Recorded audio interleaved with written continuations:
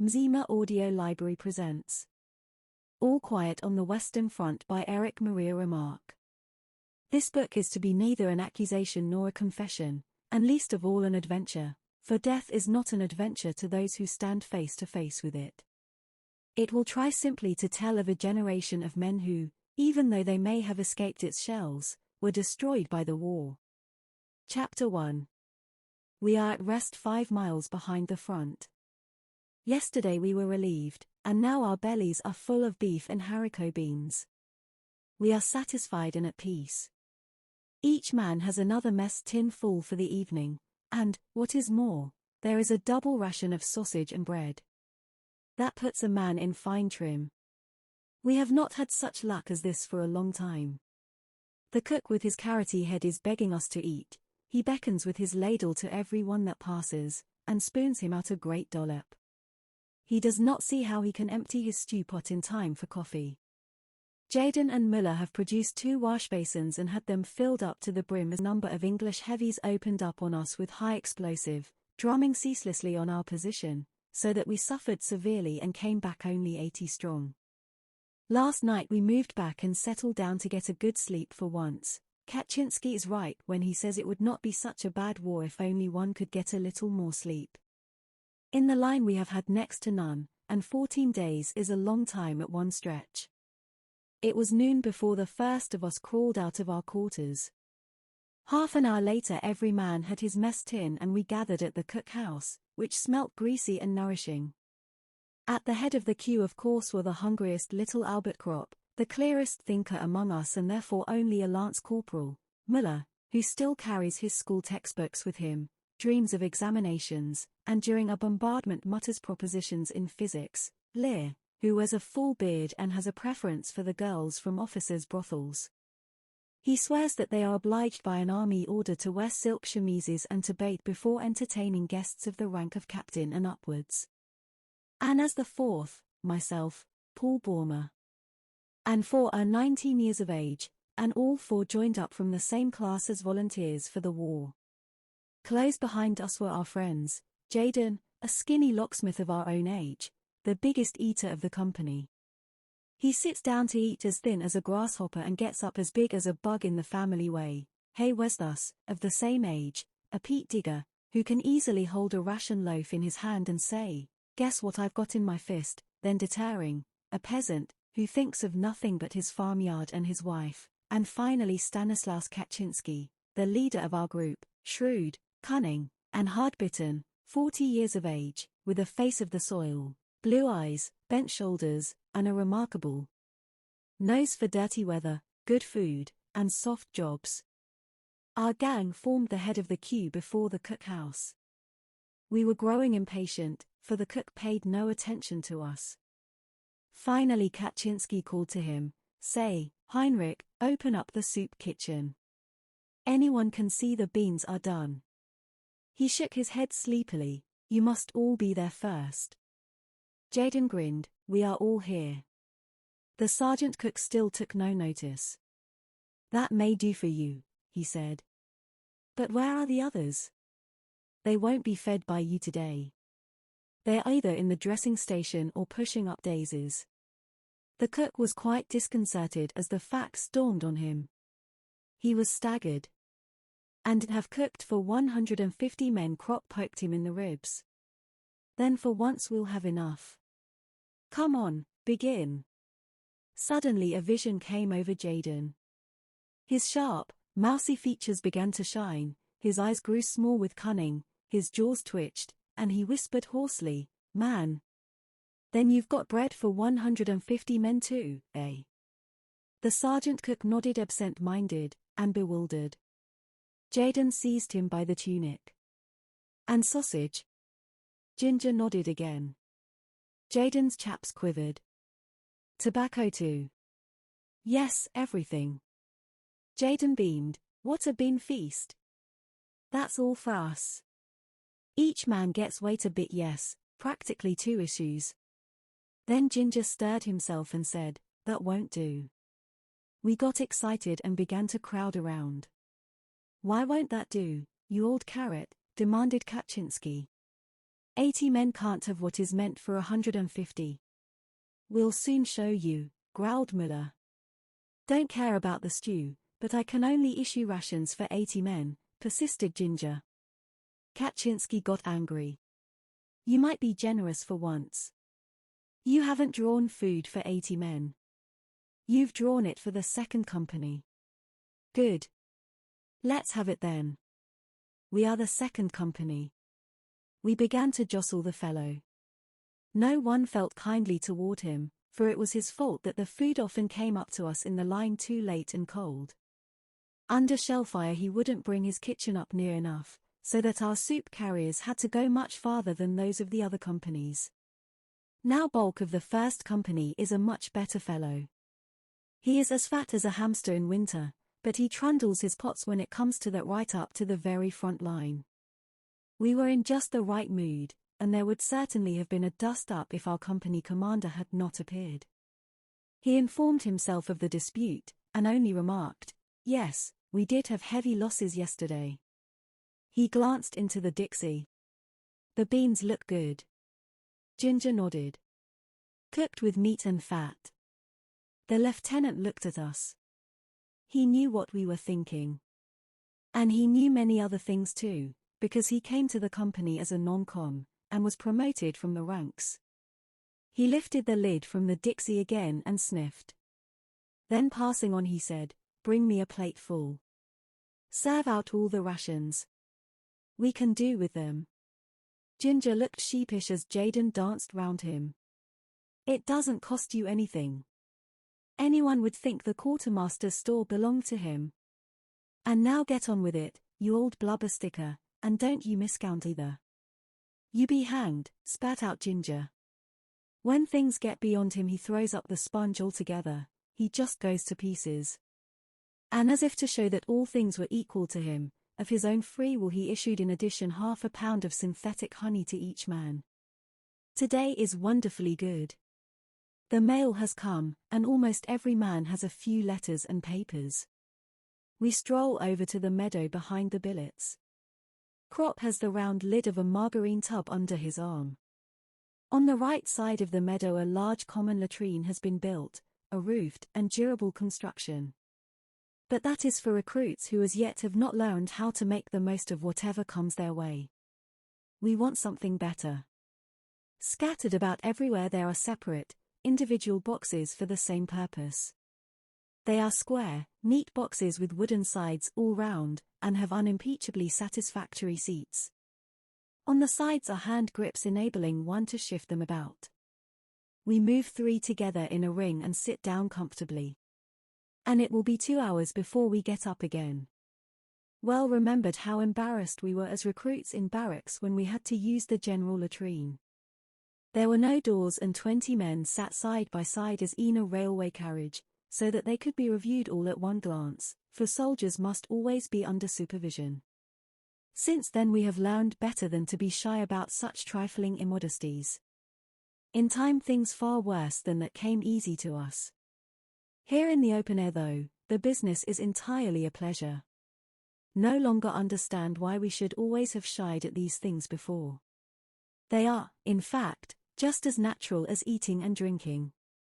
We might perhaps have paid no particular attention to them had they not figured so large in our experience, nor been such novelties to our minds. To the old hands they had long been a mere matter of course. The soldier is on friendlier terms than other men with his stomach and intestines. 3/4 of his vocabulary is derived from these regions, and they give an intimate flavor to expressions of his greatest joy as well as of his deepest indignation. It is impossible to express oneself in any other way so clearly and pithily. Our families and our teachers will be shocked when we go home, but here it is the universal language. Enforced publicity has in our eyes restored the character of complete innocence to all these things. More than that, they are so much a matter of course that their comfortable performance is fully as much enjoyed as the playing of a safe top-running flush. Not for nothing was the word latrine rumor invented. These places are the regimental gossip shops and common rooms. We feel ourselves for the time being better off than in any palatial white-tiled convenience. There it can only be hygienic, here it is beautiful. These are wonderfully carefree hours. Over us is the blue sky. On the horizon float the bright yellow, sunlit observation balloons, and the many little white clouds of the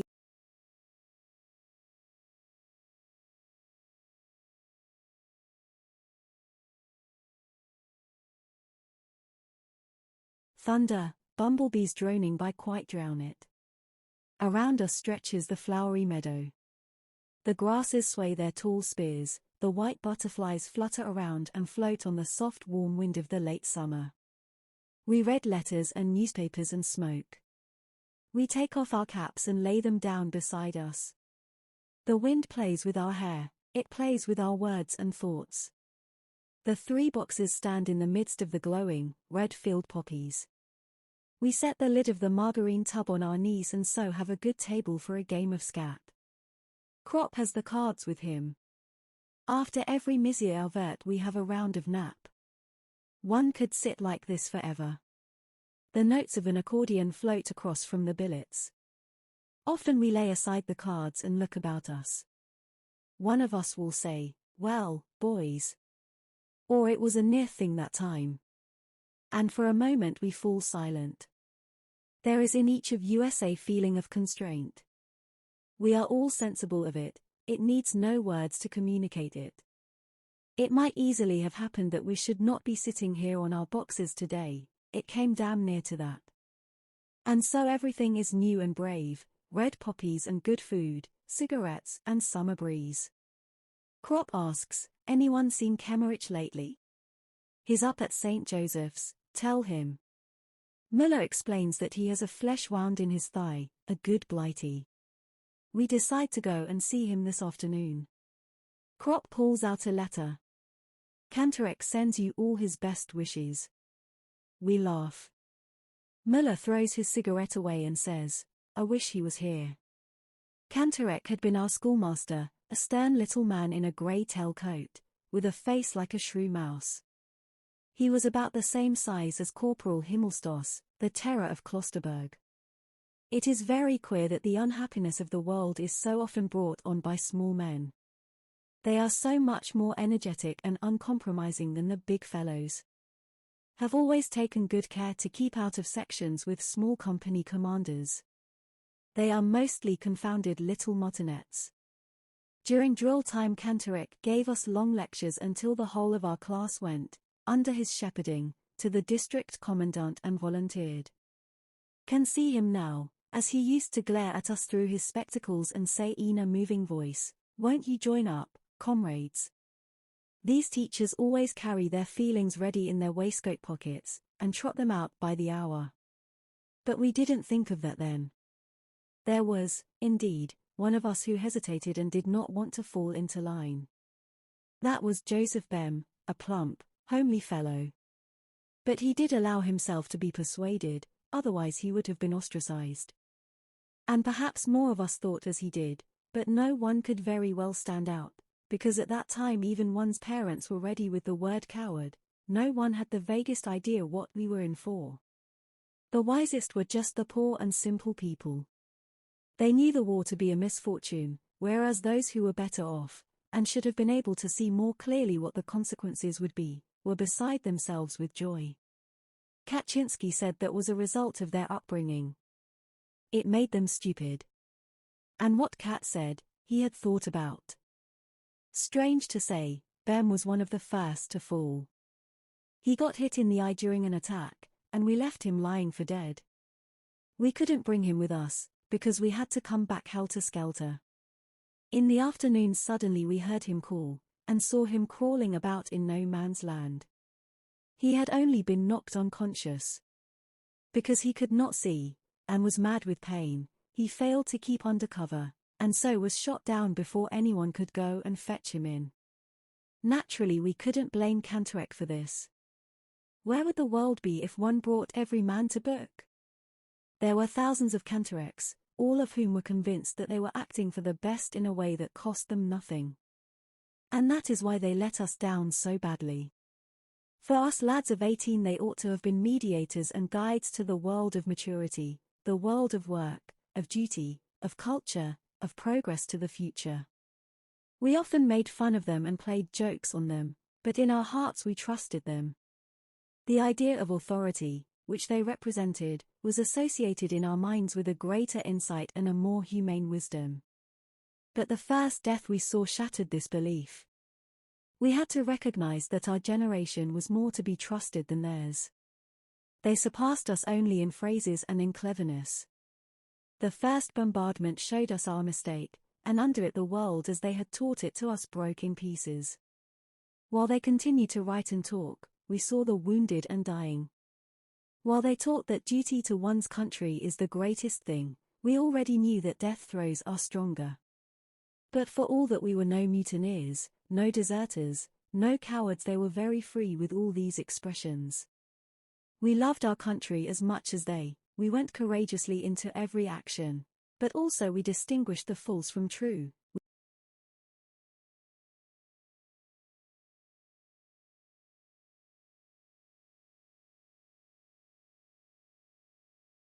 See it through. Before going over to see Kemerich we pack up his things, he will need them on the way back. In the dressing station there is great activity, it reeks as ever of carbolic, pus, and sweat. We are accustomed to a good deal in the billets, but this makes us feel faint. We ask for Kemerich. He lies in a large room and receives us with feeble expressions of joy and helpless agitation. While he was unconscious someone had stolen his watch. Müller shakes his head. I always told you that nobody should carry as good a watch as that. Müller is rather crude and tactless, otherwise he would hold his tongue, for anybody can see that Kemerich will never come out of this place again. Whether he finds his watch or not will make no difference, at the most one will only be able to send it to his people. How goes it, Franz? Asks Kropp. Kemerich's head sinks. Not so bad, but I have such a damned pain in my foot. We look at his bed covering. His leg lies under a wire basket. The bed covering arches over it. I kick Müller on the shin, for he is just about to tell Kemerich what the orderlies told us outside, that Kemerich has lost his foot. The leg is amputated. He looks ghastly, yellow and wan. In his face there are already the strained lines that we know so well, we have seen them now hundreds of times. They are not so much lines as marks. Under the skin the life no longer pulses, it has already pressed out the boundaries of the body. Death is working through from within. It already has command in the eyes. Here lies our comrade, Kemerich, who a little while ago was roasting horse flesh with us and squatting in the shell holes. He it is still, and yet it is not he any longer. His features have become uncertain and faint, like a photographic plate from which two pictures have been taken. Even his voice sounds like ashes. Think of the time when we went away. His mother, a good plump matron, brought him to the station. She wept continually, her face was bloated and swollen. Kemerich felt embarrassed, for she was the least composed of all. She simply dissolved into fat and water. Then she caught sight of me and took hold of my arm again, and implored me to look after Franz out there. Indeed he did have a face like a child, and such frail bones that after 4 weeks' pack carrying he already had flat feet. But how can a man look after anyone in the field? Now you will soon be going home, says Kropp. You would have had to wait at least 3 or 4 months for your leave. Kemerich nods. Cannot bear to look at his hands, they are like wax. Under the nails is the dirt of the trenches, it shows through blue-black like poison. It strikes me that these nails will continue to grow like lean fantastic cellar plants long after Kemerich breathes no more. See the picture before me. They twist themselves into corkscrews and grow, and with them the hair on the decaying skull, just like grass in a good soil, just like grass. How can it be possible? Müller leans over. We have brought your things, Franz. Kemerich signs with his hands. Put them under the bed. Müller does so. Kemerich starts on again about the watch. How can one calm him without making him suspicious? Müller reappears with a pair of airman's boots. They are fine English boots of soft, yellow leather which reach to the knees and lace up all the way. They are things to be coveted. Müller is delighted at the sight of them. He matches their soles against his own clumsy boots and says, "Will you be taking them with you then, Franz?" We all three have the same thought. Even if he should get better, he would be able to use only one. They are no use to him. But as things are now, it is a pity that they should stay here. The orderlies will of course grab them as soon as he is dead. Won't you leave them with us? Müller repeats. Kemmerich doesn't want to. They are his most prized possessions. Well, we could exchange, suggests Müller again. Out here one can make some use of them. Still Kemmerich is not to be moved. Tread on Müller's foot. Reluctantly he puts the fine boots back again under the bed. We talk a little more and then take our leave. Cheerio, Franz. Promise him to come back in the morning. Müller talks of doing so, too. He is thinking of the lace-up boots and means to be on the spot. Kemmerich groans. He is feverish. We get hold of an orderly outside and ask him to give Kemmerich a dose of morphia. He refuses. If we were to give morphia to everyone we would have to have tubs full. You only attend to officers properly, says Kropp viciously. Hastily intervene and give him a cigarette. He takes it. Are you usually allowed to give it, then? Ask him. He is annoyed. If you don't think so, then why do you ask? Press a few more cigarettes into his hand. Do us the favor. Well, all right, he says. Kropp goes in with him. He doesn't trust him and wants to see. We wait outside. Müller returns to the subject of the boots. They would fit me perfectly. In these boots, get blister after blister.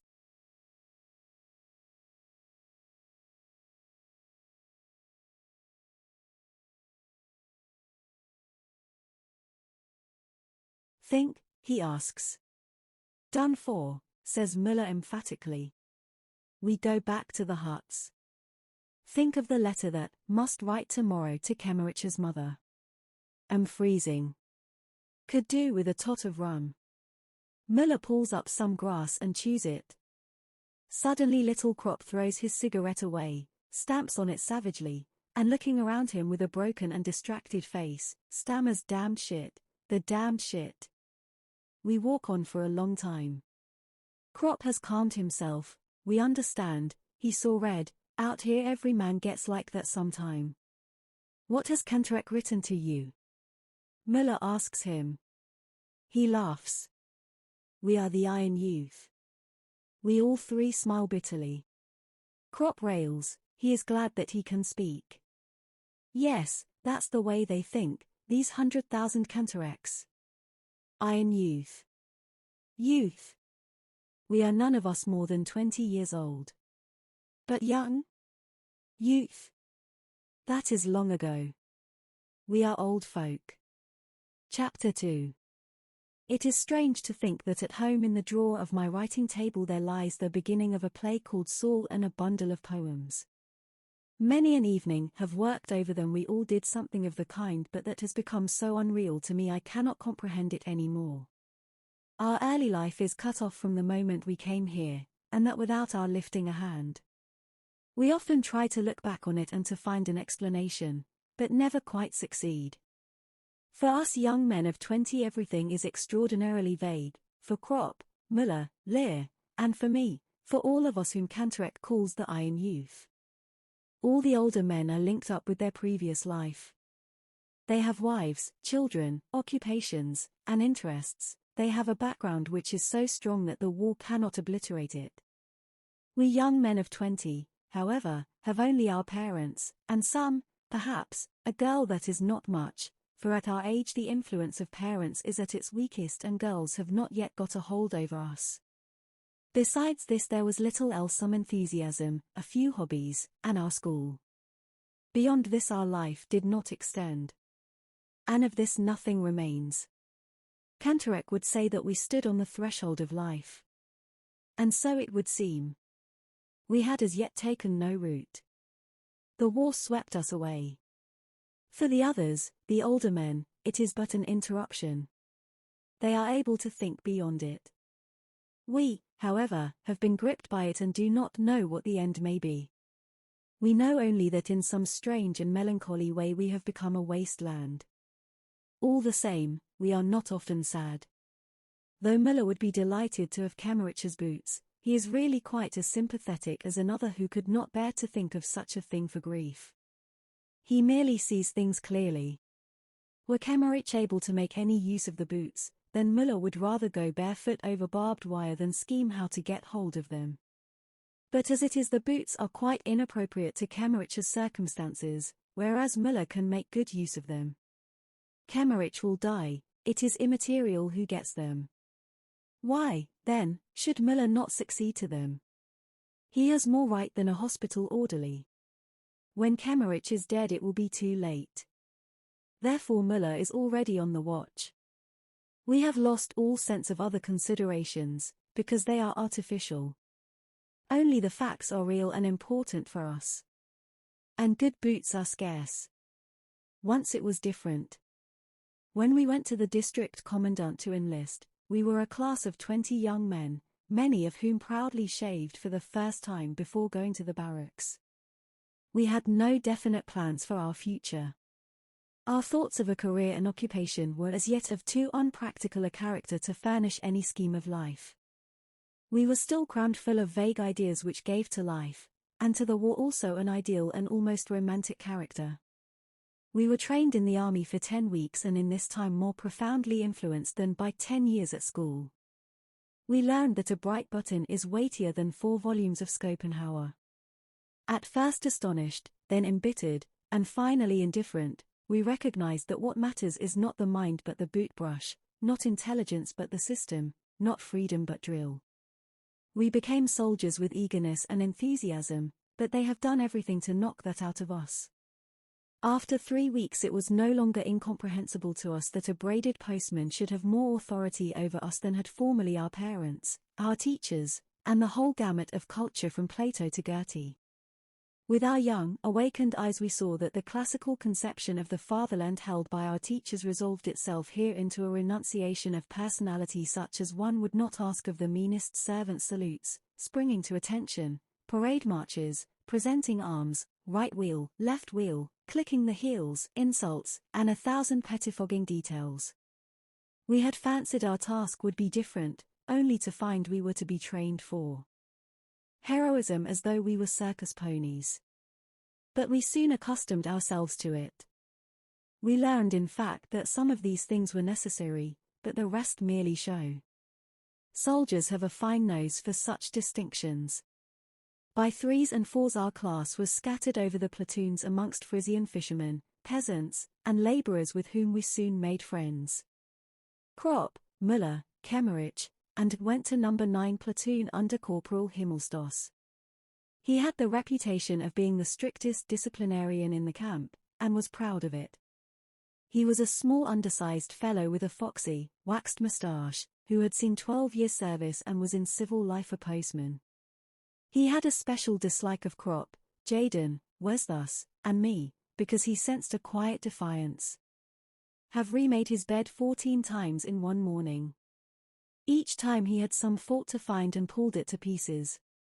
Have needed a pair of prehistoric boots that were as hard as iron for 20 hours with intervals of course until they became as soft as butter and not even Himmelstoss could find anything more to do to them. Under his orders, have scrubbed out the corporal's mess with a toothbrush.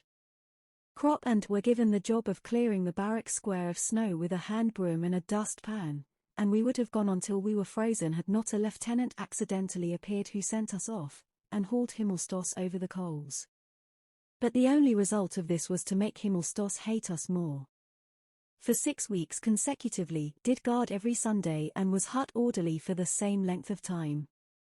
With full pack and rifle, have had to practice on a wet, soft, newly ploughed field the prepare to advance, and the lie down, until, was one lump of mud and finally collapsed.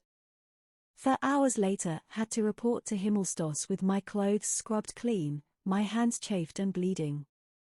Together with Kropp, was thus, and Jaden have stood at attention in a hard frost without gloves for a quarter of an hour at a stretch, while Himmelsstoss watched for the slightest movement of our bare fingers on the steel barrel of the rifle.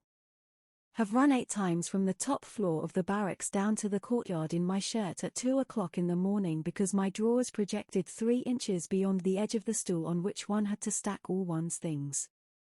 Alongside me ran the corporal, Himmelsstoss, and trod on my bare toes.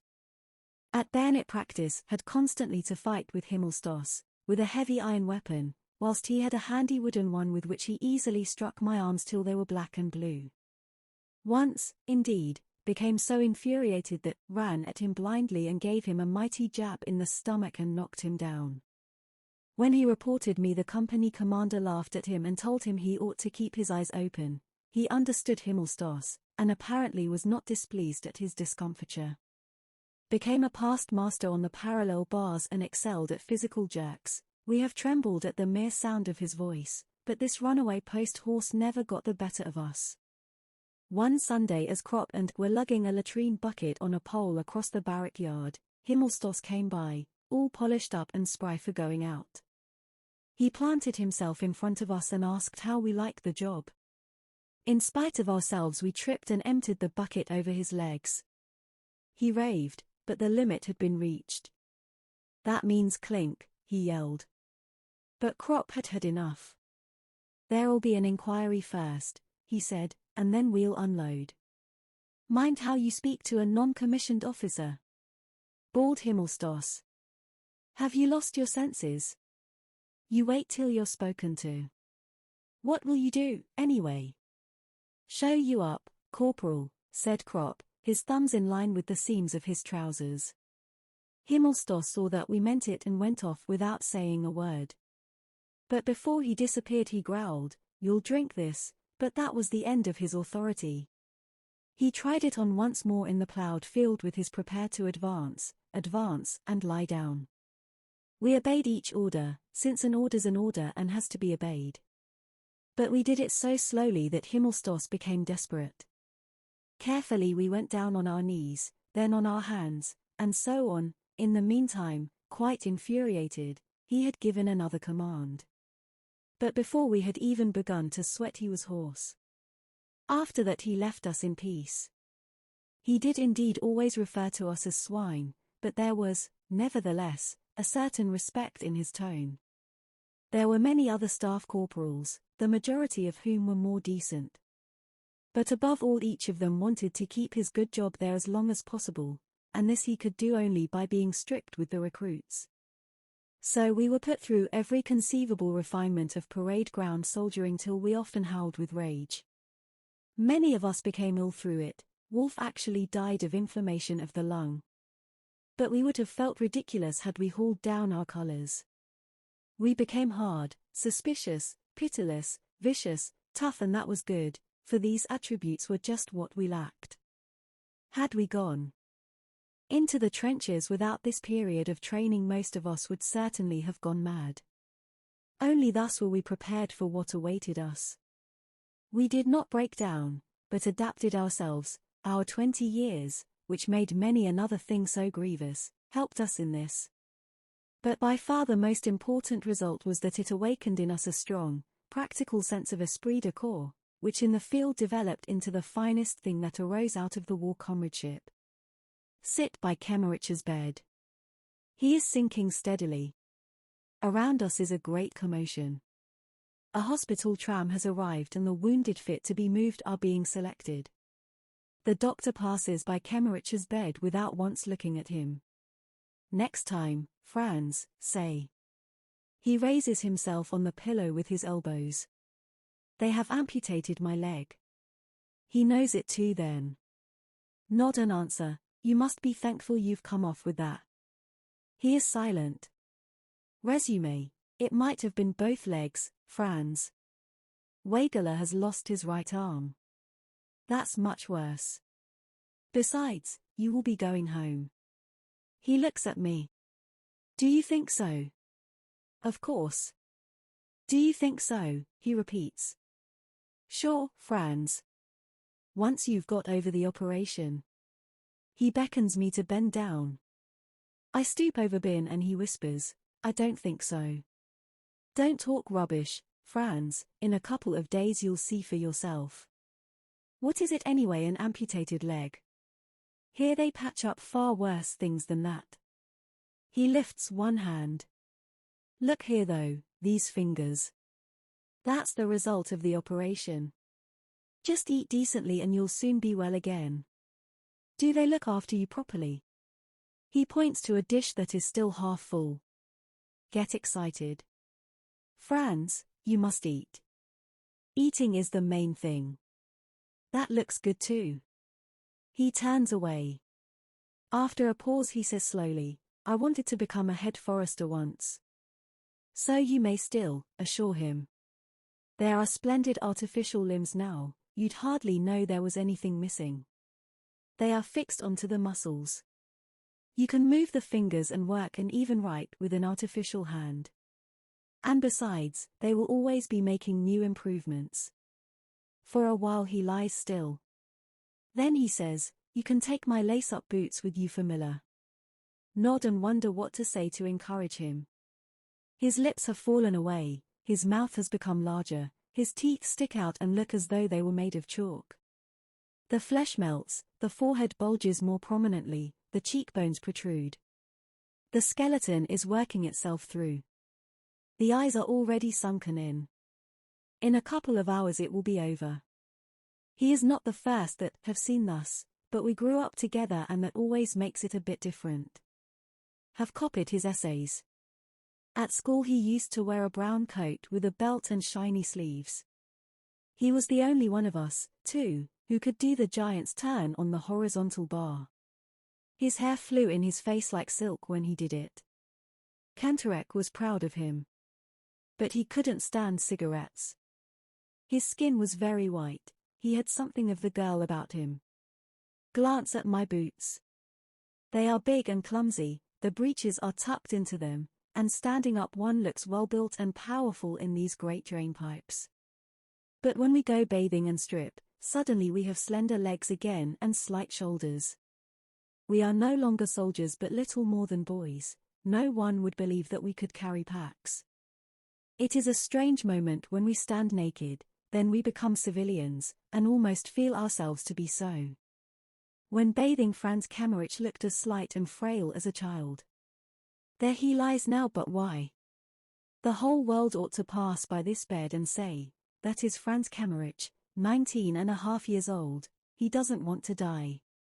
Let him not die. My thoughts become confused. This atmosphere of carbolic and gangrene clogs the lungs, it is a thick gruel, it suffocates. It grows dark. Kemmerich's face changes color, it lifts from the pillow and is so pale that it gleams. The mouth moves slightly. Draw near to him. He whispers, if you find my watch, send it home, do not reply. It is no use anymore. No one can console him. I'm wretched with helplessness. This forehead with its hollow temples, this mouth that now seems all teeth, this sharp nose. And the fat, weeping woman at home to whom must write. If only the letter was sent off already. Hospital orderlies go to and fro with bottles and pails. One of them comes up, casts a glance at Kammerich and goes away again. You can see he is waiting, apparently he wants the bed. Bend over Franz and talk to him as though that could save him. Perhaps you will go to the convalescent home at Klosterberg, among the villas, Franz. Then you can look out from the window across the fields to the 2 trees on the horizon. It is the loveliest time of the year now, when the corn ripens, at evening the fields in the sunlight look like mother of pearl. And the lane of poplars by the Klosterberg, where we used to catch sticklebacks. You can build an aquarium again and keep fish in it, and you can go without asking anyone, you can even play the piano if you want to. Lean down over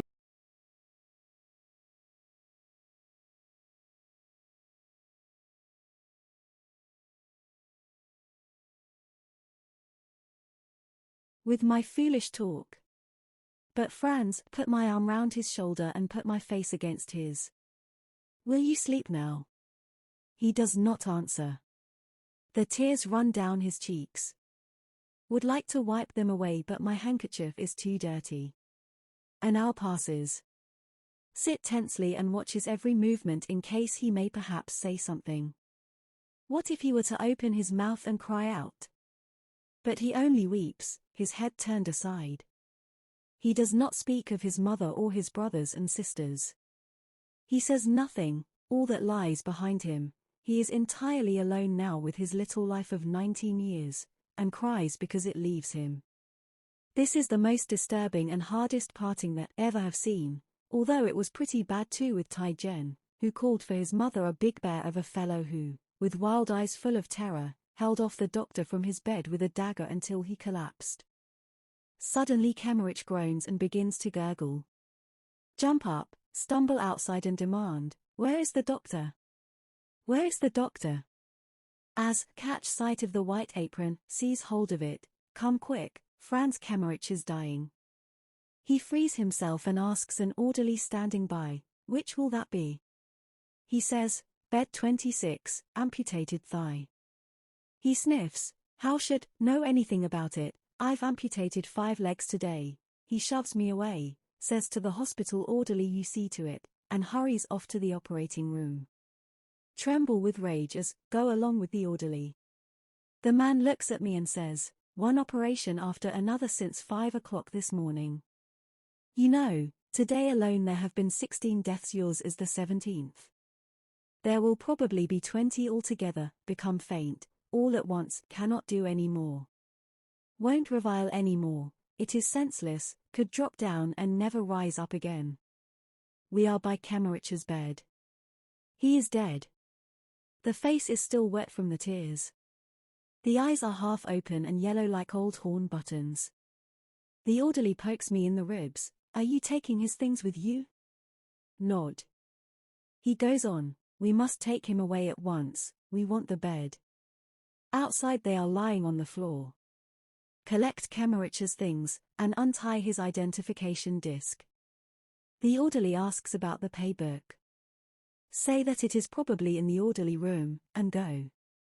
Behind me they are already hauling Franz onto a waterproof sheet. Outside the door, I'm aware of the darkness and the wind is a deliverance. Breathe as deep as can, and feel the breeze in my face, warm and soft as never before.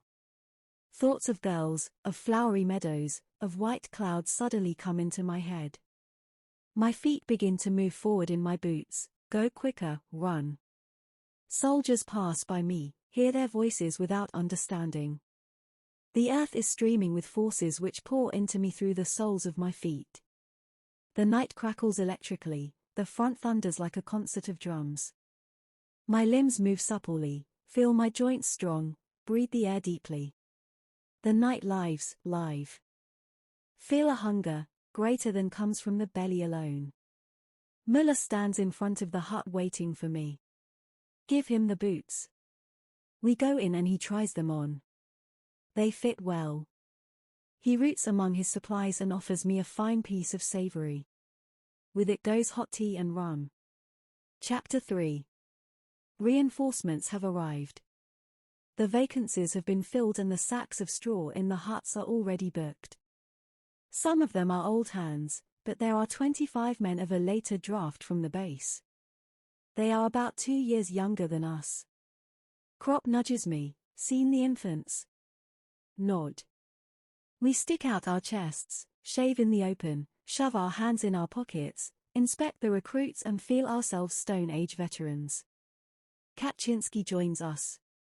We stroll past the horseboxes and go over to the reinforcements, who are already being issued with gas masks and coffee.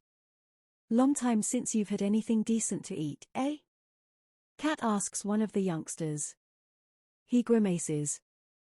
"For breakfast, turnip bread lunch, turnip stew supper, turnip cutlets, and turnip salad." Kat gives a knowing whistle. "Bread made of turnips? You've been in luck, it's nothing new for it to be made of sawdust. But what do you say to haricot beans? Have some?" The youngster turns red. "You can't kid me." Kaczynski merely says, "Fetch your mess tin." We follow curiously. He takes us to a tub beside his straw sack. Sure enough, it is half full of beef and beans. Kaczynski plants himself in front of it like a general and says, "Sharp eyes and light fingers." That's what the Prussians say. We are surprised. "Great guts, Cat, how did you come by that?" Ask him. Ginger was glad, took it. Gave him 3 pieces of parachute silk for it. Cold beans taste fine, too. Patronizingly he gives the youngster a portion and says, "Next time you come with your mess."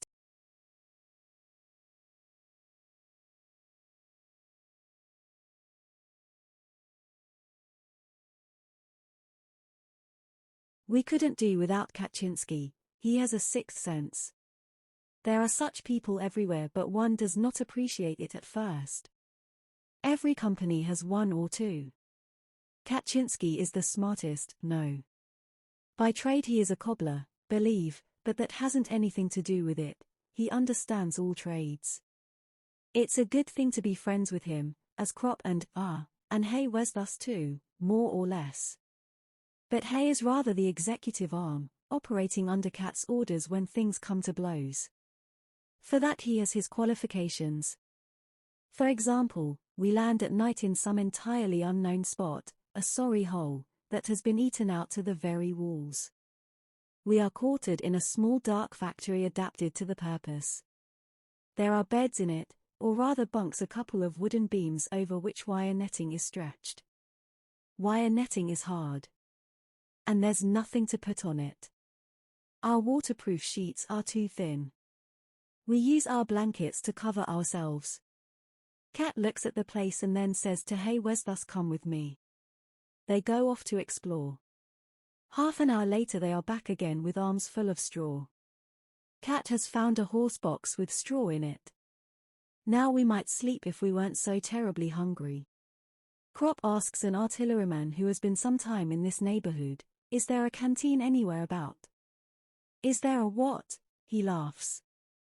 "There's nothing to be had here. You won't find so much as a crust of bread here." "Aren't there any inhabitants here at all then?" He spits. "Yes, a few. But they hang round the cookhouse and beg." "That's a bad business. Then we'll have to pull in our belts and wait till the rations come up in the morning." But a sea cat has put on his cap. "Where to, Cat?" "Ask." "Just to explore the place a bit." He strolls off. The artilleryman grins scornfully. "Go ahead and explore. But don't strain yourself in carrying what you find." Disappointed we lie down and consider whether we couldn't have a go at the iron rations. But it's too risky, so we try to get a wink of sleep. Krop divides a cigarette and hands me half. Jaden gives an account of his national dish, broad beans and bacon. He despises it when not flavored with bog myrtle, and, for God's sake, let it all be cooked together, not the potatoes, the beans, and the bacon separately. Someone growls that he will pound Jaden into bog myrtle if he doesn't shut up.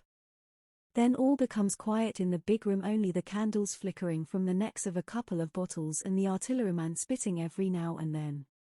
We are just dozing off when the door opens and Cat appears. Think, must be dreaming. He has 2 loaves of bread under his arm and a blood-stained sandbag full of horse flesh in his hand.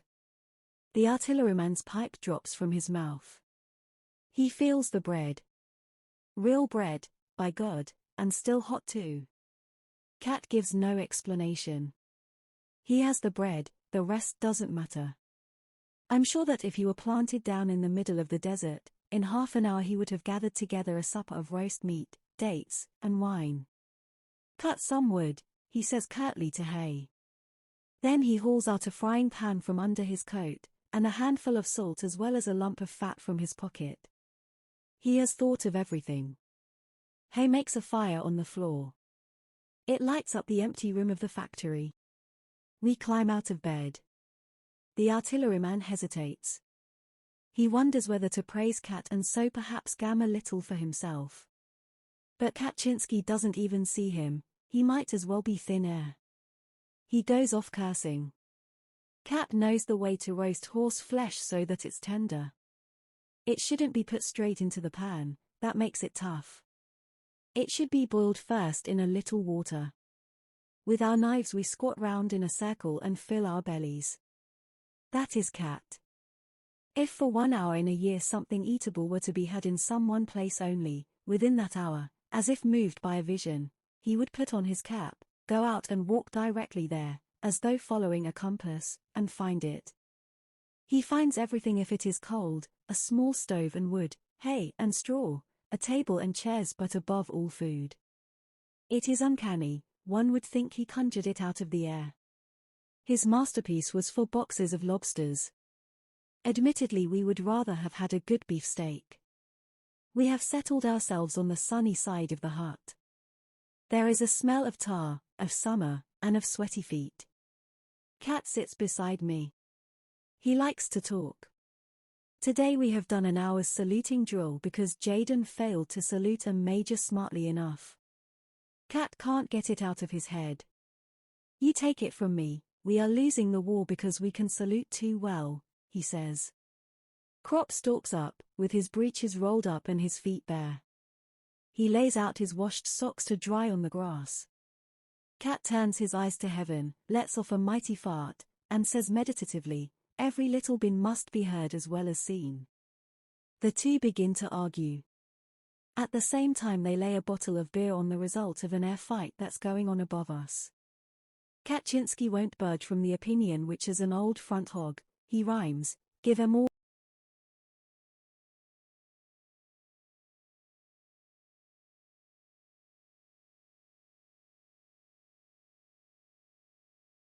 Should be a kind of popular festival with entrance tickets and bands, like a bullfight.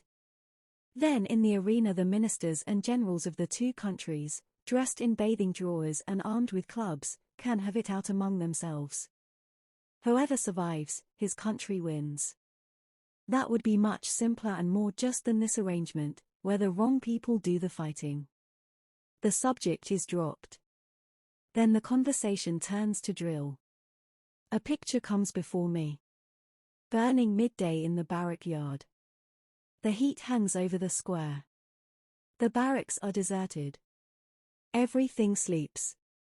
All one hears is the drummers practicing. They have installed themselves somewhere and practice brokenly, dully, monotonously. What a concord! Midday heat, barrack square, and drummers beating. The windows of the barracks are empty and dark. From some of them trousers are hanging to dry. The rooms are cool and one looks toward them longingly. Oh, dark, musty platoon huts, with the iron bedsteads, the checkered bedding, the lockers, and the stools. Even you can become the object of desire. Out here you have a faint resemblance to home, your rooms, full of the smell of stale food, sleep, smoke, and clothes. Kaczynski paints it all in lively colors. What would we not give to be able to return to it? Farther back than that our thoughts dare not go. Those early morning hours of instruction, what are the parts of the 98 rifle, the midday hours of physical training pianist forward. By the right, quick march. Report to the cookhouse for potato peeling. We indulge in reminiscences.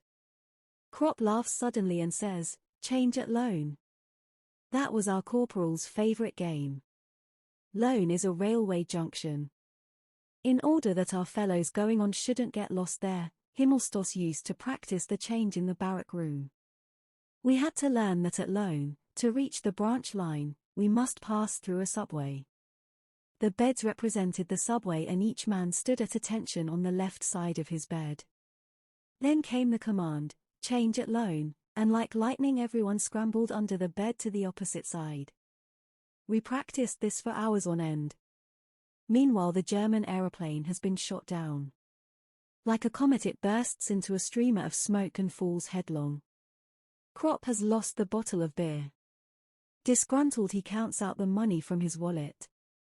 Surely Himmelstos was a very different fellow as a postman, say I, after Albert's disappointment has subsided. Then how does it come that he's such a bully as a drill sergeant? The question revives Krop, more particularly as he hears there's no more beer in the canteen. It's not only Himmelstos, there are lots of them. As sure as they get a stripe or a star they become different men, just as though they'd swallowed concrete. That's the uniform, suggest. Roughly speaking it is, says Cat, and prepares for a long speech, but the root of the matter lies somewhere.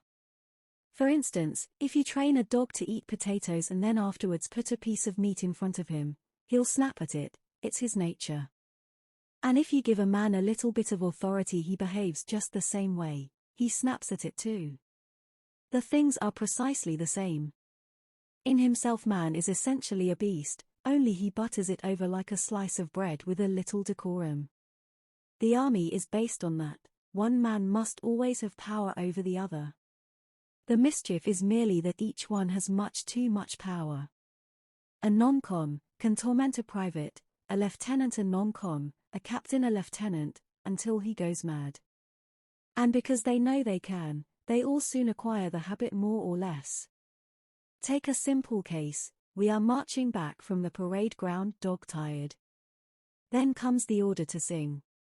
We sing spiritlessly, for it is all we can do to trudge along with our rifles. At once the company is turned about and has to do another hour's drill as punishment. On the march back the order to sing is given again, and once more we start. Now what's the use of all that? It's simply that the company commander's head has been turned by having so much power. And nobody blames him. On the contrary, he is praised for being strict. That, of course, is only a trifling instance, but it holds also in very different affairs. Now, ask you, let a man be whatever you like in peacetime, what occupation is there in which he can behave like that without getting a crack on the nose? He can only do that in the army. It goes to the heads of them all, you see. And the more insignificant a man has been in civil life the worse it takes him. They say, of course, there must be discipline, ventures Croc meditatively. True, growls Cat, they always do.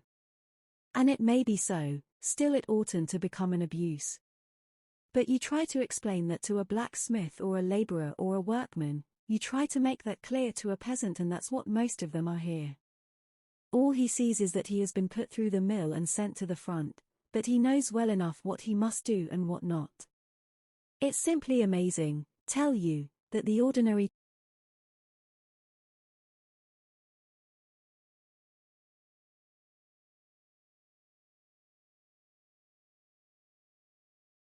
only in the front line and begins again a few miles behind, with all absurdities of saluting and parade. It is an iron law that the soldier must be employed under every circumstance.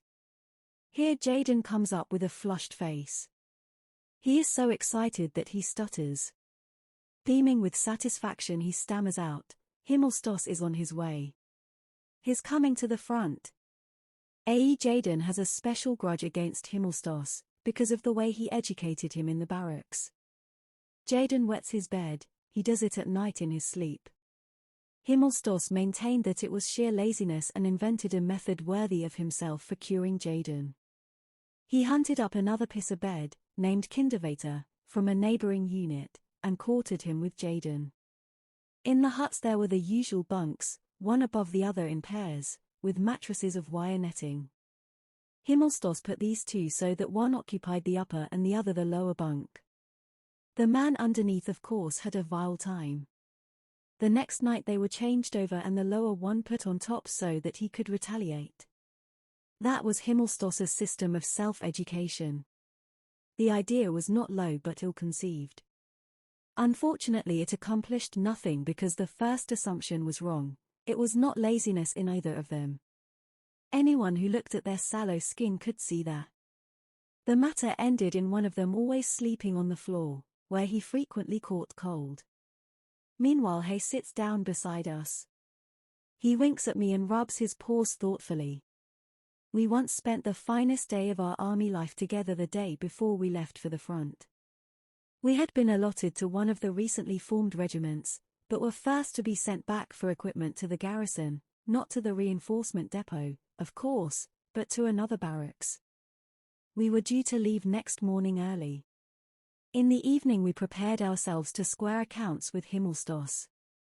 We had sworn for weeks past to do this. Kropp had even gone so far as to propose entering the postal service in peacetime in order to be Himmelstoss's superior when he became a postman again. He reveled in the thought of how he would grind him. It was this that made it impossible for him to crush us altogether. We always reckoned that later, at the end of the war, we would have our revenge on him. In the meantime we decided to give him a good hiding. What could he do to us anyhow if he didn't recognize us, and we left early in the morning? We knew which pub he used to visit every evening. Returning to the barracks he had to go along a dark, uninhabited road. There we waited for him behind a pile of stones. Had a bed cover with me. We trembled with suspense, hoping he would be alone. At last we heard his footstep, which we recognized easily, so often had we heard it in the mornings, as the door flew open and he bawled, "Get up." "Alone," whispered Kropp. "Alone." Slipped round the pile of stones with Jaden. Himmelstoss seemed a little elevated, he was singing. His belt buckle gleamed. He came on unsuspectingly. We seized the bed cover, made a quick leap, threw it over his head from behind and pulled it round him so that he stood there in a white sack, unable to raise his arms. The singing stopped. The next moment Himmelstoss was there, and spreading his arms he shoved us back in order to be first in. He put himself in position with evident satisfaction, raised his arm like a signal mast and his hand like a coal shovel, and fetched such a blow on the white sack as would have felled an ox.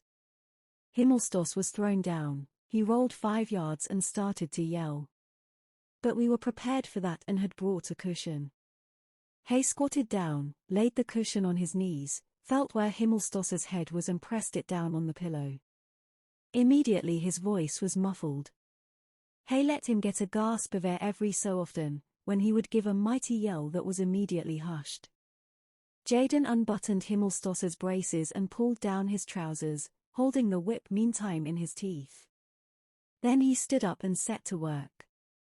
It was a wonderful picture, Himmelstoss on the ground, Hay bending over him with a fiendish grin and his mouth open with bloodlust, Himmelstoss's head on his knees, then the convulsed striped drawers, the knock knees, executing at every blow most original movements in the lowered breeches, and towering over them like a woodcutter the indefatigable Jaden. In the end we had to drag him away to get our turn.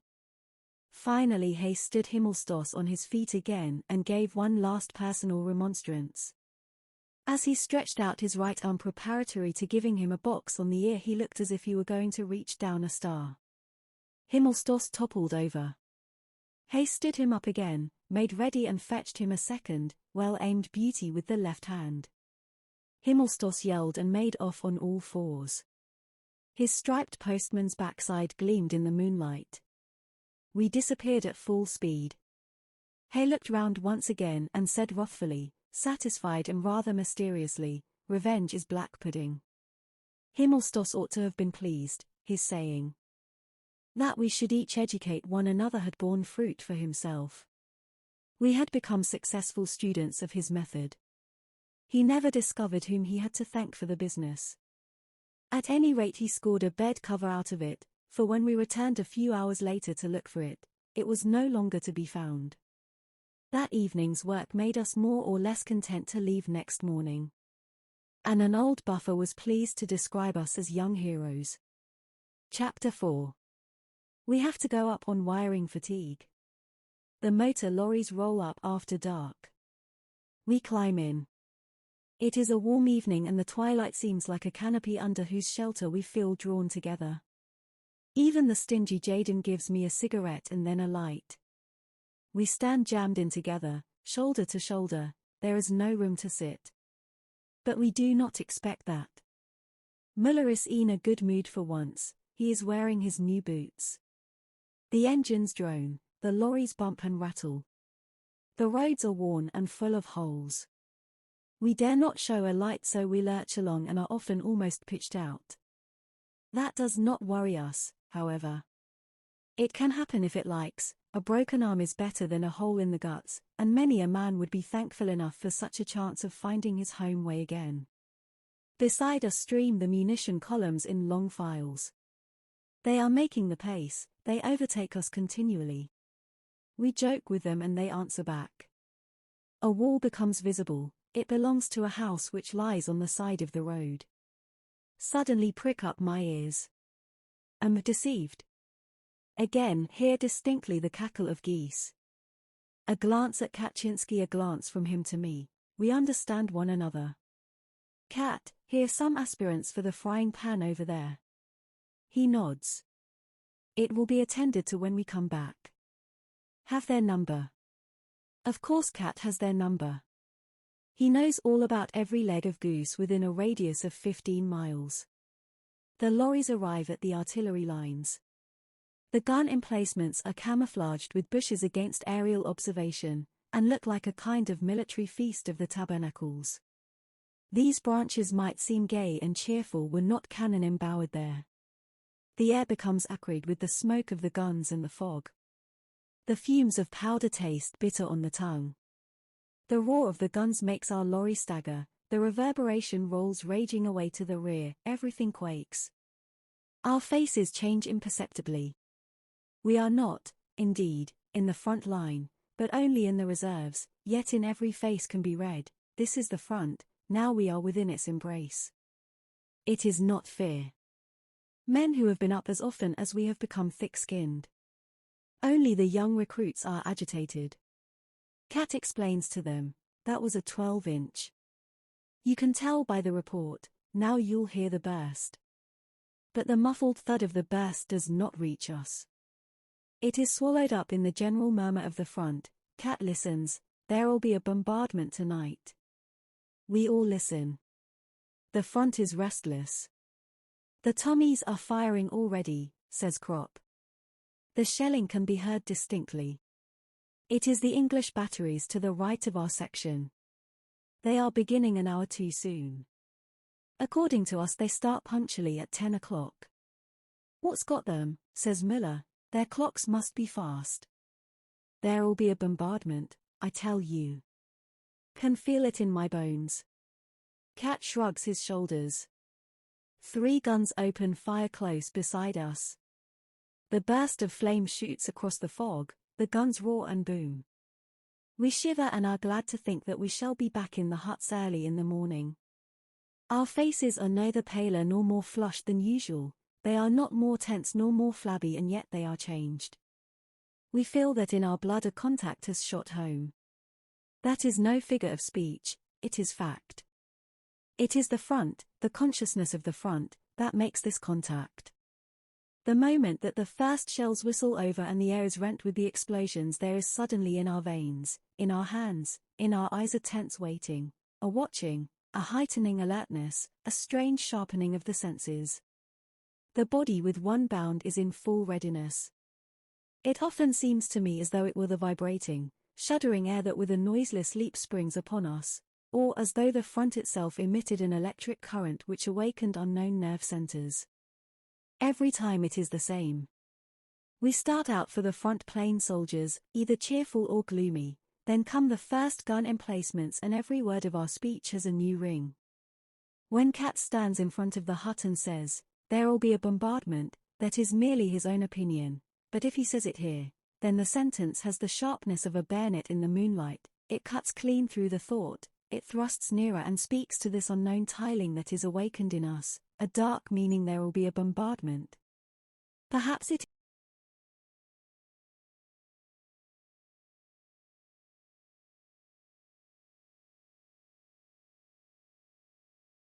water far away from its center, I feel the whirl of the vortex sucking me slowly, irresistibly, inescapably into itself. From the earth, from the air, sustaining forces pour into us mostly from the earth. To no man does the earth mean so much as to the soldier.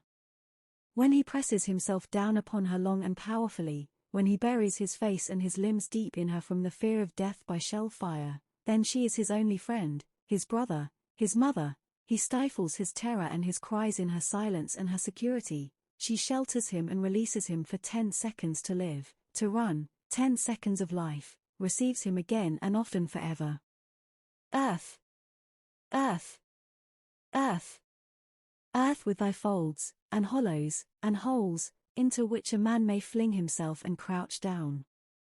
In the spasm of terror, under the hailing of annihilation, in the bellowing death of the explosions, O Earth, thou grantest us the great resisting surge of new-won life.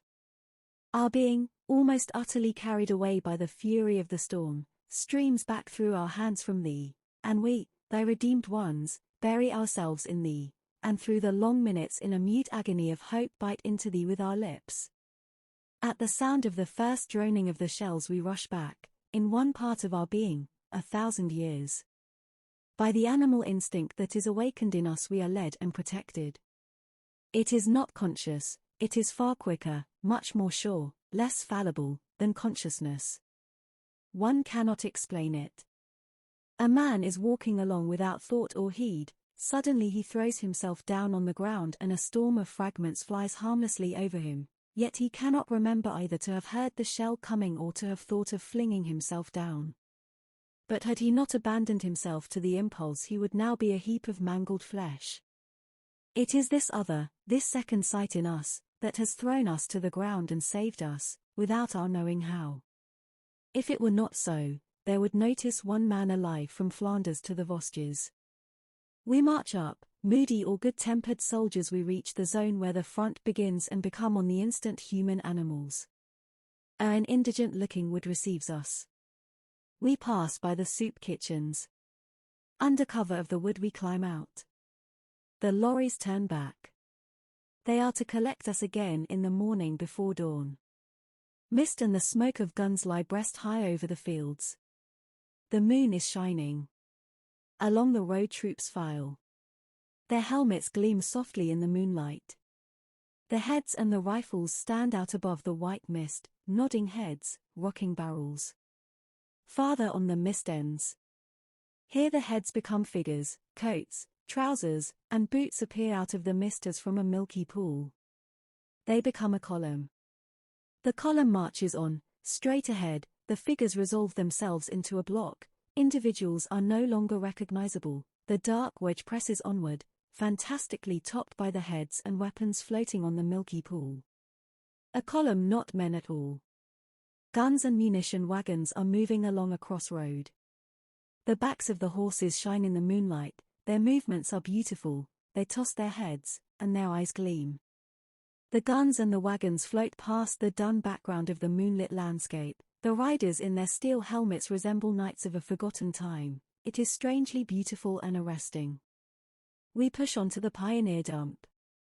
Some of us load our shoulders with pointed and twisted iron stakes, others thrust smooth iron rods through rolls of wire and go off with them.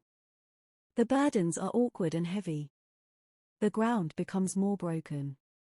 From ahead come warnings, look out, deep shell hole on the left mind, trenches our eyes peer out, our feet and our sticks feel in front of us before they take the weight of the body.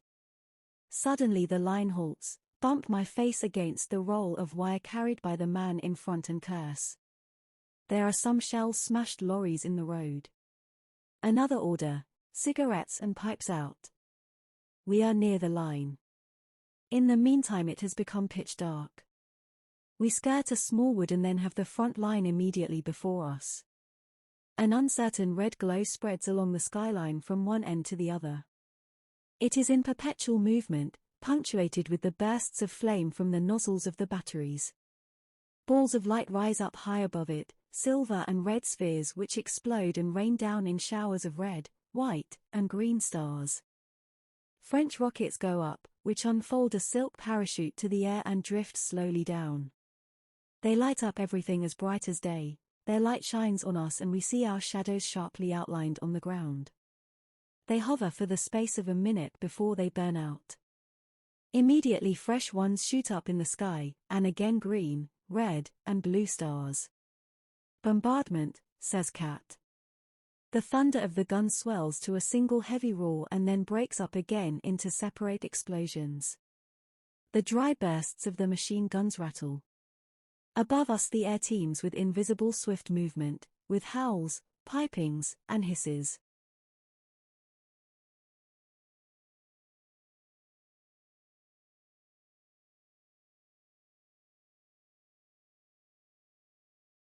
Bellow like a rutting stag and make their way high above the howl and whistle of the smaller shells. It reminds me of flocks of wild geese when hear them. Last autumn the wild geese flew day after day across the path of the shells.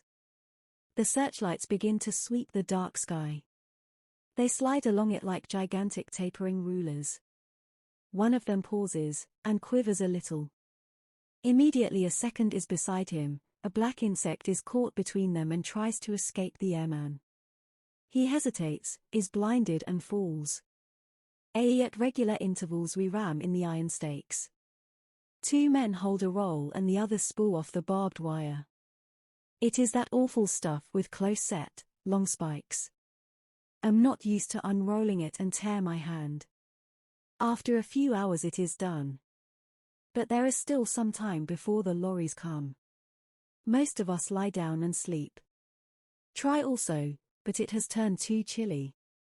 We know we are not far from the sea because we are constantly waked by the cold. Once fall fast asleep. Then wakening suddenly with a start, do not know where.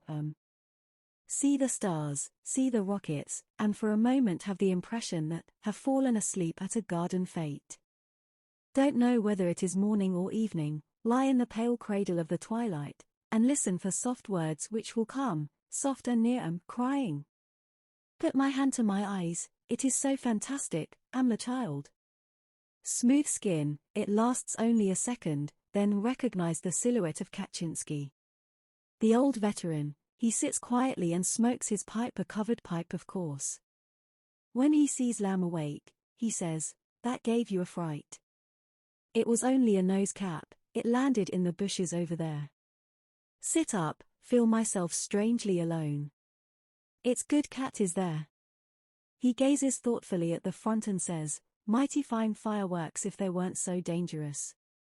One lands behind us. Some recruits jump up terrified. A couple of minutes later another comes over, nearer this time. Cat knocks out his pipe. We're in for it. Then it begins in earnest. We crawl away as well as we can in our haste. The next lands fair amongst us. 2 fellows cry out. Green rockets shoot up on the skyline. Barrage. The mud flies high, fragments whiz past. The crack of the guns is heard long after the roar of the explosions. Beside us lies a fair-headed recruit in utter terror. He has buried his face in his hands, his helmet has fallen off, fish hold of it and try to put it back on his head. He looks up, pushes the helmet off and like a child creeps under my arm, his head close to my breast. The little shoulders heave. Shoulders just like Kemmerich's. Let him be. So that the helmet should be of some use, stick it on his behind, not for a jest, but out of consideration, since that is his highest part. And though there is plenty of meat there, a shot in it can be damned painful. Besides, a man has to lie for months on his belly in the hospital, and afterwards he would be almost sure to have a limp. It's got someone pretty badly. Cries are heard between the explosions. At last it grows quiet. The fire has lifted over us and is now dropping on the reserves. We risk a look. Red rockets shoot up to the sky. Apparently there's an attack coming. Where we are it is still quiet. Sit up and shake the recruit by the shoulder. All over, kid. It's all right this time. He looks round him dazedly. You'll get used to it soon, tell him. He sees his helmet and puts it on. Gradually he comes to. Then suddenly he turns fiery red and looks confused. Cautiously he reaches his hand to his behind and looks at me dismally. Understand at once, gun shy? That wasn't the reason, had stuck his helmet over it. That's no disgrace, reassure him, menace the man before you has had his pants full after the first bombardment. Go behind that bush there and throw your underpants away. Get along he goes off. Things become quieter, but the cries do not cease. What's up, Albert? Ask. A couple of columns over there got it in the neck. The cries continued. It is not men, they could not cry so terribly. Wounded horses, says Cat. It's unendurable. It is the moaning of the world, it is the martyred creation, wild with anguish, filled with terror and groaning. We are pale. Deterring stands up. God! For God's sake! Shoot them. He is a farmer and very fond of horses. It gets under his skin. Then, as if deliberately, the fire dies down again. The screaming of the beasts becomes louder. One can no longer distinguish whence in this now quiet silvery landscape it comes, ghostly, invisible, it is everywhere, between heaven and earth it rolls on immeasurably. Deterring raves and yells out, "Shoot them! Shoot them, can't you? Damn you again!" "They must look after the men first," says Cat quietly. We stand up and try to see where it is. If we could only see the animals we should be able to endure it better.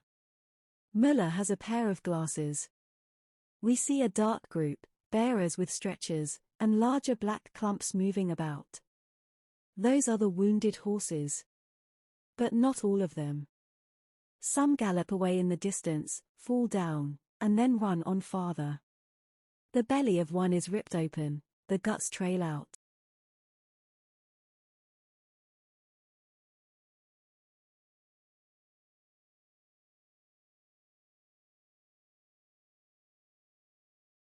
"You mad?" Deterring trembles and throws his rifle on the ground. We sit down and hold our ears. But this appalling noise, these groans and screams penetrate, they penetrate everywhere. We can bear almost anything. But now the sweat breaks out on us. We must get up and run no matter where, but where these cries can no longer be heard. And it is not men, only horses. From the dark group stretchers move off again. Then single shots crack out. The black heap convulses and then sinks down. At last. But still it is not the end. The men cannot overtake the wounded beasts which fly in their pain, their wide open mouths full of anguish. One of the men goes down on one knee, a shot one horse drops another. The last one props itself on its forelegs and drags itself round in a circle like a merry-go-round. Squatting, it drags round in circles on its stiffened forelegs, apparently its back is broken. The soldier runs up and shoots it. Slowly, humbly, it sinks to the ground. We take our hands from our ears. The cries are silenced. Only a long-drawn, dying sigh still hangs on the air. Then only again the rockets, the singing of the shells and the stars their most strange. Deterring walks up and down cursing, like to know what harm they've done. He returns to it once again. His voice is agitated, it sounds almost dignified as he says, "I tell you it is the vilest baseness to use horses in the war. We go back. It is time we return to the lorries." The sky is become brighter. 3 o'clock in the morning. The breeze is fresh and cool, the pale hour makes our faces look grey. We trudge onward in single file through the trenches and shell holes and come again to the zone of mist. Kaczynski is restive, that's a bad sign. "What's up, Cat?" says Krop. "I wish we're back home." Home he means the huts. "We'll soon be out of it, Cat." He is nervous. "I don't know, we come to the communication trench and then to the open fields. The little wood reappears, we know every foot of ground here. There's the cemetery with the mounds and the black crosses. That moment it breaks out behind us, swells, roars, and thunders. We duck down, a cloud of flame shoots up 100 yards ahead of us. The next minute, under a second explosion, part of the wood rises slowly in the air. 3 or 4 trees sail up and then crash to pieces. The shells begin to hiss like safety valves. "Heavy fire, take cover," yells somebody. "Cover." The fields are flat, the wood is too distant and dangerous, the only cover is the graveyard and the mounds. We stumble across in the dark, and as though he had been spat there, every man lies glued behind a mound. Not a moment too soon. The dark goes mad. It heaves and raves. Darkness is blacker than the night. Rush on us with giant strides, over us and away. The flames of the explosions light up the graveyard. There is no escape anywhere. By the light of the shells, try to get a view of the fields. They are a surging sea, daggers of flame from the explosions leap up like fountains. It is impossible for anyone to break through it. The wood vanishes, it is pounded, crushed, torn to pieces. We must stay here in the graveyard. The earth bursts before us. It rains clods. Feel a smack. My sleeve is torn away by a splinter.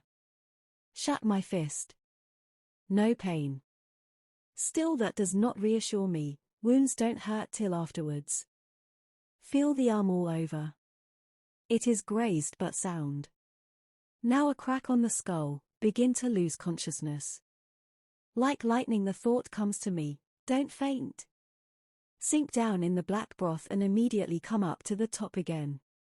A splinter slashes into my helmet, but has already traveled so far that it does not go through. Wipe the mud out of my eyes. A hole is torn up in front of me. Shells hardly ever land in the same hole twice, I'll get into it. With one lunge, shoot as flat as a fish over the ground. There it whistles again. Quickly crouch together, claw for cover, feel something on the left, shove in beside it, it gives way, groan, the earth leaps, the blast thunders in my ears, creep under the yielding thing, cover myself with it, draw it over me, it is wood, cloth, cover, miserable cover against the whizzing splinters. Open my eyes, my fingers grasp a sleeve, an arm. A wounded man? Yell to him, no answer, a dead man. My hand gropes farther, splinters of wood now, remember again that we are lying in the graveyard. But the shelling is stronger than everything. It wipes out the sensibilities, merely crawls still farther under the coffin, it shall protect me, though death himself lies in it. Before me gapes the shell hole. Grasp it with my eyes as with fists. With one leap, must be in it. There, get a smack in the face, a hand clamps onto my shoulder. Has the dead man waked up? The hand shakes me, turn my head, in the second of light, stare into the face of Kaczynski. He has his mouth wide open and is yelling. Hear nothing, he rattles me, comes nearer, in a momentary lull his voice reaches me. Gas, pass it on. Grab for my gas mask. Some distance from me there lies.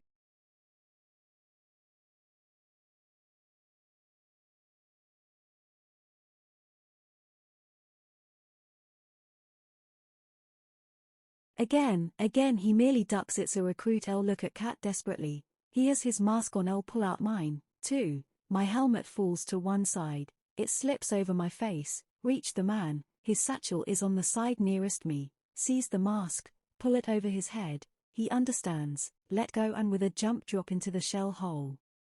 The dull thud of the gas shells mingles with the crashes of the high explosives. A bell sounds between the explosions, gongs, and metal clappers warning everyone gas. Someone plumps down behind me, another. Wipe the goggles of my mask clear of the moist breath. It is Cat, Crop, and someone else. All four of us lie there in heavy, watchful suspense and breathe as lightly as possible. These first minutes with the mask decide between life and death. Is it airtight? Remember the awful sights in the hospital, the gas patients who in day-long suffocation cough up their burnt lungs in clots. Cautiously, the mouth applied to the valve, breathe. The gas still creeps over the ground and sinks into all hollows. Like a big, soft jellyfish it floats into our shell hole and lolls there obscenely. Nudge Cat, it is better to crawl out and lie on top than to stay where the gas collects most. But we don't get as far as that. A second bombardment begins. It is no longer as though shells roared, it is the earth itself raging. With a crash something black bears down on us. It lands close beside us, a coffin thrown up. See Cat move and crawl across. The coffin has hit the fourth man in our hole on his outstretched arm. He tries to tear off his gas mask with the other hand. Crop seizes him just in time, twists the hand sharply behind his back and holds it fast. Cat and proceed to free the wounded arm. The coffin lid is loose and bursts open. We are easily able to pull it off. We toss the corpse out. It slides down to the bottom of the shell hole. Then we try to loosen the underpart. Fortunately, the man swoons and Crop is able to help us. We no longer have to be careful, but work away till the coffin gives with a sigh before the spade that we have dug in under it. It has grown lighter. Cat takes a piece of the lid, places it under the shattered arm, and we wrap all our bandages round it. For the moment we can do no more. Inside the gas mask my head booms and roars, it is nigh bursting. My lungs are tight, they breathe always the same hot, used-up air, the veins on my temples are swollen. Feel I'm suffocating. A grey light filters through to us. Climb out over the edge of the shell hole. In the duty twilight lies a leg torn clean off, the boot is quite whole, I take that all in at a glance. Now something stands up a few yards distant. Polish the windows, in my excitement they are immediately dimmed again. Peer through them, the man there no longer wears his mask. Wait some seconds, he has not collapsed, he looks around and makes a few paces, rattling in my throat. I tear my mask off too and fall down, the air streams into me like cold water, my eyes are bursting, the wave sweeps over me and extinguishes me. The shelling has ceased, turn towards the crater and beckoning to the others. They take off their masks. We lift up the wounded man, one taking his splintered arm. And so we stumble off hastily. The graveyard is a mass of wreckage. Coffins and corpses lie strewn about. They have been killed once again, but each of them that was flung up saved one of us. The hedge is destroyed, the rails of the light railway are torn up and rise stiffly in the air in great arches. Someone lies in front of us. We stop. Crop goes on alone with the wounded man. The man on the ground is a recruit.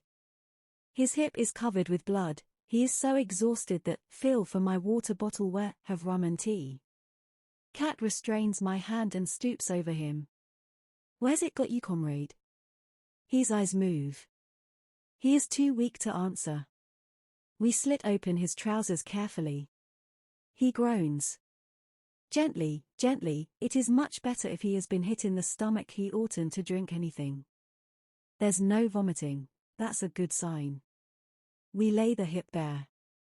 It is one mass of mincemeat and bone splinters. The joint has been hit. This lad won't walk any more. Wet his temples with a moistened finger and give him a swig. His eyes move again. We see now that the right arm is bleeding as well. Cat spreads out 2 wads of dressing as wide as possible so that they will cover the wound. Look for something to bind loosely round it. We have nothing more, so slip up the wounded man's trouser leg still farther in order to use a piece of his underpants as a bandage. But he is wearing none. Now look at him closely. He is the fair-headed boy of a little while ago. In the meantime, Cat has taken a bandage from a dead man's pocket and we carefully bind the wound. Say to the youngster who looks at us fixedly, "We're going for a stretcher now." Then he opens his mouth and whispers, "Stay here, we'll be back again soon." Says Cat, "We are only going to get a stretcher for you." We don't know if he understands. He whimpers like a child and plucks at us.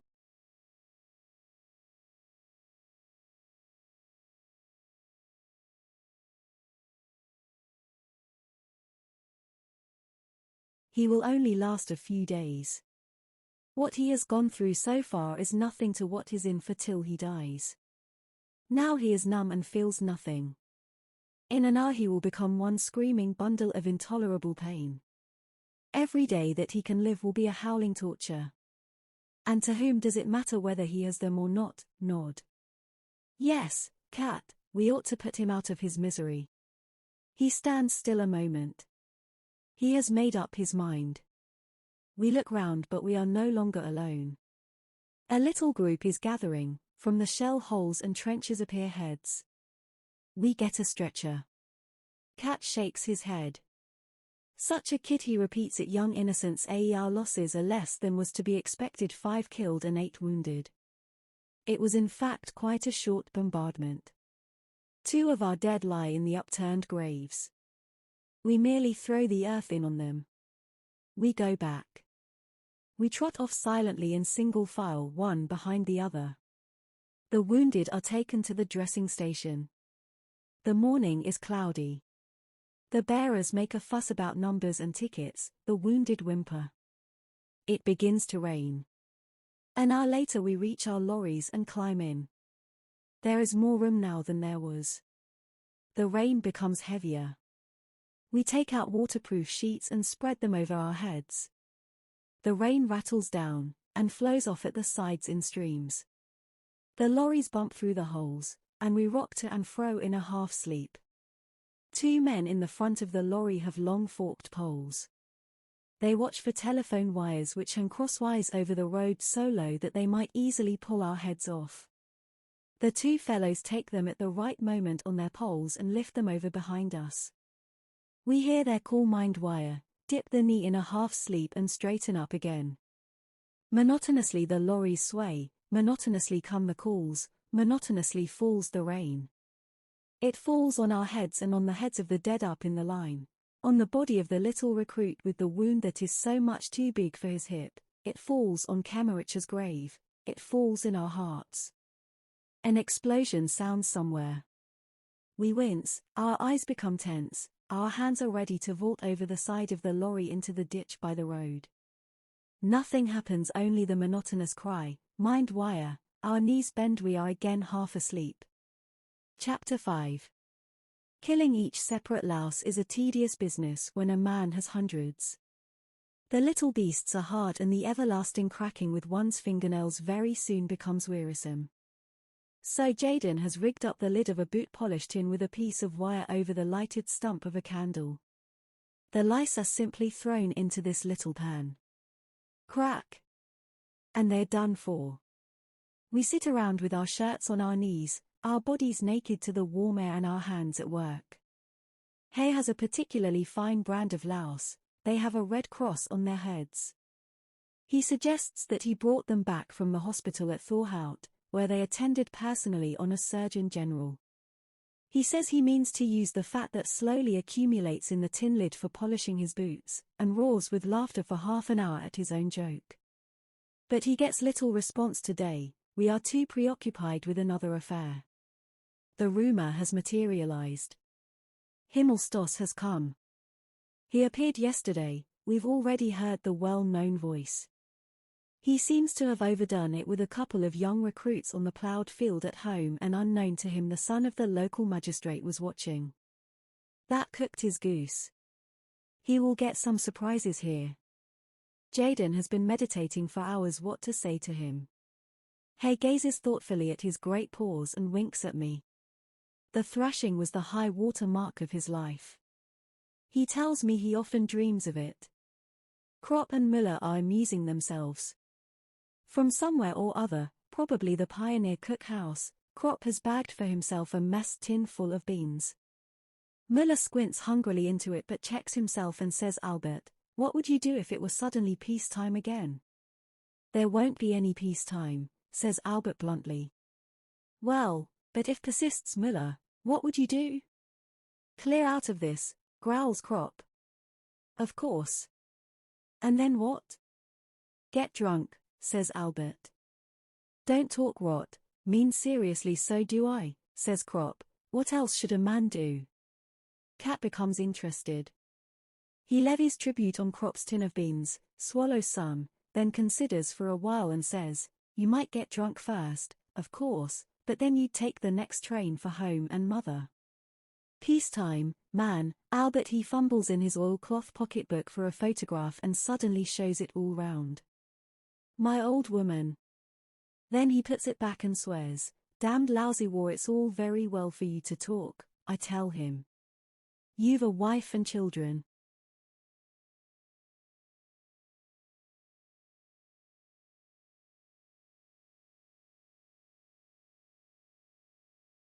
Scrounge it from somewhere. Müller is insatiable and gives himself no peace. He wakes Hay Westhus out of his dream.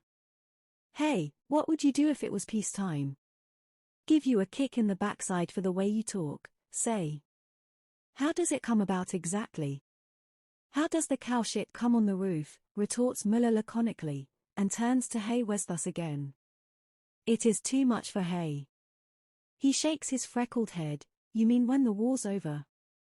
Exactly. You've said it. Well, there'd be women of course, eh? Hey licks his lips. Sure. By Jove, yes, says Hey, his face melting, then I'd grab some good buxom dame, some real kitchen wench with plenty to get hold of, you know, and jump straight into bed. Just you think, boys, a real feather bed with a spring mattress, wouldn't put trousers on again for a week. Everyone is silent. The picture is too good. Our flesh creeps. At last Müller pulls himself together and says, and then what?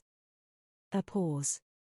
Then Hay explains rather awkwardly, if were a non-com, I'd stay with the Prussians and serve out my time. Hey, you've got a screw loose, surely. Say. Have you ever dug peat? He retorts good-naturedly. You try it. Then he pulls a spoon out of the top of his boot and reaches over into Krop's mess tin. It can't be worse than digging trenches, venture. Hay chews and grins. It lasts longer though. And there's no getting out of it either. But, man, surely it's better at home. Some ways, says he, and with open mouth sinks into a daydream. You can see what he is thinking. There is the mean little hut on the moors, the hard work on the heath from morning till night in the heat, the miserable pay, the dirty labourer's clothes. In the army in peacetime you've nothing to trouble about, he goes on, your food's found every day, or else you kick up a row, you've a bed, every week clean underwear like a perfect gent, you do your non-com-s duty, you have a good suit of clothes, in the evening you're a free man and go off to the pub. Hay is extraordinarily set on his idea. He's in love with it. And when your 12 years are up you get your pension and become the village bobby, and you can walk about the whole day. He's already sweating on it. And just you think how you'd be treated. Here a dram, there a pint. Everybody wants to be well in with a bobby. You'll never be a non-com, though, Hay, interrupts Cat. Hay looks at him sadly and is silent. His thoughts still linger over the clear evenings in autumn, the Sundays in the heather, the village bells, the afternoons and evenings with the servant girls, the fried bacon and barley, the carefree hours in the alehouse. He can't part with all these dreams so abruptly. He merely growls, "What silly questions you do ask." He pulls his shirt over his head and buttons up his tunic. "What would you do, Jaden?" asks Krop. Jaden thinks of one thing only. See to it that Himmelstoss didn't get past me. Apparently he would like most to have him in a cage and sail into him with a club every morning. To Krop he says warmly, "If were in your place I'd see to it that became a lieutenant. Then you could grind him till the water in his backside boils." "And you, deterring?" asks Müller like an inquisitor. He's a born schoolmaster with all his questions. Deterring is sparing with his words. But on this subject he speaks. He looks at the sky and says only the one sentence, "Would go straight on with the harvesting." Then he gets up and walks off. He is worried. His wife has to look after the farm. They've already taken away 2 more of his horses. Every day he reads the papers that come, to see whether it is raining in his little corner of Oldenburg. They haven't brought in the hay yet. At this moment Himmelstoss appears. He comes straight up to our group. Jaden's face turns red. He stretches his length on the grass and shuts his eyes in excitement. Himmelstoss is a little hesitant, his gait becomes slower. Then he marches up to us. No one makes any motion to stand up. Krop looks up at him with interest. He continues to stand in front of us and wait. As no one says anything he launches a well. A couple of seconds go by. Apparently Himmelstoss doesn't quite know what to do. He would like most to set us all on the run again. But he seems to have learned already that the front line isn't a parade ground. He tries it on though, and by addressing himself to one instead of to all of us hopes to get some response. Krop is nearest, so he favors him. Well, you here too? But Albert's no friend of his. A bit longer than you, fancy, he retorts. The red moustache twitches. You don't recognize me anymore, what? Jaden now opens his eyes. I do though. Himmelstos turns to him. Jaden, isn't it? Jaden lifts his head. And do you know what you are? Himmelstos is disconcerted. Since when have we become so familiar? Don't remember that we ever slept in the gutter together? He has no idea what to make of the situation. He didn't expect this open hostility.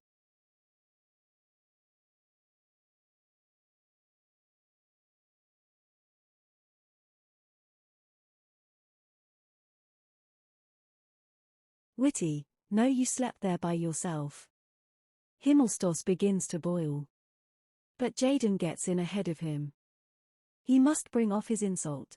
Wouldn't you like to know what you are? A dirty hound, that's what you are. I've been wanting to tell you that for a long time. The satisfaction of months shines in his dull pig's eyes as he spits out, dirty hound. Himmelstos lets fly too, now. What's that, you muck rake, you dirty Pete stealer?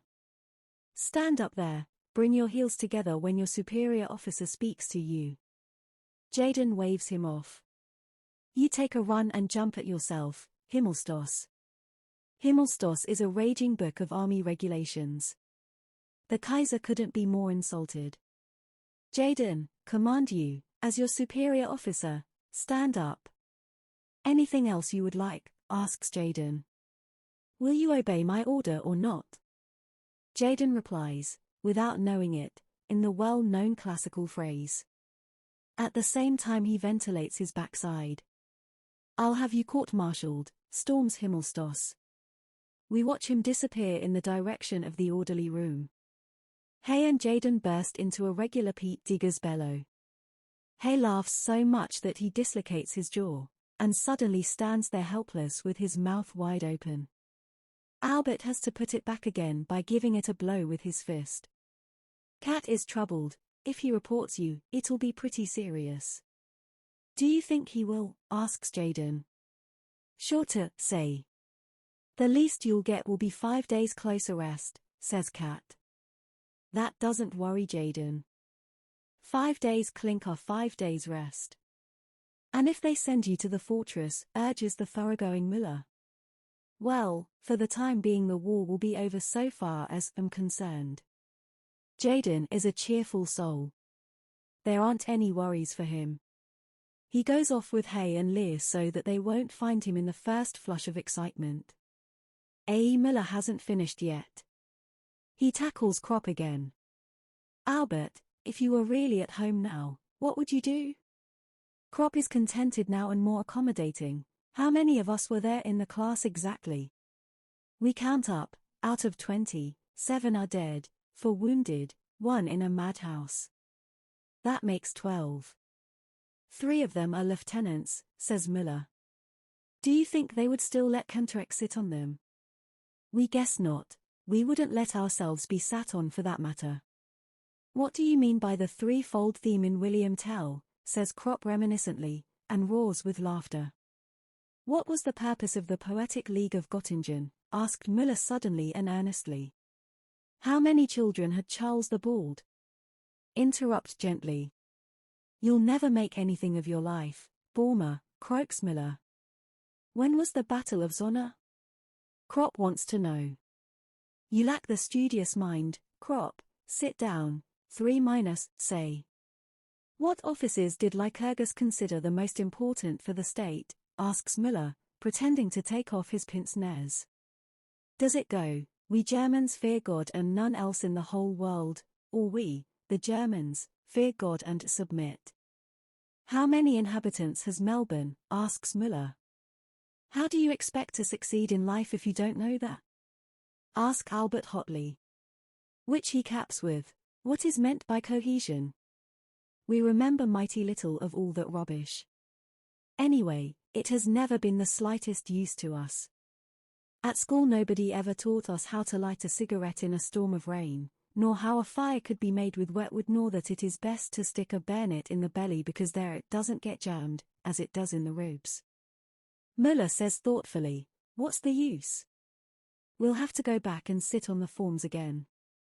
Consider that out of the question. We might take a special exam. That needs preparation. And if you do get through, what then?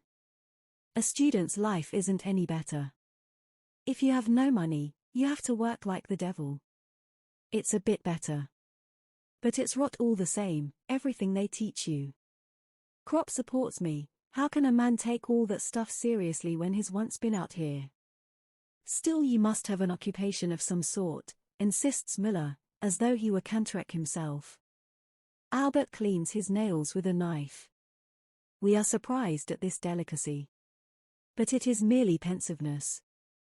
He puts the knife away and continues, "That's just it. Cat and Dettering and Hay will go back to their jobs because they had them already. Himmelstos too. But we never had any. How will we ever get used to one after this?" Here, he makes a gesture toward the front. "What we'll want is a private income, and then we'll be able to live by ourselves in a wood, say, but at once feel ashamed of this absurd idea." "But what will really happen when we go back?" wonders Muller, and even he is troubled. Kropp gives a shrug. "I don't know. Let's get back first, then we'll find out." We are all utterly at a loss. What could we do? Ask. "Don't want to do anything," replies Kropp wearily. "You'll be dead one day, so what does it matter? Don't think we'll ever go back." "When think about it, Albert," say after a while, rolling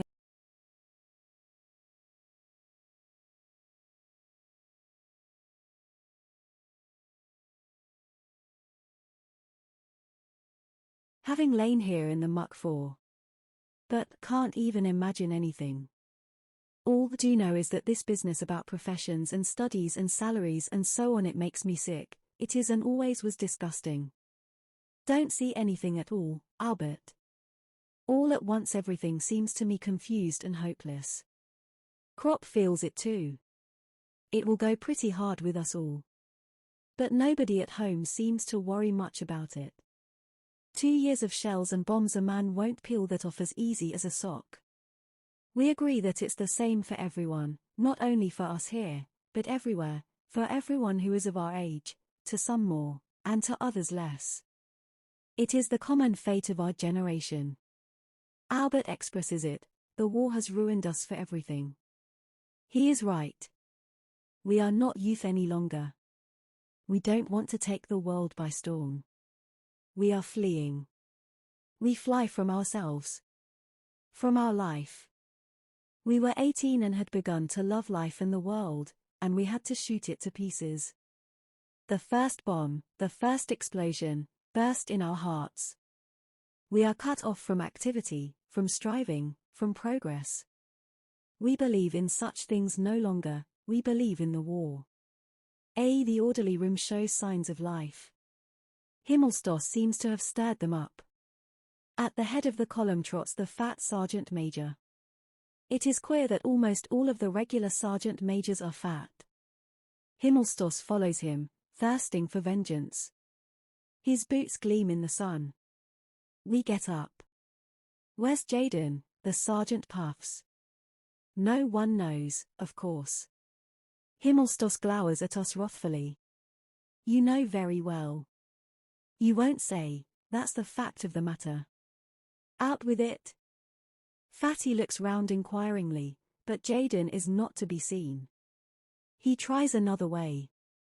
Jaden will report at the orderly room in 10 minutes. Then he steams off with Himmelstos in his wake. Have a feeling that next time we go up wiring I'll be letting a bundle of wire fall on Himmelstos's leg, hints Kropp. We'll have quite a lot of jokes with him, laughs Muller. That is our sole ambition, to knock the conceit out of a postman. Go into the hut and put Jaden wise. He disappears. Then we change our posse and lie down again to play cards. We know how to do that, to play cards, to swear, and to fight. Not much for 20 years, and yet too much for 20 years. Half an hour later Himmelstoss is back again. Nobody pays any attention to him. He asks for Jaden. We shrug our shoulders. Then you'd better find him, he persists. Haven't you been to look for him? Krop lies back on the grass and says, have you ever been out here before? That's none of your business, retorts Himmelstoss. I expect an answer. Very good, says Krop, getting up. See up there where those little white clouds are? Those are anti-aircraft. We were over there yesterday. 5 dead and 8 wounded. And that's a mere nothing. Next time, when you go up with us, before they die the fellows will come up to you, click their heels, and ask stiffly, please may I go? Please may hop it. We've been waiting here a long time for someone like you. He sits down again and Himmelstoss disappears like a comet. 3 days CB, conjectures Cat.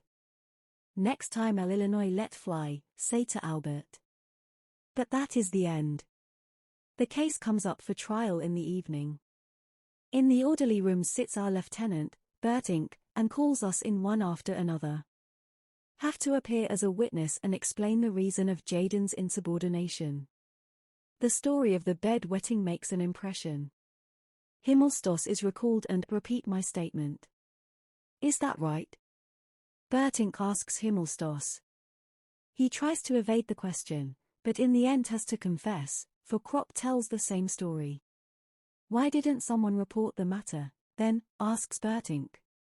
We are silent. He must know himself how much use it is in reporting such things.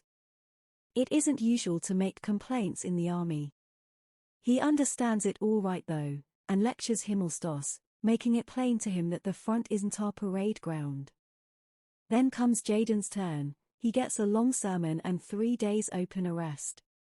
Bertink gives Krop a wink and 1 day's open arrest. It can't be helped, he says to him regretfully. He is a decent fellow. Open arrest is quite pleasant. The clink was once a fowl house, there we can visit the prisoners, we know how to manage it. Close arrest would have meant the cellar. They used to tie us to a tree, but that is forbidden now. In many ways we are treated quite like men. An hour later after Jaden and Krop are settled in behind their wire netting we make our way into them. Jaden greets us crowing. Then we play scat far into the night. Jaden wins of course, the lucky wretch. Gee, when we break it up Cat says to me, what do you say to some roast goose? Not bad, agree. We climb up on a munition wagon. The ride costs us 2 cigarettes. Cat has marked the spot exactly. The shed belongs to a regimental headquarters. Agree to get the goose and receive my instructions. The outhouse is behind the wall and the door shuts with just a peg. Cat hoists me up. Rest my foot.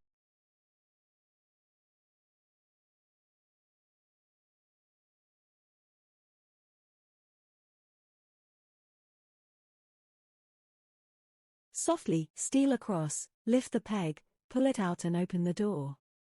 Distinguish 2 white patches. 2 geese, that's bad. If, grab one the other will cackle. Well, both of them if I'm quick, it can be done. Make a jump. I catch hold of one and the next instant the second. Like a madman, bash their heads against the wall to stun them. But haven't quite enough weight. The beasts cackle and strike out with their feet and wings.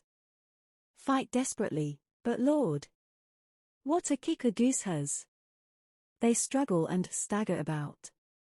In the dark these white patches are terrifying. My arms have grown wings and I'm almost afraid of going up into the sky, as though I held a couple of captive balloons in my fists. Then the row begins, one of them gets his breath and goes off like an alarm clock. Before can do anything, something comes in from outside, feel a blow, lie outstretched on the floor, and hear awful growls. A dog. Steal a glance to the side, he makes a snap at my throat. Lie still and tuck my chin into my collar. It's a bulldog. After an eternity he withdraws his head and sits down beside me. But if make the least movement he growls. Consider. The only thing to do is to get hold of my small revolver, and that too before anyone arrives. Inch by inch move my hand toward it. Have the feeling that it lasts an hour. The slightest movement and then an awful growl, I lie still, then try again. When at last have the revolver my hand starts to tremble. Press it against the ground and say over to myself, jerk the revolver up, fire before he has a chance to grab, and then jump up. Slowly take a deep breath and become calmer. Then hold my breath, whip up the revolver, it cracks, the dog leaps howling to one side, make for the door of the shed and fall head over heels over one of the scuttering geese. At full speed, seize it again, and with a swing toss it over the wall and clamber up. No sooner am I on top than the dog is up again as lively as ever and springs at me. Quickly let myself drop. 10 paces away stands Cat with the goose under his arm. As soon as he sees me we run. At last we can take a breather. The goose is dead, Cat saw to that in a moment. We intend to roast it at once so that nobody will be any wiser. Fetch a Dixie and wood from the hut and we crawl into a small deserted lean-to which we use for such purposes. The single window space is heavily curtained. There is a sort of hearth, an iron plate set on some bricks. We kindle a fire. Cat plucks and cleans the goose. We put the feathers carefully to one side. We intend to make 2 cushions out of them with the inscription, "Sleep soft under shell fire." The sound of the gunfire from the front penetrates into our refuge. The glow of the fire lights up our faces, shadows dance on the wall. Sometimes a heavy crash and the lean-to shivers. Aeroplane bombs. Once we hear a stifled cry. A hut must have been hit. Aeroplanes drone, the tack-tack of machine guns breaks out. But no light that could be observed shows from us. We sit opposite one another, Cat and 2 soldiers in shabby coats, cooking a goose in the middle of the night. We don't talk much, but believe we have a more complete communion with one another than even lovers have. We are 2 men, 2-minute sparks of life, outside is the night and the circle of death. We sit on the edge of it crouching in danger, the grease drips from our hands, in our hearts we are close to one another, and the hour is like the room, flecked over with the lights and shadows of our feelings cast by a quiet fire. What does he know of me or of him? Formerly we should not have had a single thought in common, now we sit with a goose between us and feel in unison, are so intimate that we do not even speak. It takes a long time to roast a goose, even when it is young and fat. So we take turns. One bastes it while the other lies down and sleeps. A grand smell gradually fills the hut. The noises without increase in volume, pass into my dream and yet linger in my memory. In a half-sleep, watch Cat dip and raise the ladle. Love him, his shoulders, his angular, stooping figure, and at the same time, see behind him woods and stars, and a clear voice utters words that bring me peace. To me, a soldier in big boots, belt, and knapsack, taking the road that lies before him under the high heaven, quickly forgetting and seldom sorrowful, forever pressing on under the wide night sky. A little soldier and a clear voice, and if anyone were to caress him he would hardly understand, this soldier with the big boots and the shut heart, who marches because he is wearing big boots, and has forgotten all else but marching. Beyond the skyline is a country with flowers, lying so still that he would like to weep. There are sights there that he has not forgotten, because he never possessed them, perplexing, yet lost to him. Are not his 20 summers there? Is my face wet, and where am I? Cat stands before me, his gigantic, stooping shadow falls upon me, like home. He speaks gently, he smiles and goes back to the fire. Then he says, "It's done." Yes, Cat.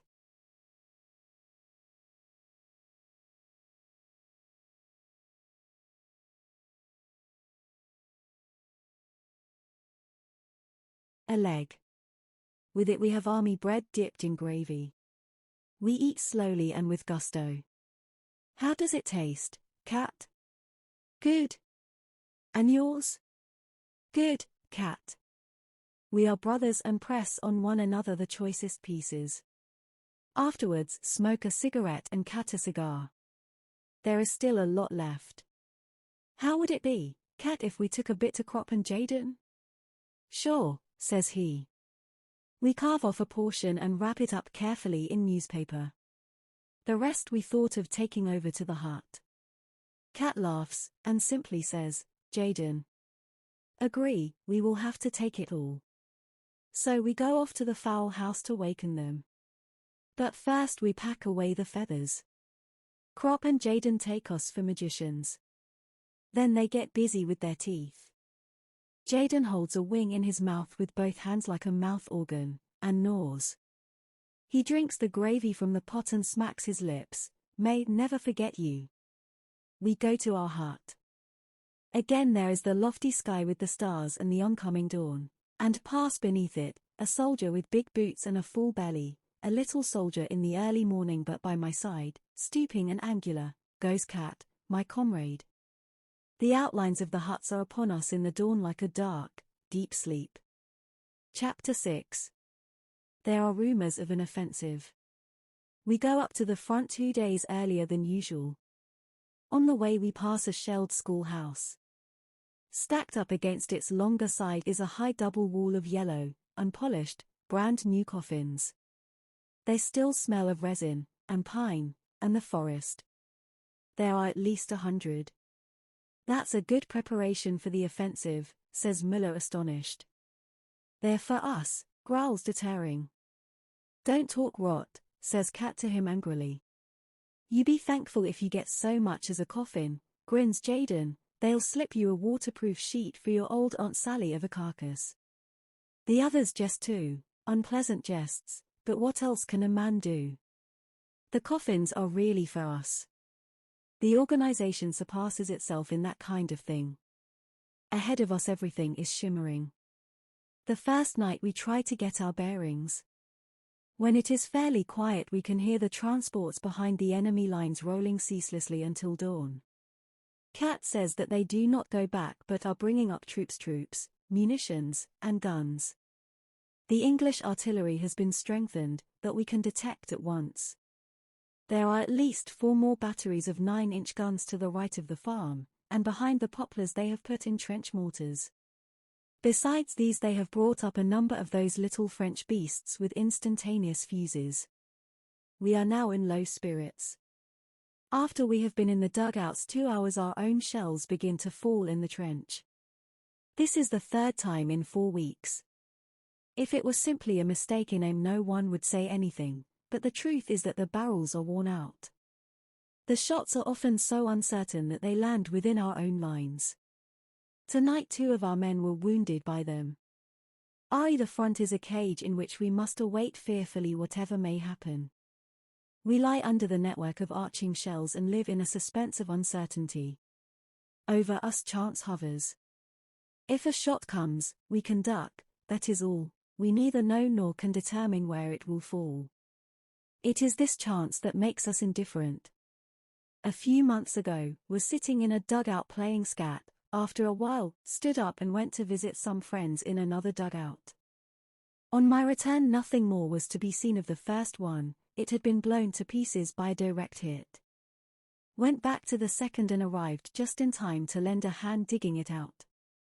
In the interval it had been buried. It is just as much a matter of chance that I'm still alive as that might have been hit. In a bomb-proof dugout, may be smashed to atoms and in the open may survive 10 hours bombardment unscathed. No soldier outlives 1,000 chances. But every soldier believes in chance and trusts his luck. We must look out for our bread. The rats have become much more numerous lately because the trenches are no longer in good condition. Deterring says it is a sure sign of a coming bombardment. The rats here are particularly repulsive, they are so fat, the kind we all call corpse rats. They have shocking, evil, naked faces, and it is nauseating to see their long, nude tails.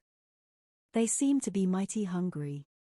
Almost every man has had his bread gnawed. Crop wrapped his in his waterproof sheet and put it under his head, but he cannot sleep because they run over his face to get at it. Deterring meant to outwit them, he fastened a thin wire to the roof and suspended his bread from it. During the night when he switched on his pocket torch he saw the wire swing to and fro. On the bread was riding a fat rat. At last we put a stop to it. We cannot afford to throw the bread away, because then we should have nothing left to eat in the morning, so we carefully cut off the bits of bread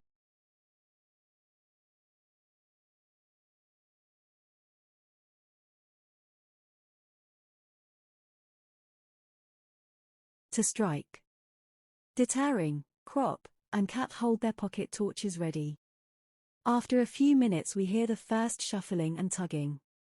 It grows, now it is the sound of many little feet. Then the torches switch on and every man strikes at the heap, which scatters with a rush. The result is good. We toss the bits of rat over the parapet and again lie in wait. Several times we repeat the process. At last the beasts get wise to it, or perhaps they have scented the blood. They return no more. Nevertheless, before morning the remainder of the bread on the floor has been carried off.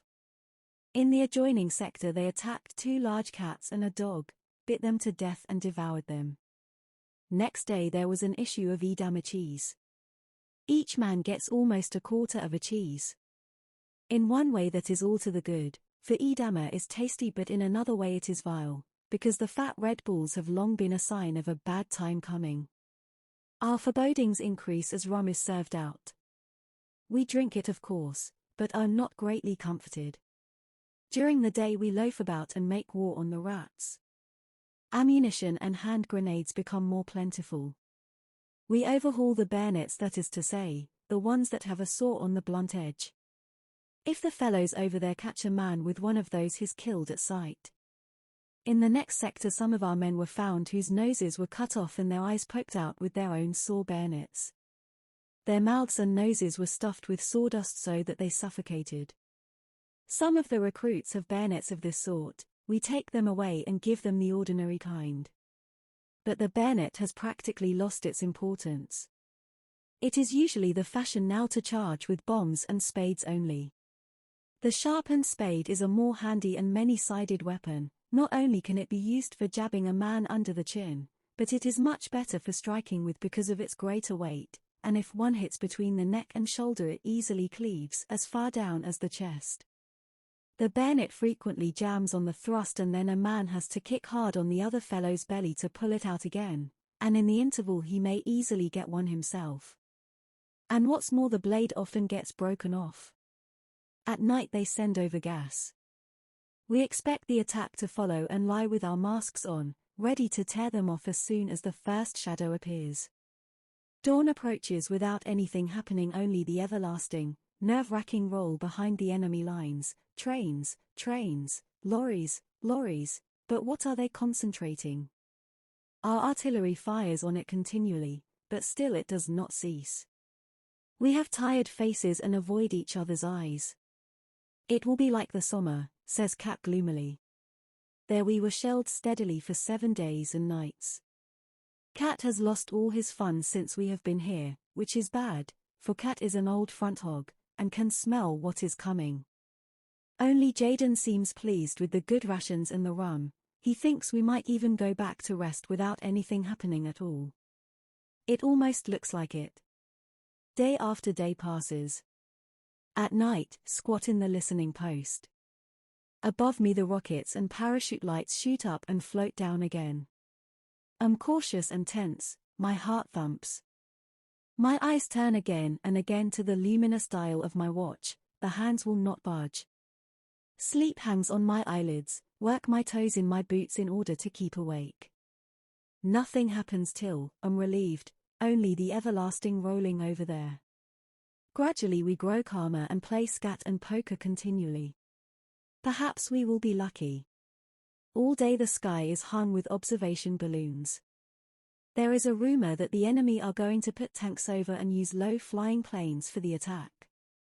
But that interests us less than what we hear of the new flamethrowers. We wake up in the middle of the night. The earth booms. Heavy fire is falling on us. We crouch into corners.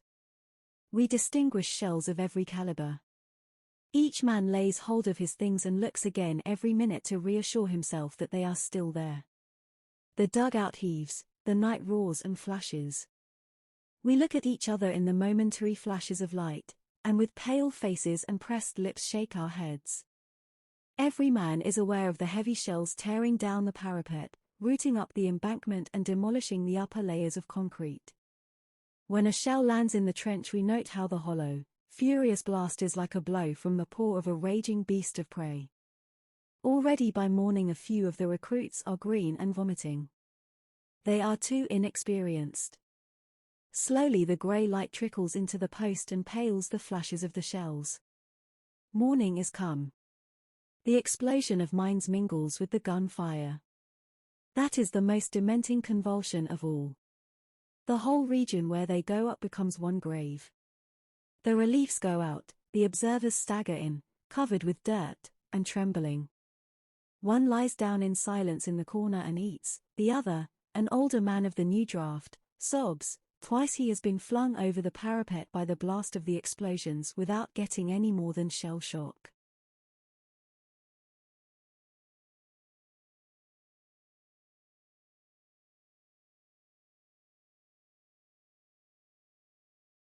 Daylight, perhaps the attack will come before noon.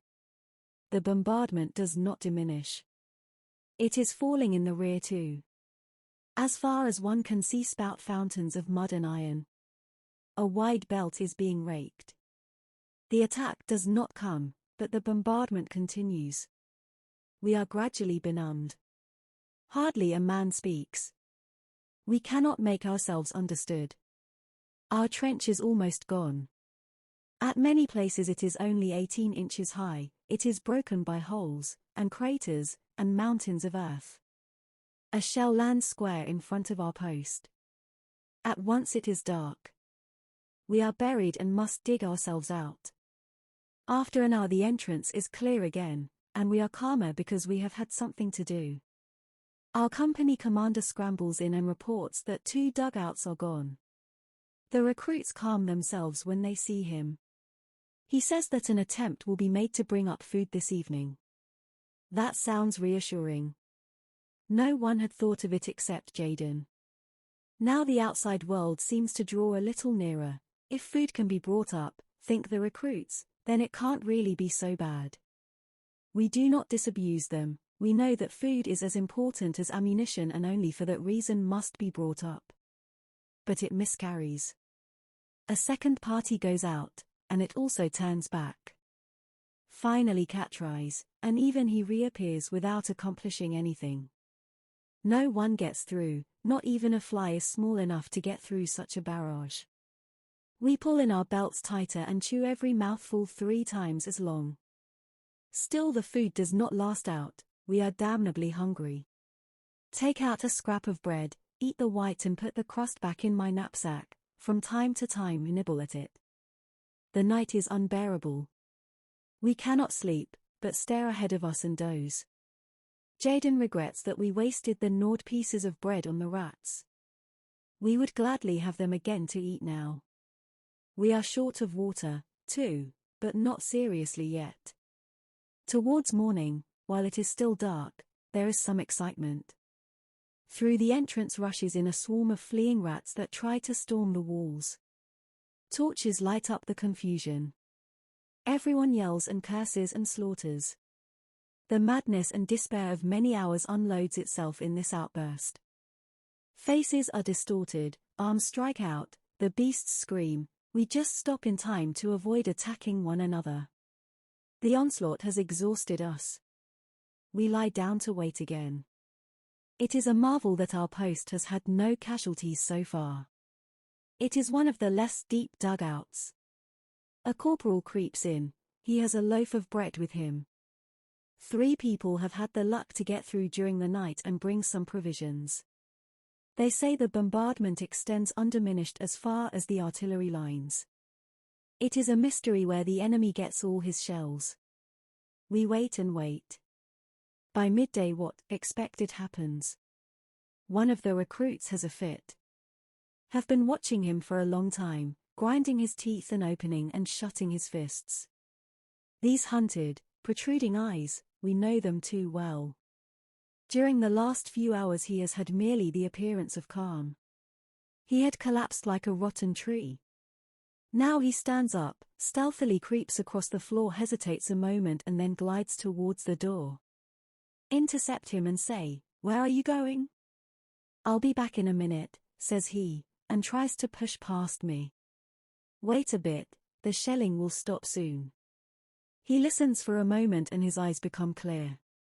Then again he has the glowering eyes of a mad dog. He is silent, he shoves me aside. "1 minute, lad, say." Cat notices. Just as the recruit shakes me off, Cat jumps in and we hold him. Then he begins to rave, "Leave me alone, let me go out, we'll go out." He won't listen to anything and hits out. His mouth is wet and pours out words, half-choked, meaningless words. It is a case of claustrophobia. He feels as though he is suffocating here and wants to get out at any price. If we let him go he would run about everywhere regardless of cover. He is not the first. Though he raves and his eyes roll, it can't be helped. We have to give him a hiding to bring him to his senses. We do it quickly and mercilessly, and at last he sits down quietly. The others have turned pale. Let's hope it deters them. This bombardment is too much for the poor devils. They have been sent straight from a recruiting depot into a barrage that is enough to turn an old soldier's hair grey. After this affair the sticky, close atmosphere works more than ever on our nerves. We sit as if in our graves waiting only to be closed in. Suddenly it howls and flashes terrifically. The dugout cracks in all its joints under direct hit, fortunately only a light one that the concrete blocks are able to withstand.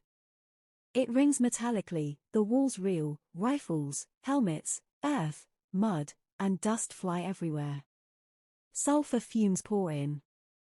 If we were in one of those light dugouts that they have been building lately instead of this deeper one, none of us would be alive. But the effect is bad enough even so. The recruit starts to rave again and 2 others follow suit. One jumps up and rushes out.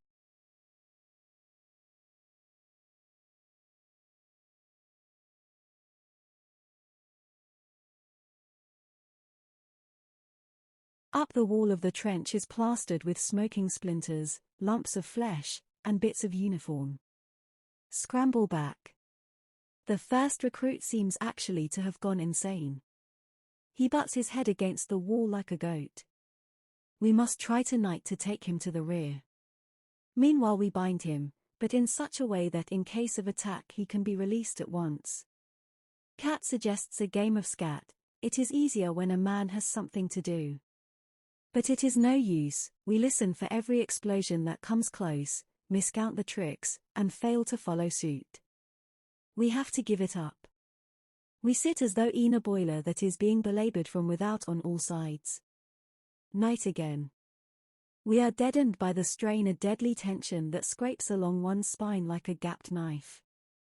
Our legs refuse to move, our hands tremble, our bodies are a thin skin stretched painfully over repressed madness, over an almost irresistible, bursting roar.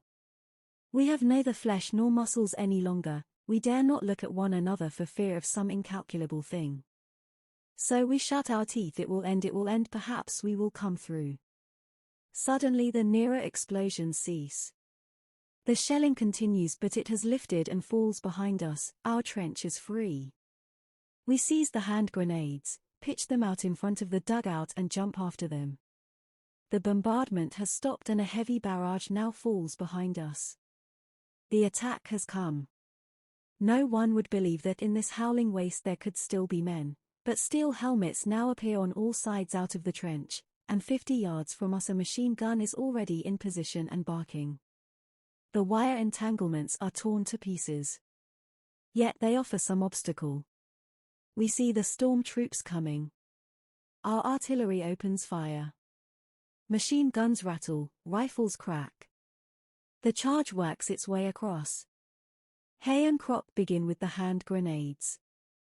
They throw as fast as they can, others pass them, the handles with the strings already pulled. Hay throws 75 yards, crop 60, it has been measured, the distance is important. The enemy as they run cannot do much before they are within 40 yards. We recognize the smooth distorted faces, the helmets, they are French. They have already suffered heavily when they reach the remnants of the barbed wire entanglements. A whole line has gone down before our machine guns, then we have a lot of stoppages and they come nearer.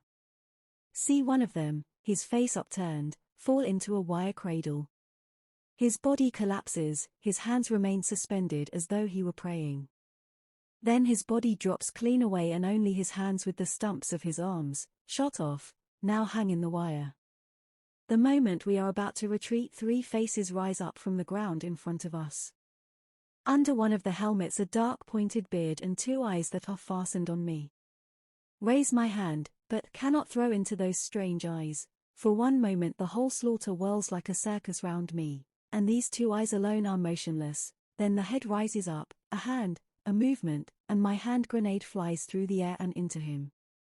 We make for the rear, pull wire cradles into the trench and leave bombs behind us with the strings pulled, which ensures us a fiery retreat. The machine guns are already firing from the next position. We have become wild beasts. We do not fight, we defend ourselves against annihilation. It is not against men that we fling our bombs. What do we know of men in this moment when death is hunting us down now? For the first time in 3 days we can see his face. Now for the first time in 3 days we can oppose him. We feel a mad anger. No longer do we lie helpless, waiting on the scaffold. We can destroy and kill, to save ourselves and to be revenged. We crouch behind every corner, behind every barrier of barbed wire, and hurl heaps of explosives at the feet of the advancing enemy before we run. The blast of the hand grenades impinges powerfully on our arms and legs. Crouching like cats we run on, overwhelmed by this wave that bears us along, that fills us with ferocity, turns us into thugs, into murderers, into God only knows what devils, this wave that multiplies our strength with fear and madness and greed of life, seeking and fighting for nothing but our deliverance. If your own father came over with them you would not hesitate to fling a bomb at him. The forward trenches have been abandoned. Are they still trenches? They are blown to pieces, annihilated. There are only broken bits of trenches, holes linked by cracks, nests of craters, that is all. But the enemy's casualties increase. They did not count on so much resistance. BB, it is nearly noon. The sun blazes hotly, the sweat stings in our eyes, we wipe it off on our sleeves and often blood with it. At last we reach a trench that is in a somewhat better condition. It is manned and ready for the counter-attack. It receives us. Our guns open in full blast and cut off the enemy attack. The lines behind us stop. They can advance no farther. The attack is crushed by our artillery. We watch.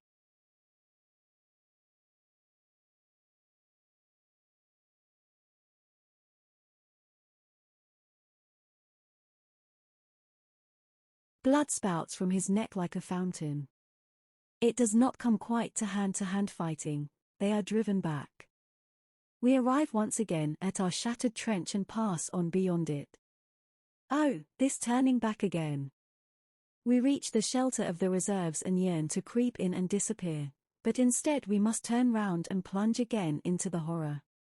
If we were not automata at that moment we would continue lying there, exhausted, and without will. But we are swept forward again, powerless, madly savage and raging. We will kill, for they are still our mortal enemies. Their rifles and bombs are aimed against us, and if we don't destroy them, they will destroy us. The brown earth, the torn, blasted earth, with a greasy shine under the sun's rays, the earth is the background of this restless, gloomy world of automatons. Our gasping is the scratching of a quill, our lips are dry, our heads are debauched with stupor. Thus we stagger forward, and into our pierced and shattered souls bores the torturing image of the brown earth with the greasy sun and the convulsed and dead soldiers, who lie there it can't be helped to cry and clutch at our legs as we spring away over them. We have lost all feeling for one another. We can hardly control ourselves when our glance lights on the form of some other man. We are insensible, dead men, who through some trick, some dreadful magic, are still able to run and to kill. A young Frenchman lags behind, he is overtaken, he puts up his hands, in one he still holds his revolver. Does he mean to shoot or to give himself? A blow from a spade cleaves through his face. A second sees it and tries to run farther, a bayonet jabs into his back. He leaps in the air, his arms thrown wide, his mouth wide open, yelling, he staggers, in his back the bayonet quivers. A third throws away his rifle, cowers down with his hands before his eyes. He is left behind with a few other prisoners to carry off the wounded. Suddenly in the pursuit we reach the enemy line. We are so close on the heels of our retreating enemies that we reach it almost at the same time as they. In this way we suffer few casualties. A machine gun barks, but is silenced with a bomb. Nevertheless, the couple of seconds has sufficed to give us 5 stomach wounds. With the butt of his rifle Cat smashes to pulp the face of one of the unwounded machine gunners. We bayonet the others before they have time to get out their bombs. Then thirstily we drink the water they have for cooling the gun. Everywhere wire cutters are snapping, planks are thrown across the entanglements, we jump through the narrow entrances into the trenches. Hay strikes his spade into the neck of a gigantic Frenchman and throws the first hand grenade. We duck behind a breastwork for a few seconds, then the straight bit of trench ahead of us is empty. The next throw whizzes obliquely over the corner and clears a passage. As we run past we toss handfuls down into the dugouts, the earth shudders, it crashes, smokes, and groans. We stumble over slippery lumps of flesh, over yielding bodies, fall into an open belly on which lies a clean, new officer's cap. The fight ceases. We lose touch with the enemy. We cannot stay here long but must retire under cover of our artillery to our own position. No sooner do we know this than we dive into the nearest dugouts, and with the utmost haste seize on whatever provisions we can see, especially the tins of corned beef and butter, before we clear out. We get back pretty well. There is no further attack by the enemy. We lie for an hour panting and resting before anyone speaks. We are so completely played out that in spite of our great hunger we do not think of the provisions. Then gradually we become something like men again. The corned beef over there is famous along the whole front. Occasionally it has been the chief reason for a flying raid on our part, for our nourishment is generally very bad, we have a constant hunger. We bagged 5 tins altogether. The fellows over there are well looked after, they fare magnificently, as against us, poor starving wretches, with our turnip jam, they can get all the meat they want. Hay has scored a thin loaf of white French bread, and stuck it in behind his belt like a spade. It is a bit bloody at one corner, but that can be cut off. It is a good thing we have something decent to eat at last, we still have a use for all our strength. Enough to eat is just as valuable as a good dugout, it can save our lives, that is the reason we are so greedy for it. Jaden has captured 2 water bottles full of cognac. We pass them round. The evening benediction begins. Night comes, out of the craters rise the mists. It looks as though the holes were full of ghostly secrets. The white vapor creeps painfully round before it ventures to steal away over the edge. Then long streaks stretch from crater to crater. It is chilly. I'm on sentry and stare into the darkness. My strength is exhausted as always after an attack, and so it is hard for me to be alone with my thoughts.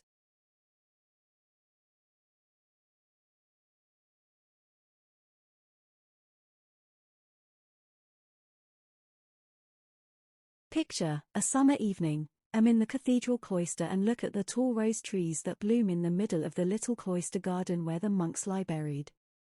Around the walls are the stone carvings of the Stations of the Cross. No one is there. A great quietness rules in this blossoming quadrangle, the sun lies warm on the heavy grey stones, place my hand upon them and feel the warmth. At the right-hand corner the green cathedral spire ascends into the pale blue sky of the evening. Between the glowing columns of the cloister is the cool darkness that only churches have, and stand there and wonder whether, when I am 20, shall have experienced the bewildering emotions of love. The image is alarmingly near, it touches me before it dissolves in the light of the next star shell. Lay hold of my rifle to see that it is in trim. The barrel is wet, take it in my hands and rub off the moisture with my fingers. Between the meadows behind our town there stands a line of old poplars by a stream. They were visible from a great distance, and although they grew on one bank only, we called them the Poplar Avenue. Even as children we had a great love for them, they drew us vaguely thither, we played truant the whole day by them and listened to their rustling. We sat beneath them on the bank of the stream and let our feet hang in the bright, swift waters.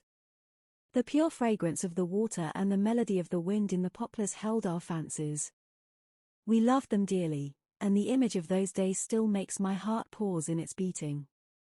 It is strange that all the memories that come have these two qualities. They are always completely calm, that is predominant in them, and even if they are not really calm, they become so. They are soundless apparitions that speak to me, with looks and gestures silently, without any word, and it is the alarm of their silence that forces me to lay hold of my sleeve and my rifle lest, should abandon myself to the liberation and allurement in which my body would dilate and gently pass away into the still forces that lie behind these things. They are quiet in this way, because quietness is so unattainable for us now. At the front there is no quietness, and the curse of the front reaches so far that we never pass beyond it. Even in the remote depots and rest areas the droning and the muffled noise of shelling is always in our ears. We are never so far off that it is no more to be heard. But these last few days it has been unbearable.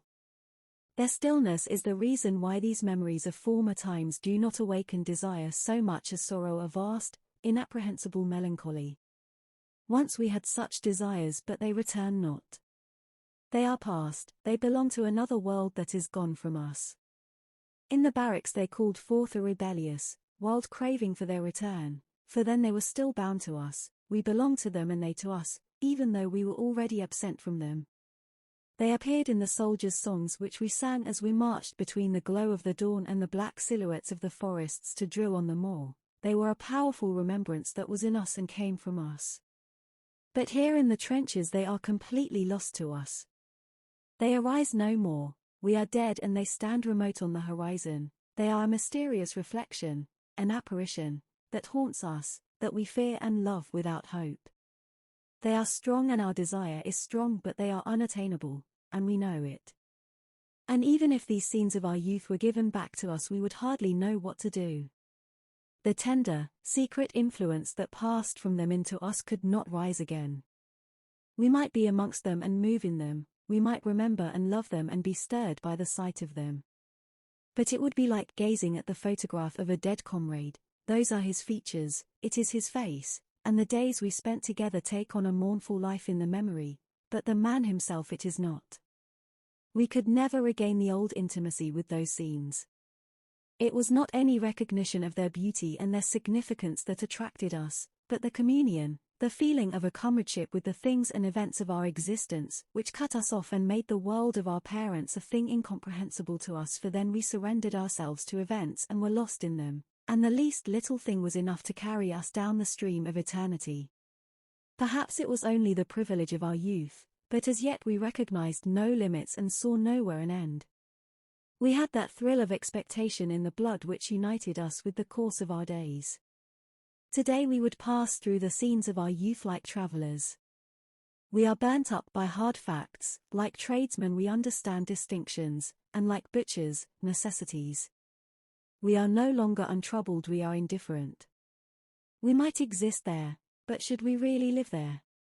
We are forlorn like children, and experienced like old men, we are crude and sorrowful and superficial, believe we are lost. My hands grow cold and my flesh creeps, and yet the night is warm. Only the mist is cold, this mysterious mist that trails over the dead and sucks from them their last, creeping life. By morning they will be pale and green and their blood congealed and black. Still the parachute rockets shoot up and cast their pitiless light over the stony landscape, which is full of craters and frozen lights like a moon. The blood beneath my skin brings fear and restlessness into my thoughts. They become feeble and tremble, they want warmth and life. They cannot persist without solace, without illusion, they are disordered before the naked picture of despair. Hear the rattle of the mess tins and immediately feel a strong desire for warm food. It would do me good and comfort me. Painfully, force myself to wait until I'm relieved. Then go into the dugout and find a mug of barley. It is cooked in fat and tastes good, eat it slowly. Remain quiet, though the others are in a better mood, for the shelling has died down. The days go by and the incredible hours follow one another as a matter of course. Attacks alternate with counter-attacks and slowly the dead pile up in the field of craters between the trenches. We are able to bring in most of the wounded that do not lie too far off. But many have long to wait and we listen to them dying. For one of them we search 2 days in vain. He must be lying on his belly and unable to turn over. Otherwise it is hard to understand why we cannot find him, for it is only when a man has his mouth close to the ground that it is impossible to gauge the direction of his cry. He must have been badly hit, one of those nasty wounds neither so severe that they exhaust the body at once and a man dreams on in a half swoon, nor so light that a man endures the pain in the hope of becoming well again. Cat thinks he has either a broken pelvis or a shot through the spine. His chest cannot have been injured, otherwise he would not have such strength to cry out. And if it were any other kind of wound it would be possible to see him moving. He grows gradually hoarser. The voice is so strangely pitched that it seems to be everywhere. The first night some of our fellows go out 3 times to look for him. But when they think they have located him and crawl across, next time they hear the voice it seems to come from somewhere else altogether. We search in vain until dawn. We scrutinize the field all day with glasses, but discover nothing. On the 2nd day the calls are fainter, that will be because his lips and mouth have become dry. Our company commander has promised next turn of leave with 3 days extra to anyone who finds him.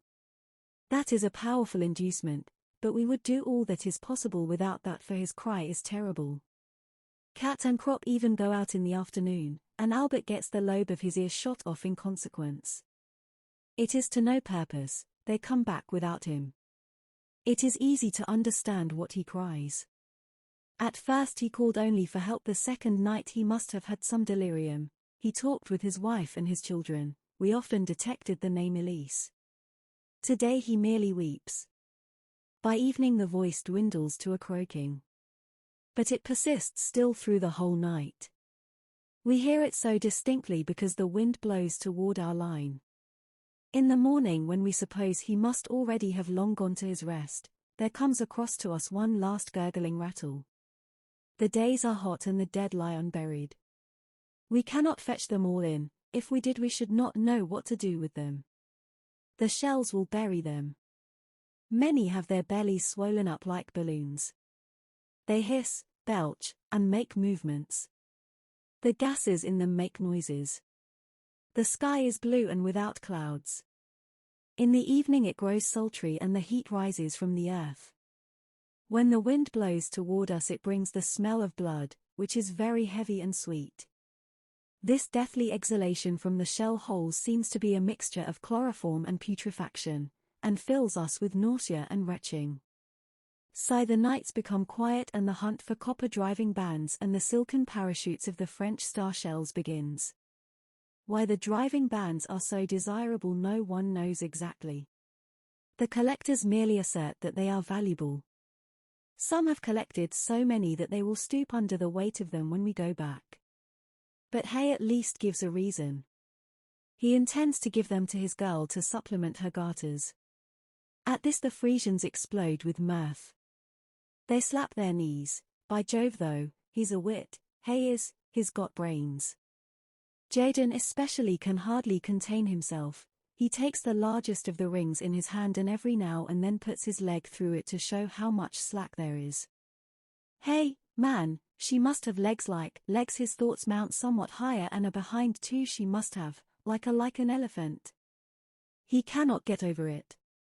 I wish could play hot hand with her once. My hat hay beams, proud that his girl should receive so much appreciation. "She's a nice bit," he says with self-satisfaction. The parachutes are turned to more practical uses. According to the size of the bust, 3 or perhaps 4 will make a blouse. Crop and I use them as handkerchiefs.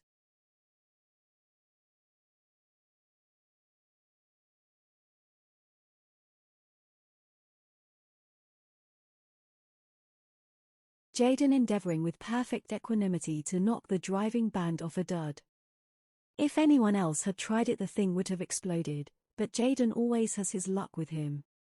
One morning 2 butterflies play in front of our trench. They are brimstone butterflies, with red spots on their yellow wings. What can they be looking for here? There is not a plant nor a flower for miles. They settle on the teeth of a skull. The birds too are just as carefree, they have long since accustomed themselves to the war. Every morning larks ascend from no man's land. A year ago we watched them nesting, the young ones grew up too. We have a spell from the rats in the trench. They are in no man's land, we know what for. They grow fat, when we see one we have a crack at it. At night we hear again the rolling behind the enemy lines. All day we have only the normal shelling, so that we are able to repair the trenches. There is always plenty of amusement, the airmen see to that. There are countless fights for us to watch every day. Battle planes don't trouble us, but the observation planes we hate like the plague. They put the artillery onto us. A few minutes after they appear, shrapnel and high explosives begin to drop on us. We lose 11 men in one day that way, and 5 of them stretcher bearers. 2 are smashed so that Jaden remarks you could scrape them off the wall of the trench with a spoon and bury them in a mess tin. Another has the lower part of his body and his legs torn off. Dead, his chest leans against the side of the trench, his face is lemon yellow, in his beard still burns a cigarette. It glows until it dies out on his lips. We put the dead in a large shell hole. So far there are 3 layers, one on top of the other. Suddenly the shelling begins to pound again. Soon we are sitting up once more with the rigid tenseness of blank anticipation. Attack, counter-attack, charge, repulse, these are words, but what things they signify. We have lost a good many men, mostly recruits. Reinforcements have again been sent up to our sector. They are one of the new regiments, composed almost entirely of young fellows just called up. They have had hardly any training, and are sent into the field with only a theoretical knowledge. They do know what a hand grenade is, it is true, but they have very little idea of cover, and what is most important of all, have no eye for it. A fold in the ground has to be quite 18 inches high before they can see it. Although we need reinforcement, the recruits give us almost more trouble than they are worth. They are helpless in this grim fighting area, they fall like flies. Modern trench warfare demands knowledge and experience. A man must have a feeling for the contours of the ground, an ear for the sound and character of the shells, must be able to decide beforehand where they will drop, how they will burst, and how to shelter from them. The young recruits of course know none of these things. They get killed simply because they hardly can tell shrapnel from high explosive. They are mown down because they are listening anxiously to the roar of the big coal boxes falling in the rear, and miss the light, piping whistle of the low-spreading daisy cutters. They flock together like sheep instead of scattering, and even the wounded are shot down like hares by the airmen.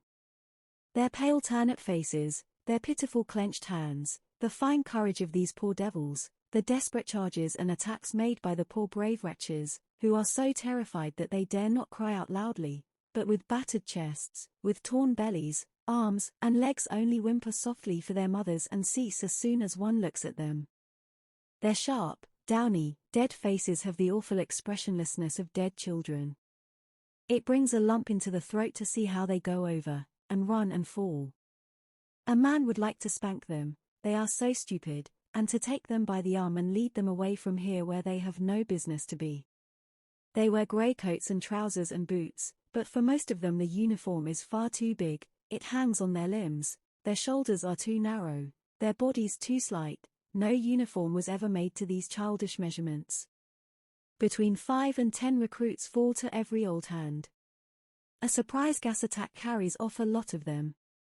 They have not yet learned what to do. We found one dugout full of them, with blue heads and black lips. Some of them in a shell hole took off their masks too soon. They did not know that the gas lies longest in the hollows. When they saw others on top without masks, they pulled theirs off too and swallowed enough to scorch their lungs. Their condition is hopeless. They choke to death with hemorrhages and suffocation. In one part of the trench, suddenly run into Himmelstoss. We dive into the same dugout. Breathless, we are all lying one beside the other waiting for the charge. When we run out again, although I'm very excited, suddenly think, where's Himmelstoss? Quickly jump back into the dugout and find him with a small scratch lying in a corner.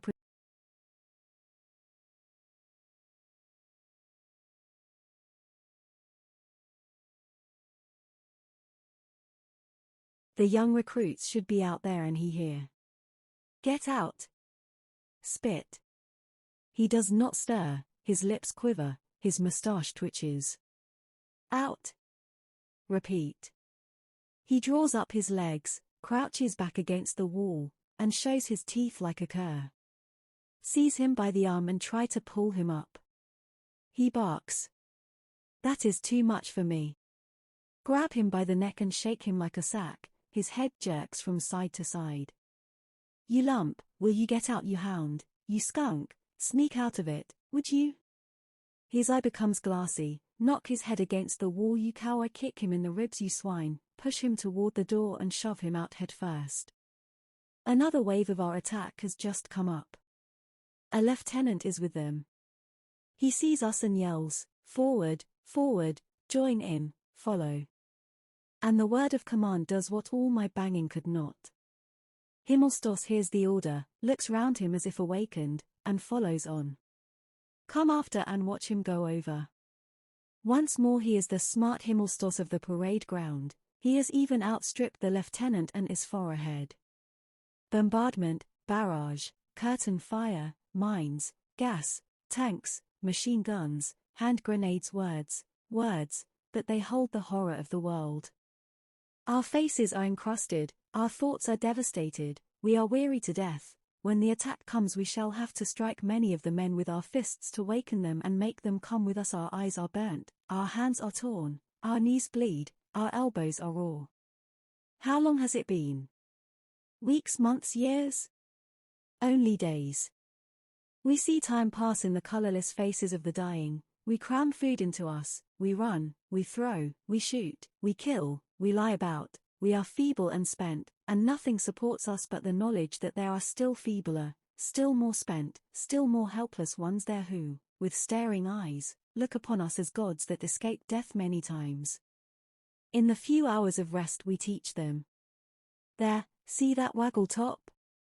That's a mortar coming. Keep down, it will go clean over. But if it comes this way, then run for it. You can run from a mortar. We sharpen their ears to the malicious, hardly audible buzz of the smaller shells that are not easily distinguishable. They must pick them out from the general din by their insect-like hum. We explain to them that these are far more dangerous than the big ones that can be heard long beforehand. We show them how to take cover from aircraft, how to simulate a dead man when one is overrun in an attack, how to time hand grenades so that they explode half a second before hitting the ground. We teach them to fling themselves into holes as quick as lightning before the shells with instantaneous fuses. We show them how to clean up a trench with a handful of bombs. We explain the difference between the fuse length of the enemy bombs and our own. We put them wise to the sound of gas shells, show them all the tricks that can save them from death. They listen, they are docile, but when it begins again, in their excitement they do everything wrong.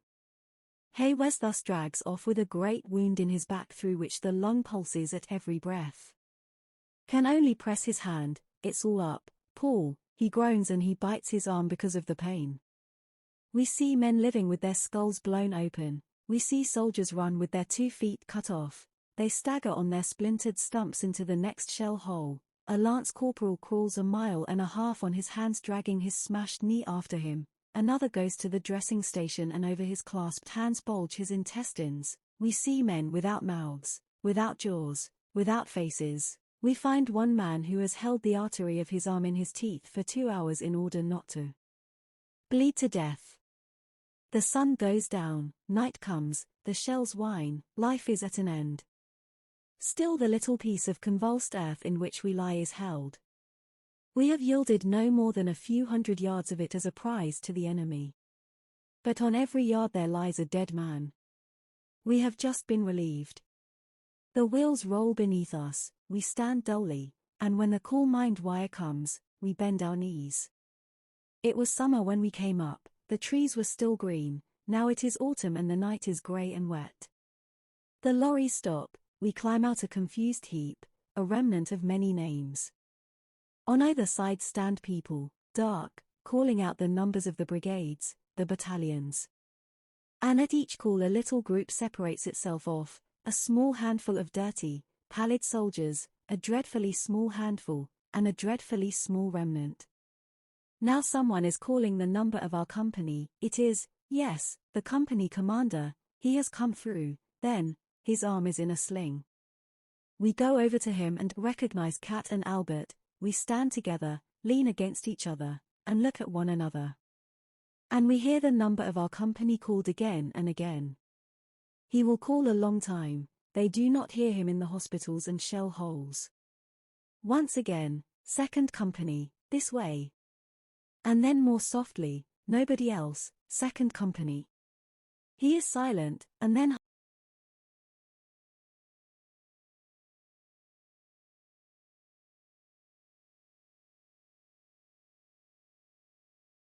and 50 strong.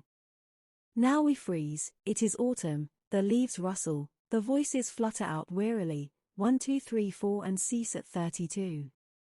And there is a long silence before the voice asks, anyone else? And waits and then says softly, in squads and then breaks off and is only able to finish, second company with difficulty, second company march easy. A short line trudges off into the morning.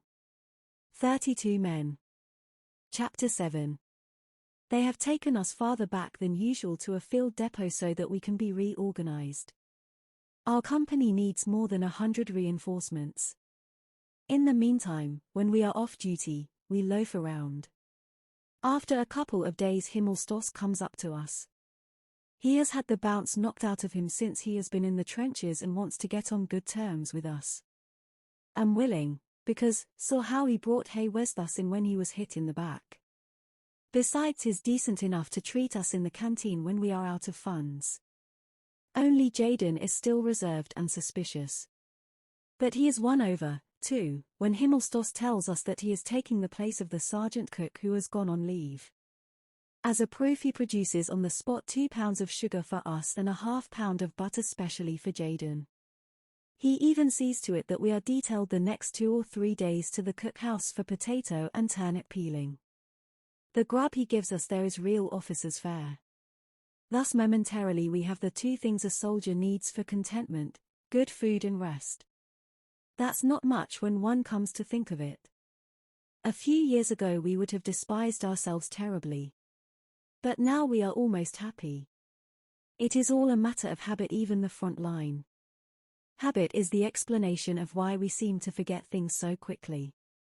Yesterday we were under fire, today we act the fool and go foraging through the countryside, tomorrow we go up to the trenches again. We forget nothing really.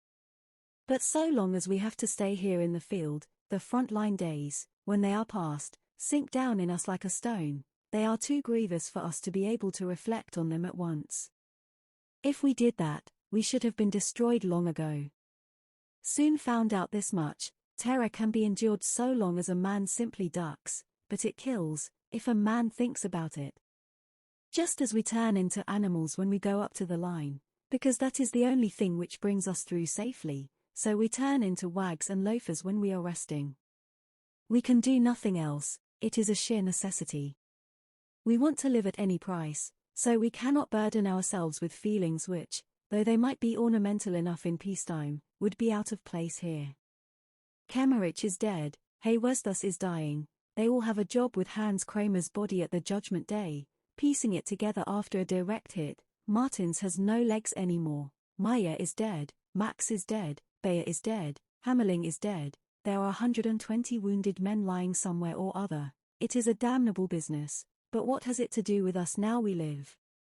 If it were possible for us to save them, then it would be seen how much we cared. We would have a shot at it though we went under ourselves, for we can be damned quixotic when we like. Fear we do not know much about terror of death, yes, but that is a different matter, that is physical.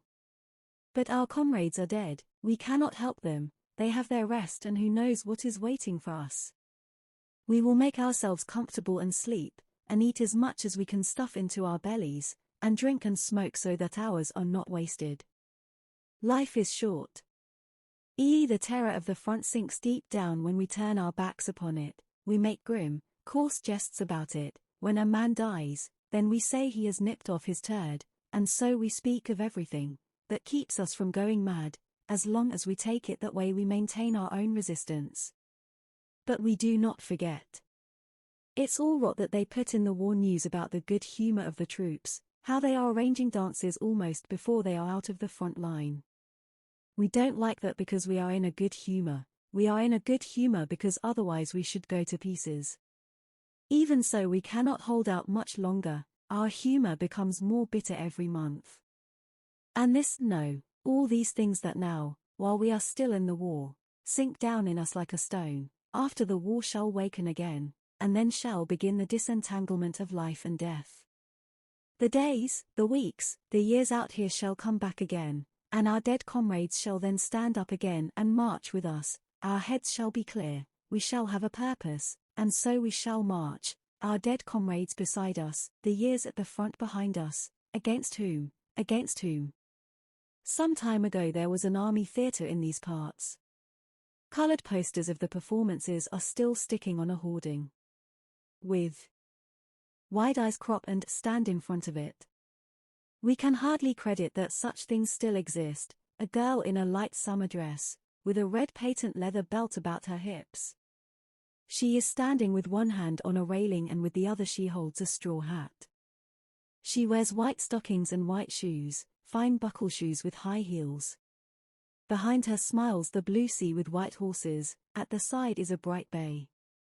She is a lovely girl with a delicate nose, red lips, and slender legs, wonderfully clean and well cared for. She certainly baths twice a day and never has any dirt under her nails. At most perhaps a bit of sand from the beach. Beside her stands a man in white trousers, a blue jacket, and sailor's cap, but he interests us much less. The girl on the poster is a wonder to us. We have quite forgotten that there are such things, and even now we hardly believe our eyes. We have seen nothing like it for years, nothing like it for happiness, beauty and joy. That is peacetime, that is as it should be, we feel excited. Just look at those thin shoes though, she couldn't march many miles in those, say, and then begin to feel silly, for it is absurd to stand in front of a picture like this and think of nothing but marching. How old would she be? Krop asks. About 22 at the most, Hazard. Then she would be older than us. She is not more than 17, let me tell you. It gives us goose flesh. That would be good, Albert, what do you think? He nods. I have some white trousers at home too. White trousers, say I, but a girl like that we look askance at one another. There's not much to boast of here, too ragged, stained, and dirty uniforms. It is hopeless to compete. So we proceed to tear the young man with the white trousers off the hoarding, taking care not to damage the girl. That is something toward it. We could go and get deloused, anyway, Krop then suggests. I am not very enthusiastic because it doesn't do one's clothes any good and a man is lousy again inside 2 hours. But when we have considered the picture once more, declare myself willing. Go even farther. We might see if we could get a clean shirt as well. Socks might be better, says Albert, not without reason. Yes, socks too perhaps. Let's go and explore a bit. Then Lear and Jaden stroll up, they look at the poster and immediately the conversation becomes smutty. Lear was the first of our class to have intercourse, and he gave stirring details of it. After his fashion he enjoys himself over the picture, and Jaden supports him nobly. It does not distress us exactly. Who isn't smutty is no soldier, it merely does not suit us at the moment, so we edge away and march off to the delousing station with the same feeling as if it were a swell gentleman's outfitters. The houses in which we are billeted lie near the canal. On the other side of the canal there are ponds flanked with poplars, on the other side of the canal there are women too. The houses on our side have been abandoned. On the other side though one occasionally sees inhabitants. In the evening we go swimming. 3 women come strolling along the bank. They walk slowly and don't look away, although we have no bathing suits. Lear calls out to them. They laugh and stop to watch us. We fling remarks at them in broken French, anything that comes into our heads, hastily and all jumbled together, anything to detain them. They are not specially wonderful pieces, but then where are such to be had about here? There is one slim little brunette, her teeth gleam when she laughs. She has quick movements, her dress swings loosely about her legs. Although the water is cold we are very jovial and do our best to interest them so that they will stay. We try to make jokes and they answer with things we cannot understand, we laugh and beckon. Jaden is more crafty. He runs into the house, gets a loaf of army bread and holds it up. That produces a great effect. They nod and beckon us to come over. But we don't dare to do that. It is forbidden to cross to the opposite bank. There are sentries on all the bridges. It's impossible without a pass. So we indicate that they should come over to us, but they shake their heads and point to the bridge. They are not allowed to pass either. They turn back and walk slowly down the canal, keeping along the towpath all the way. We accompany them swimming. After a few hundred yards they turn off and point to a house that stands a little distance away among the trees and shrubbery. Lear asks if they live there. They laugh. Sure, that's their house. We call out to them that we would like to come, sometime when the guards cannot see us. At night. Tonight. They raise their hands, put them together, rest their faces on them and shut their eyes. They understand. The slim brunette does a 2-step. The blonde girl twitters, bread good. Eagerly we assure them that we will bring some with us. And other tasty bits too. We roll our eyes and try to explain with our hands. Lear nearly drowns trying to demonstrate a sausage.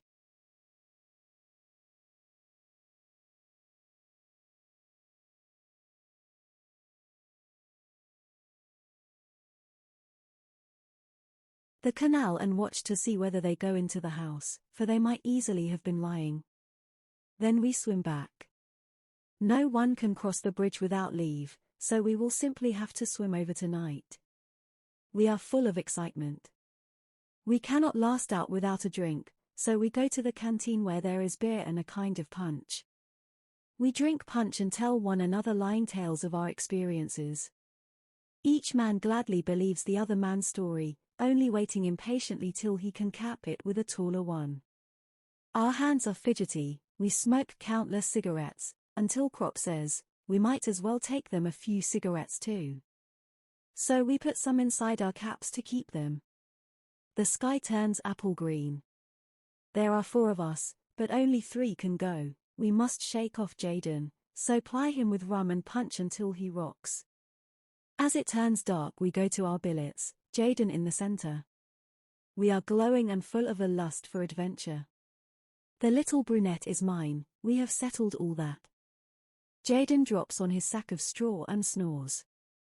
Once he wakes up and grins so craftily that we are alarmed and begin to think he is cheating, and that we have given him the punch to no purpose. Then he drops back again and sleeps on. We each get hold of a whole army loaf and wrap it up in newspaper. The cigarettes we put in too, as well as 3 good rations of liver sausage that were issued to us this evening. That makes a decent present. We stow the things carefully in our boots. We have to take them to protect our feet against treading on wire and broken glass on the other bank. As we must swim for it, we can take no other clothes. But it is not far and quite dark. We make off with our boots in our hands. Swiftly we slip into the water, lie on our backs and swim, holding the boots with their contents up over our heads. We climb out carefully on the opposite bank, take out the packages and put on our boots. We put the things under our arms. And so, all wet and naked, clothed only in our boots, we break into a trot. We find the house at once. It lies among the trees. Lear trips over a root and skins his elbows. No matter, he says gaily. The windows are shuttered. We slip round the house and try to peer through the cracks. Then we grow impatient. Suddenly Crop hesitates. What if there's a major with them? Then we just clear off, grins Lear. He can try to read our regimental numbers here, and smacks his behind. The door of the courtyard stands open. Our boots make a great clatter. The house door opens, a chink of light shines through and a woman cries out in a scared voice. SSH, SSH. Camarade bon ami, we say, and show our packages protestingly. The other two are now on the scene. The door opens and the light floods over us. They recognize us and all three burst into laughter at our appearance. They rock and sway in the doorway, they laugh so much. How supple their movements are.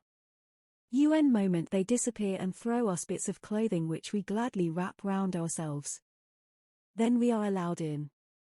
A small lamp burns in their room, which is warm and smells a little of perfume. We unwrap our parcels and hand them over to the women. Their eyes shine, it is obvious that they are hungry. Then we all become rather embarrassed.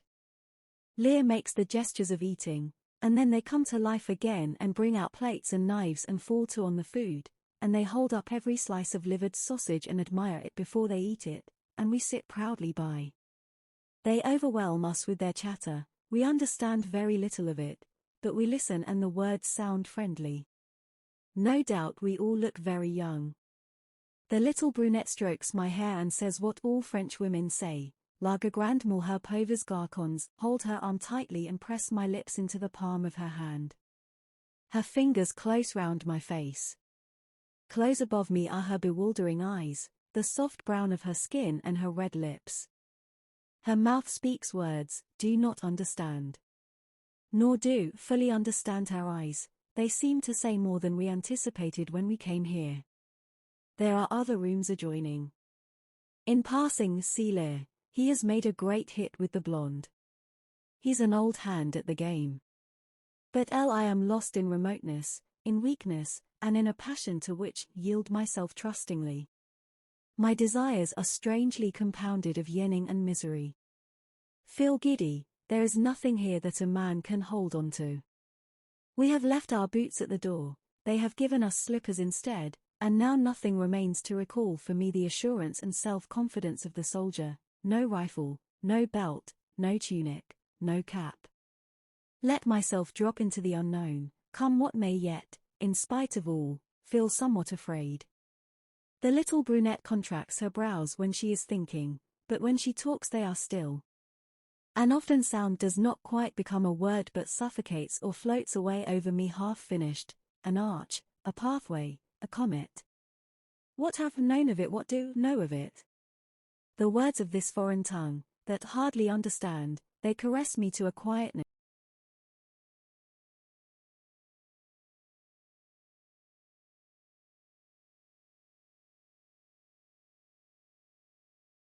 Ago it was strange and it is now touched with a tenderness that comes, not from it, but from out of the night, the world and the blood, all these things seem to shine in it together.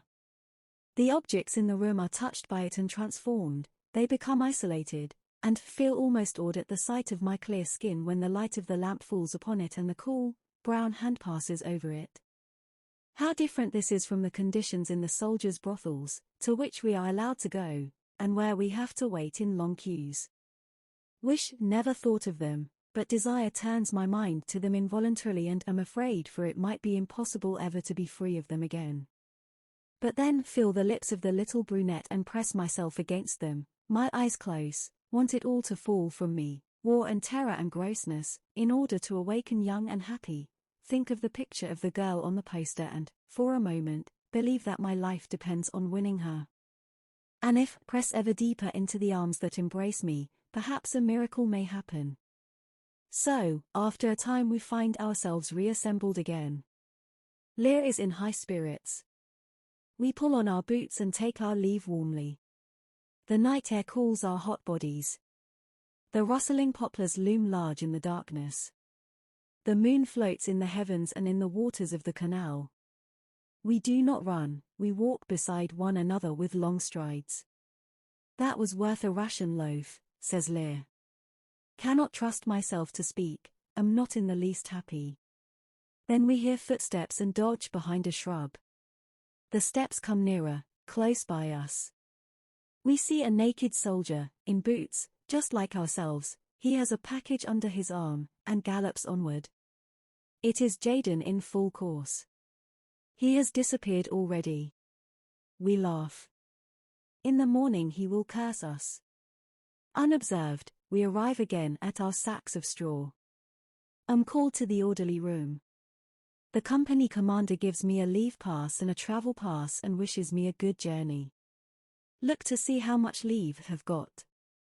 17 days, 14 days leave and 3 days for traveling. It is not enough and ask whether cannot have 5 days for traveling. Gertink points to my pass. There, see that I'm not to return to the front immediately. After my leave have to report for a course of training to a camp on the moors. The others envy me. Kat gives me good advice, and tells me ought to try to get a base job. If you're smart, you'll hang on to it. Would rather not have gone for another 8 days, we are to stay here that much longer and it is good here.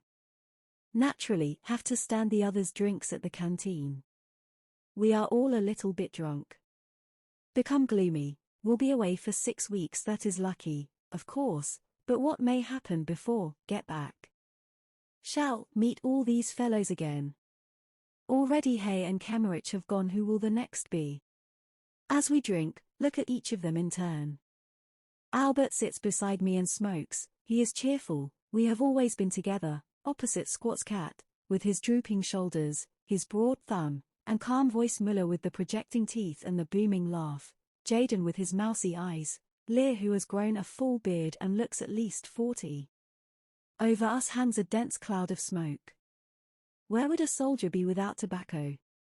The canteen is his refuge, and beer is far more than a drink, it is a token that a man can move his limbs and stretch in safety.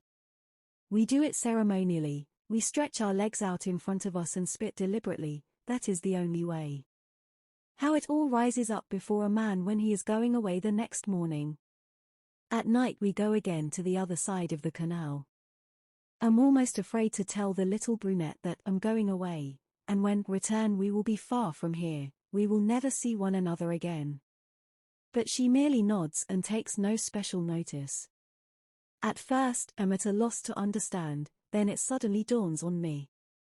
Yes, Lear is right, if we're going up to the front, then she would have called me again pauvre garçon, but merely going on leave she does not want to hear about that, that is not nearly so interesting. May she go to the devil with her chattering talk. A man dreams of a miracle and wakes up to loaves of bread. Next morning, after have been deloused, go to the railhead. Albert and Kat come with me. At the halt we learn that it will be a couple of hours yet before the train leaves. The other two have to go back to duty. We take leave of one another. Good luck, Kat. Good luck, Albert. They go off and wave once or twice. Their figures dwindle. Know their every step and movement, would recognize them at any distance. Then they disappear. Sit down on my pack and wait. Suddenly, become filled with a consuming impatience to be gone. Lie down on many a station platform, stand before many a soup kitchen, squat on many a bench, then at last the landscape becomes disturbing, mysterious, and familiar. It glides past the western windows with its villages, their thatched roofs like caps, pulled over the whitewashed, half-timbered.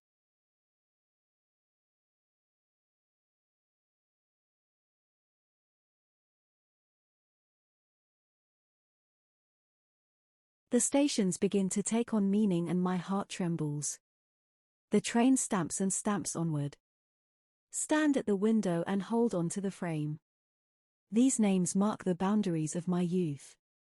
Smooth meadows, fields, farmyards, a solitary team moves against the skyline along the road that runs parallel to the horizon, a barrier, before which peasants stand waiting, girls waving, children playing on the embankment, roads, leading into the country, smooth roads without artillery. It is evening, and if the train did not rattle, should cry out. The plain unfolds itself. In the distance, the soft, blue silhouette of the mountain ranges begins to appear. Recognize the characteristic outline of the Dolbenberg, a jagged comb, springing up precipitously from the limits of the forests. Behind it should lie the town.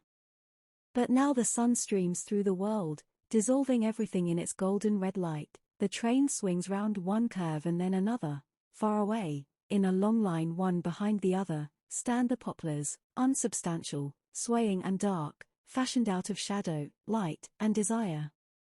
The field swings round as the train encircles it, and the intervals between the trees diminish. The trees become a block, and for a moment I see one only, then they reappear from behind the foremost tree and stand out a long line against the sky until they are hidden by the first houses. A street crossing. Stand by the window, cannot drag myself away. The others put their baggage ready for getting out. Repeat to myself the name of the street that we cross over. Bremerstrasse. Below there are cyclists, lorries, men. It is a grey street and a grey subway. It affects me as though it were my mother. Then the train stops, and there is the station with noise and cries and signboards. Pick up my pack and fasten the straps, take my rifle in my hand and stumble down the steps. On the platform, look round, no one among all the people hurrying to and fro. A Red Cross sister offers me something to drink. Turn away, she smiles at me too foolishly, so obsessed with her own importance. Just look, I'm giving a soldier coffee. She calls me comrade, but all have none of it. Outside in front of the station the stream roars alongside the street, it rushes foaming from the sluices of the mill bridge. There stands the old, square watchtower, in front of it the great mottled lime tree and behind it the evening. Here we have often sat. How long ago it is, we have passed over this bridge and breathed the cool, acid smell of the stagnant water. We have leaned over the still water on this side of the lock, where the green creepers and weeds hang from the piles of the bridge, and on hot days we rejoiced in the spouting foam on the other side of the lock and told tales about our school teachers. Pass over the bridge, look right and left, the water is as full of weeds as ever, and it still shoots over in gleaming arches. In the tower building laundresses still stand with bare arms as they used to over the clean linen, and the heat from the ironing pours out through the open windows. Dogs trot along the narrow street. Before the doors of the houses people stand and follow me with their gaze as pass by, dirty and heavy laden. In this confectioner's we used to eat ices, and there we learned to smoke cigarettes. Walking down the street, know every shop, the grocers, the chemists, the bakers. Then at last stand before the brown door with its worn latch and my hand grows heavy. Open the door and a strange coolness comes out to meet me, my eyes are dim. The stairs creak under my boots. Upstairs a door rattles, someone is looking over the railing. It is the kitchen door that was opened, they are cooking potato cakes, the house reeks of it, and today of course is Saturday, that will be my sister leaning over. For a moment I am shy and lower my head, then take off my helmet and look up. Yes, it is my eldest sister. Paul, she cries. Paul, nod, my pack bumps against the banisters, my rifle is so heavy. She pulls a door open and calls, Mother, Mother, Paul is here. Can go no further. Mother, Mother, Paul is here. Lean against the wall and grip my helmet and rifle. hold them as tight as can, but cannot take another step. The staircase fades before my eyes, support myself with the butt of my rifle against my feet and clench my teeth fiercely, but cannot speak a word. My sister's call has made me powerless, can do nothing, struggle to make myself laugh, to speak, but no word comes, and so, stand on the steps, miserable, helpless, paralyzed, and against my will the tears run down my cheeks. My sister comes back and says, "Why, what is the matter?" Then, pull myself together and stagger onto the landing. Lean my rifle in a corner, set my pack against the wall, place my helmet on it and fling down my equipment and baggage. Then say fiercely, "Bring me a handkerchief."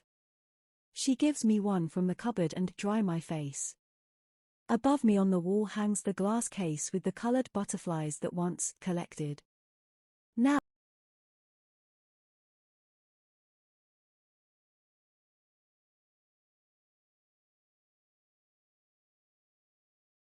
replies. Go into her, give her my hand and say as calmly as can, "Here, mother." She lies still in the dim light. Then she asks anxiously, "Are you wounded?" and feel her searching glance. "No, have got leave." My mother is very pale. Am afraid to make a light.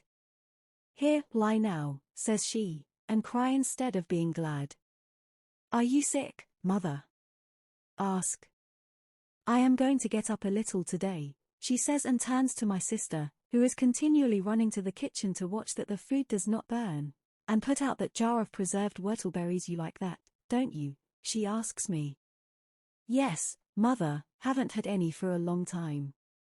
"We might almost have known you were coming," laughs my sister. "There is just your favorite dish, potato cakes, and even whortleberries to go with them too. And it is Saturday, add." "Sit here beside me," says my mother. She looks at me. Her hands are white and sickly and frail compared with mine. We say very little and am thankful that she asks nothing. What ought I to say? Everything could have wished for has happened. Have come out of it safely and sit here beside her. And in the kitchen stands my sister preparing supper and singing. "Dear boy," says my mother softly. "We were never very demonstrative in our family. Poor folk who toil and are full of cares are not so. It is not their way to protest what they already know. When my mother says to me 'dear boy,' it means much more than when another uses it. Know well enough that the jar of whortleberries is the only one they have had for months, and that she has kept it for me, and the somewhat stale cakes that she gives me too. She must have got them cheap sometime and put them all by for me." Sit by her bed, and through the window the chestnut trees in the beer garden opposite glow in brown and gold. Breathe deeply and say over to myself, "You are at home, you are at home." But a sense of strangeness will not leave me, cannot feel at home amongst these things. There is my mother, there is my sister, there my case of butterflies, and there the mahogany piano, but am not myself there. There is a distance, a veil between us. Go and fetch my pack to the bedside and turn out the things. Have brought a whole Edammer cheese, that cat provided me with, 2 loaves of army bread, 3/4 of a pound of butter, 2 tins of livered sausage, a pound of dripping and a little bag of rice. Suppose you can make some use of that." They nod. "Is it pretty bad for food here?" Inquire. "Yes, there's not much." "Do you get enough out there?" Smile and point to the things have brought. "Not always quite as much as that, of course, but we fare reasonably well." Anna takes away the food. Suddenly my mother seizes hold of my hand and asks falteringly, "Was it very bad out there, Paul?" Mother, what should answer to that? You would not understand, you could never realize it. And you never shall realize it. Was it bad, you ask? You, mother, shake my head and say, "No, mother, not so very. There are always a lot of us together, so it isn't so bad." "Yes, but Heinrich Biedermeier was here just lately and said it was terrible out there now, with the gas and all the rest of it." It is my mother who says that. She says, "with the gas and all the rest of it." She does not know what she is saying, she is merely anxious for me. Should tell her how we once found 3 enemy trenches with their garrison all stiff as though stricken with apoplexy. Against the parapet, in the dugouts, just where they were, the men stood and lay about, with blue faces, dead. No, mother, that's only talk. Answer, there's not very much in what Biedermeier says. You see, for instance, I'm well and fit before my mother's tremulous anxiety recover my composure. Now I can walk about and talk and answer questions without fear of having suddenly to lean against the wall because the world turns soft as rubber and my veins become brimstone. My mother wants to get up. So I go for a while to my sister in the kitchen. What is the matter with her? Ask. She shrugs her shoulders. She has been in bed some months now, but we did not want to write and tell you. Several doctors have been to see her. One of them said it is probably cancer again. Go to the district commandant to report myself. Slowly, wander through the streets. Occasionally someone speaks to me. Do not delay long for, have little inclination to talk. On my way back from the barracks a loud voice calls out to me. Still lost in thought I turn round and find myself confronted by a major. Can't you salute, he blusters. Sorry, Major, say in embarrassment, I didn't notice you. Don't you know how to speak properly, he roars. Would like to hit him in the face, but control myself, for my leave depends on it. I click my heels and say, I did not see you, Herr Major. Then keep your eyes open, he snorts. What is your name? Give it. His fat red face is furious. What regiment? Give him full.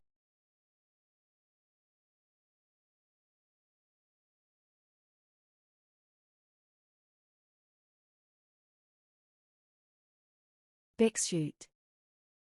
He asks, a bit stupefied. Explain to him that I arrived on leave only an hour or 2 since, thinking that he would then trot along. But not at all. He gets even more furious. You think you can bring your front-line manners here, what? Well, we don't stand for that sort of thing. Thank God, we have discipline here. 20 paces backwards, double march, he commands. Am mad with rage. But cannot say anything to him, he could put me under arrest if he liked. So, double back, and then march up to him. 6 paces from him I spring to a stiff salute and maintain it until I'm 6 paces beyond him. He calls me back again and affably gives me to understand that for once he is pleased to put mercy before justice. Pretend to be duly grateful. Now, dismiss, he says. Turn about smartly and march off. That ruins the evening for me. Go back home and throw my uniform into a corner, had intended to change it in any case. Then take out my civilian clothes from the wardrobe and put them on. Feel awkward. The suit is rather tight and short, have grown in the army. Collar and tie give me some trouble. In the end my sister ties the bow for me. But how light the suit is, it feels as though had nothing on but a shirt and underpants. Look at myself in the glass. It is a strange sight. A sunburnt, overgrown candidate for confirmation gazes at me in astonishment. My mother is pleased to see me wearing civilian clothes, it makes me less strange to her. But my father would rather kept my uniform on so that he could take me to visit his acquaintances. But refuse. It is pleasant to sit quietly somewhere, in the beer garden for example, under the chestnuts by the skittle alley. The leaves fall down on the table and on the ground, only a few, the first. A glass of beer stands in front of me, I've learned to drink in the army. The glass is half empty, but there are a few good swigs ahead of me, and besides, can always order a second and a third if wish to. There are no bugles and no bombardments, the children of the house play in the skittle alley, and the dog rests his head against my knee. The sky is blue, between the leaves of the chestnuts rises the green spire of St. Margaret's Church. This is good, like it. But cannot get on with the people. My mother is the only one who asks no questions. Not so my father. He wants me to tell him about the front. He is curious in a way that finds stupid and distressing. No longer have any real contact with him. There is nothing he likes more than just hearing about it. Realize he does not know that a man cannot talk of such things, would do it willingly, but it is too dangerous for me to put these things into words. I'm afraid they might then become gigantic and be no longer able to master them. What would become of us if everything that happens out there were quite clear to us?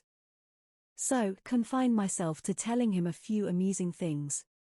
But he wants to know whether have ever had a hand-to-hand fight. Say no, and get up and go out. But that does not mend matters. After have been startled a couple of times in the street by the screaming of the tramcars, which resembles the shriek of a shell coming straight for one, somebody taps me on the shoulder. It is my German master, and he fastens on me with the usual question, "Well, how are things out there?" Terrible, terrible, eh? Yes, it is dreadful, but we must carry on. And after all, you do at least get decent food out there, so here. You look well, Paul, and fit. Naturally it's worse here. Naturally. The best for our soldiers every time, that goes without saying. He drags me along to a table with a lot of others. They welcome me, a headmaster shakes hands with me and says, "So you come from the front? What is the spirit like out there?" Excellent, eh? Excellent? Explain that no one would be sorry to be back home. He laughs uproariously. I can well believe it. But first you have to give the froggies a good hiding. Do you smoke? Here, try one. Waiter, bring a beer as well for our young warrior. Unfortunately, have accepted the cigar, so have to remain. And they are all so dripping with goodwill that it is impossible to object. All the same, feel annoyed and smoke like a chimney as hard as I can.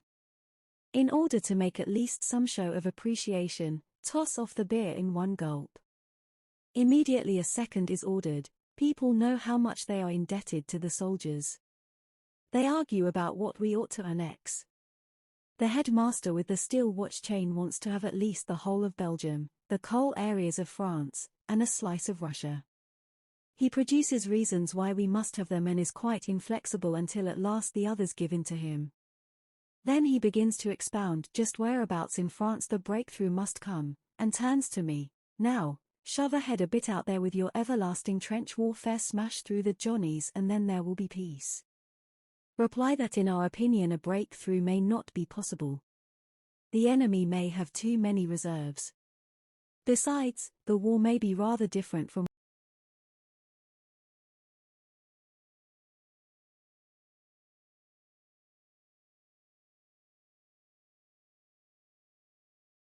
this relates to the whole.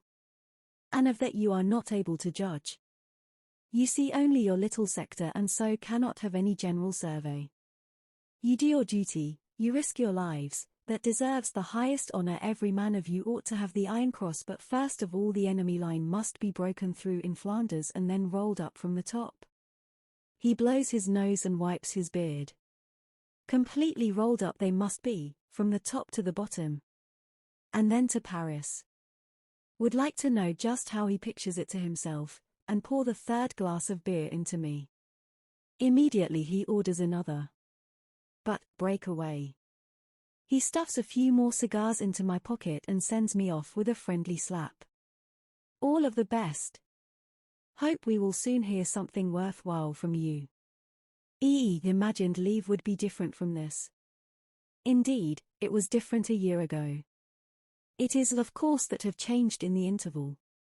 There lies a gulf between that time and today. At that time still knew nothing about the war, we had only been in quiet sectors. But now see that I have been crushed without knowing it. Find do not belong here anymore, it is a foreign world. Some of these people ask questions, some ask no questions, but one can see that the latter are proud of themselves for their silence. They often say with a wise air that these things cannot be talked about. They plume themselves on it. Prefer to be alone, so that no one troubles me. For they all come back to the same thing, how badly it goes and how well it goes. One thinks it is this way, another that, and yet they are always absorbed in the things that go to make up their existence. Formerly lived in just the same way myself, but now feel no contact here. They talk too much for me. They have worries, aims, desires, that cannot comprehend. Often sit with one of them in the little beer garden and try to explain to him that this is really the only thing, just to sit quietly, like this. They understand, of course, they agree, they may even feel it so too, but only with words, yes, that is it, they feel it, but always with only half of themselves. The rest of their being is taken up with other things. They are so divided in themselves that none feels it with his whole essence, cannot even say myself exactly what mean. When I see them here, in their rooms, in their offices, about their occupations, feel an irresistible attraction in it, would like to be here too and forget the war, but also it repels me, it is so narrow. How can that fill a man's life? He ought to smash it to bits. How can they do it, while out at the front the splinters are whining over the shell holes and the star shells go up, the wounded are carried back on waterproof sheets and comrades crouch in the trenches. They are different men here, men I cannot properly understand, whom envy and despise. Must think of Kat and Albert and Muller and Jaden. What will they be doing? No doubt they are sitting in the canteen, or perhaps swimming. Soon they will have to go up to the front line again. In my room behind the table stands a brown leather sofa.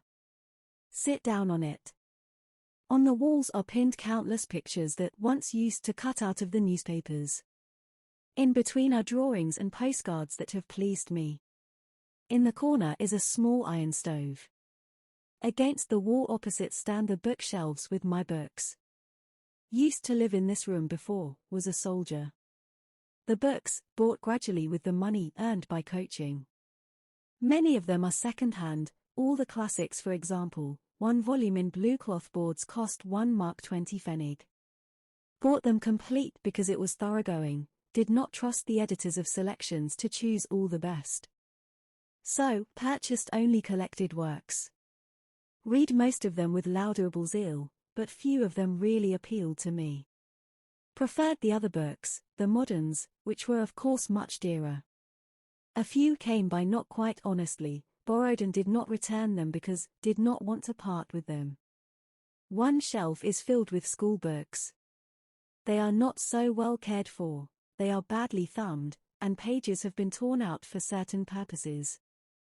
Then below are periodicals, papers, and letters all jammed in together with drawings and rough sketches. Want to think myself back into that time. It is still in the room, feel it at once, the walls have preserved it. My hands rest on the arms of the sofa. Now, make myself at home and draw up my legs so that, sit comfortably in the corner, in the arms of the sofa. The little window is open, through it, see the familiar picture of the street with the rising spire of the church at the end. There are a couple of flowers on the table. Pen holders, a shell as a paperweight, the ink well here nothing is changed. It will be like this too, if I am lucky, when the war is over and come back here for good. We'll sit here just like this and look at my room and wait. Feel excited, but do not want to be, for that is not right. Want that quiet rapture again. Want to feel the same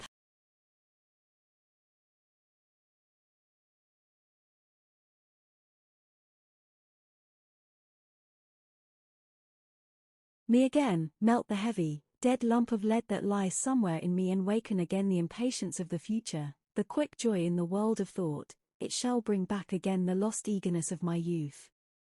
Sit and wait. It occurs to me that, must go and see Kemmerich's mother. I might visit Mittelstadt too, he should be at the barracks. Look out of the window. Beyond the picture of the sunlit street appears a range of hills, distant and light. It changes to a clear day in autumn, and sit by the fire with Kat and Albert and eat potatoes baked in their skins. But I do not want to think of that, sweep it away.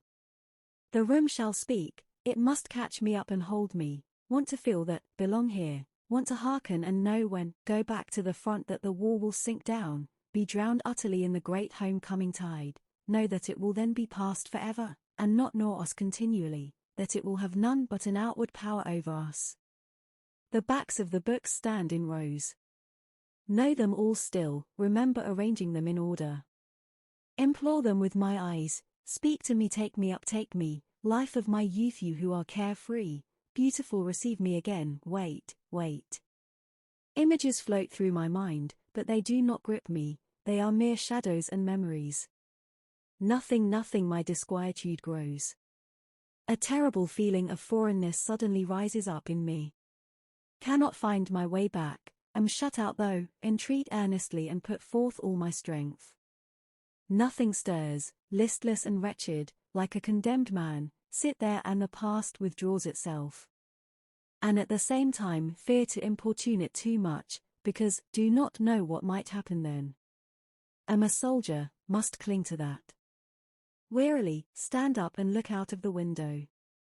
Then take one of the books, intending to read, and turn over the leaves. But put it away and take out another.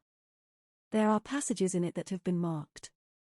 Look, turn over the pages, take up fresh books. Already they are piled up beside me. Speedily more join the heap, papers, magazines, letters. Stand there dumb, as before a judge. Dejected. Words, they do not reach me. Slowly place the books back in the shelves. Nevermore. Quietly, go out of the room. Be still, do not give up hope. Do not indeed go to my room any more, but comfort myself with the thought that a few days are not enough to judge by. Afterwards, later on, there is plenty of time for that. So, go over to see Mittelstadt in the barracks, and we sit in his room. There is an atmosphere about it that do not like but with which I'm quite familiar. Mittelstadt has some news ready for me that electrifies me on the spot. He tells me Kenterek has been called up as a territorial. Just think of it, says he, and takes out a couple of good cigars, come back here from the hospital and bump right into him. He stretches out his paw to me and bleats, "Hello Mittelstadt, how are you?" I look at him and say, "Territorial Kenterek, business is business and schnapps is schnapps, you ought to know that well enough. Stand to attention when you speak to a superior officer." You should have seen his face. A cross between a dud and a pickled cucumber. He tried once again to chum up. So. Snubbed him a bit harder. Then he brought up his biggest guns and asked confidentially, "Would you like me to use my influence so that you can take an emergency exam?" He was trying to remind me of those things, you know. Then got mad, and reminded him of something instead. Territorial Kenterek, 2 years ago you preached us into enlisting, and among us there was one, Joseph Bem, who didn't want to enlist. He was killed 3 months before he would have been called up in the ordinary way. If it had not been for you he would have lived just that much longer. And now, dismiss. You will hear from me later. It was easy to get put in charge of his company. First thing did was to take him to the stores and fit him out with suitable equipment. You will see in a minute. We go to the parade ground. The company has fallen in, Mittelstadt stands them at ease and inspects. Then I see Kenterek and am scarcely able to stifle my laughter. He is wearing a faded blue tunic. On the back and in the sleeves there are big dark patches. The tunic must have belonged to a giant. The black, worn breeches are just as much too short, they reach barely halfway down his calf. The boots, tough old clodhoppers, with turned-up toes and laces at the side are much too big for him. But as a compensation the cap is too small, a terribly dirty, mean little pillbox. The whole rig-out is just pitiful. Mittelstadt stops in front of him. Territorial Kenterek, do you call those buttons polished? You seem as though you can never learn. Inadequate, Kenterek, quite inadequate. It makes me bubble with glee. In school Kenterek used to chasten Mittelstadt with exactly the same expression, inadequate, Mittelstadt, quite inadequate. Mittelstadt continues to upbraid him, look at Butcher now.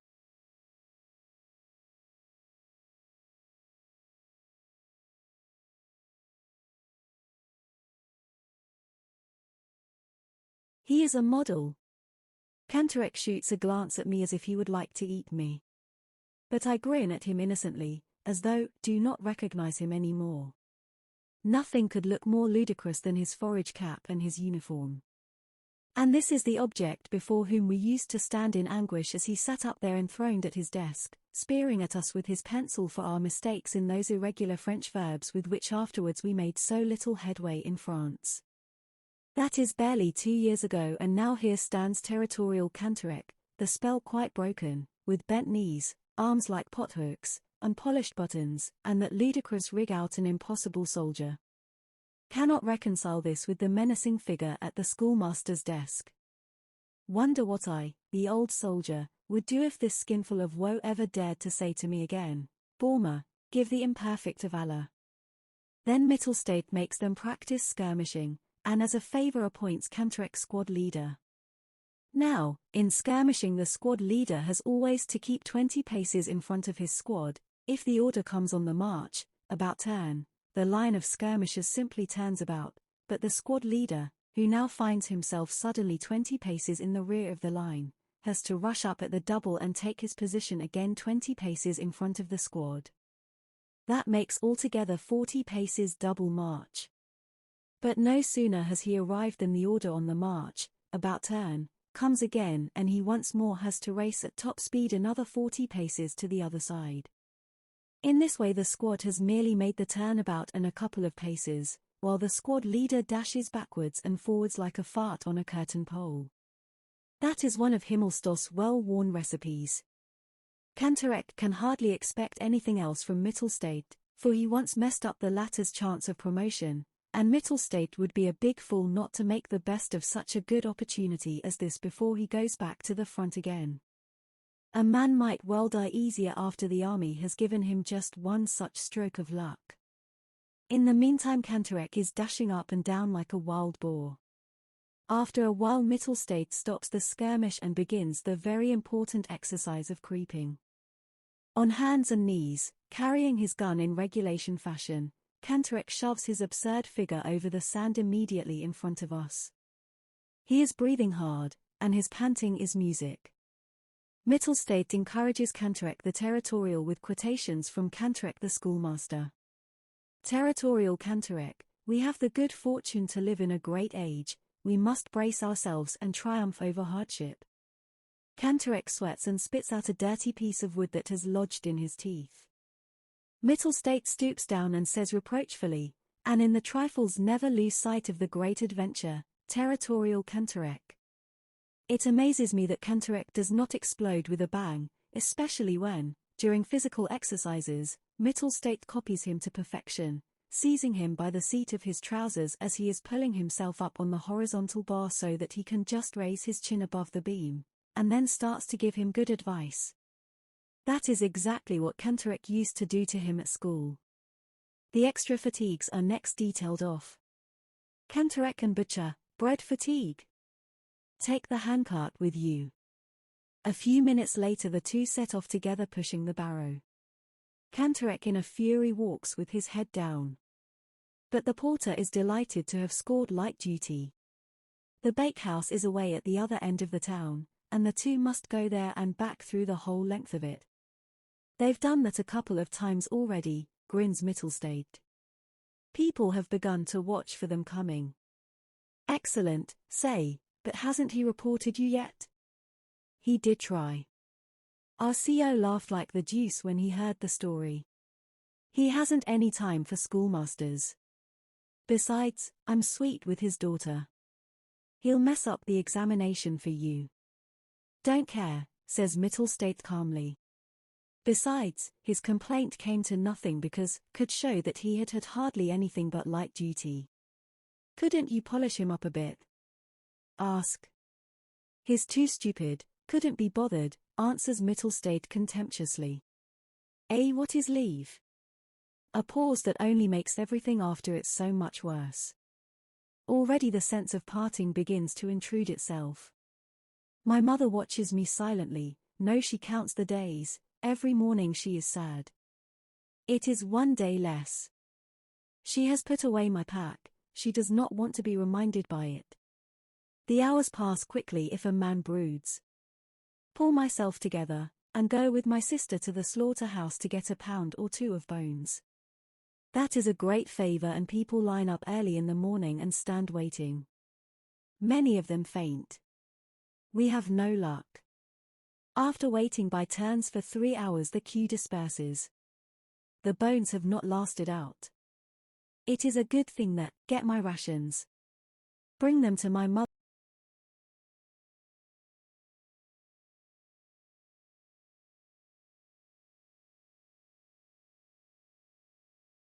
Now.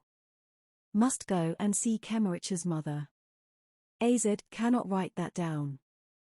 This quaking, sobbing woman who shakes me and cries out on me, "Why are you living then, when he is dead?" Who drowns me in tears and calls out, "What are you there for at all, child?" When you who drops into a chair and wails, "Did you see him? Did you see him then? How did he die?" Tell her he was shot through the heart and died instantaneously. She looks at me, she doubts me, "You lie." Know better. Have felt how terribly he died. Have heard his voice at night, have felt his anguish. Tell the truth, want to know it, must know it. No, say, I was beside him. He died at once. She pleads with me gently, "Tell me. You must tell me." No, you want to comfort me, but don't you see, you torment me far more than if you told me the truth. Cannot bear the uncertainty. Tell me how it was, and even though it will be terrible, it will be far better than what, have to think if you don't. Will never tell her, she can make mincemeat out of me first. Pity her, but she strikes me as rather stupid all the same. Why doesn't she stop worrying? Kemmerich will stay dead whether she knows about it or not. When a man has seen so many dead, he cannot understand any longer why there should be so much anguish over a single individual. So, say rather impatiently, he died immediately. He felt absolutely nothing at all. His face was quite calm. She is silent. Then she says slowly, "Will you swear it?" "Yes. By everything that is sacred to you." Good God, what is there that is sacred to me? Such things change pretty quickly with us. Yes, he died at once. Are you willing never to come back yourself, if it isn't true? May never come back if he wasn't killed instantaneously. Would swear to anything. But she seems to believe me. She moans and weeps steadily. Have to tell how it happened, so I invent a story and almost believe it myself. As leave, she kisses me and gives me a picture of him. In his recruit's uniform, he leans on a round rustic table with legs made of birch branches. Behind him a wood is painted on a curtain, and on the table stands a mug of beer. It is the last evening at home. Everyone is silent. Go to bed early, seize the pillow, press it against myself and bury my head in it. Who knows if I will ever lie in a feather bed again? Late in the night my mother comes into my room. She thinks I'm asleep, and pretend to be so. To talk, to stay awake with one another, it is too hard. She sits long into the night although she is in pain and often writes. At last can bear it no longer, and pretend have just wakened up. Go and sleep, mother, you will catch cold here. Can sleep enough later, she says. Sit up. I don't go straight back to the front, mother. Have to do 4 weeks at the training camp. May come over from there one Sunday, perhaps. She is silent.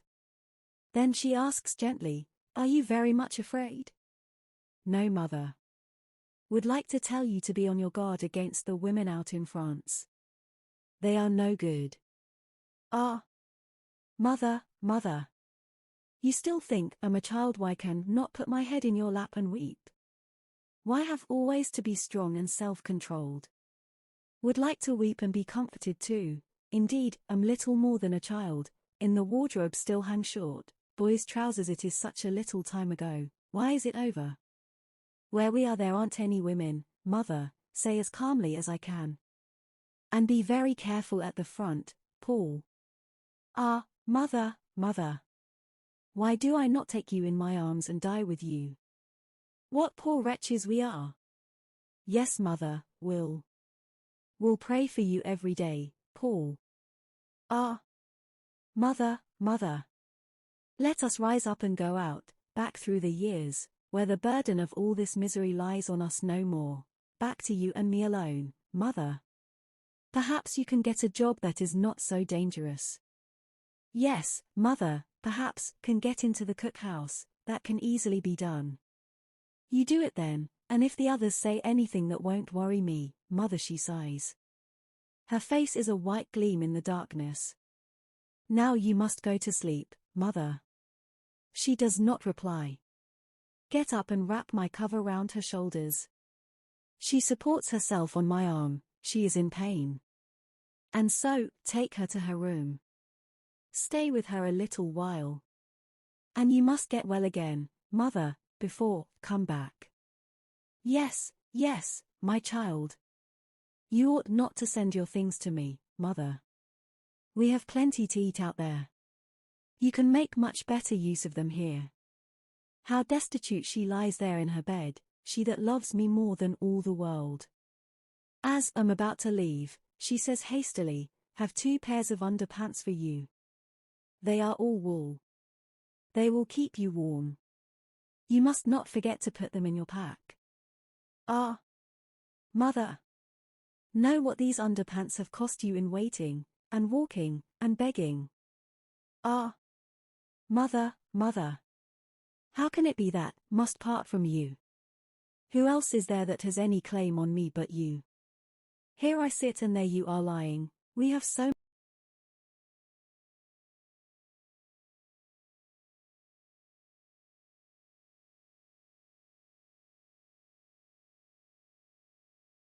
mother's breathing, and the ticking of the clock. Outside the window the wind blows and the chestnut trees rustle. On the landing, stumble over my pack, which lies there already made up because have to leave early in the morning. Bite into my pillow. Grasp the iron rods of my bed with my fists. Ought never to have come here. Out there was indifferent and often hopeless. Will never be able to be so again. Was a soldier, and now I am nothing but an agony for myself, for my mother, for everything that is so comfortless and without end. Ought never to have come on leave. Chapter 8.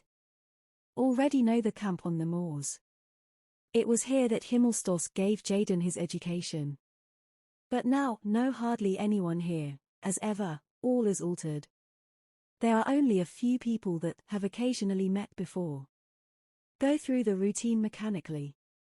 In the evenings generally go to the soldier's home, where the newspapers are laid out, but do not read them, still there is a piano there that I'm glad enough to play on. 2 girls are in attendance, one of them is young. The camp is surrounded with high barbed wire fences. If we come back late from the soldier's home we have to show passes. But those who are on good terms with the guard can get through, of course. Among the junipers and the birch trees on the moor we practice company drill each day. It is bearable if one expects nothing better. We advance at a run, fling ourselves down, and our panting breath moves the stalks of the grasses and the flowers of the heather to and fro. Looked at so closely one sees the fine sand is composed of millions of the tiniest pebbles, as clear as if they had been made in a laboratory. It is strangely inviting to dig one's hands into it.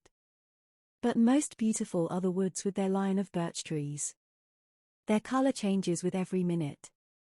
Now the stems gleam purest white, and between them airy and silken, hangs the pastel green of the leaves, the next moment all changes to an opalescent blue, as the shivering breezes pass down from the heights and touch the green lightly away, and again in one place it deepens almost to black as a cloud passes over the sun.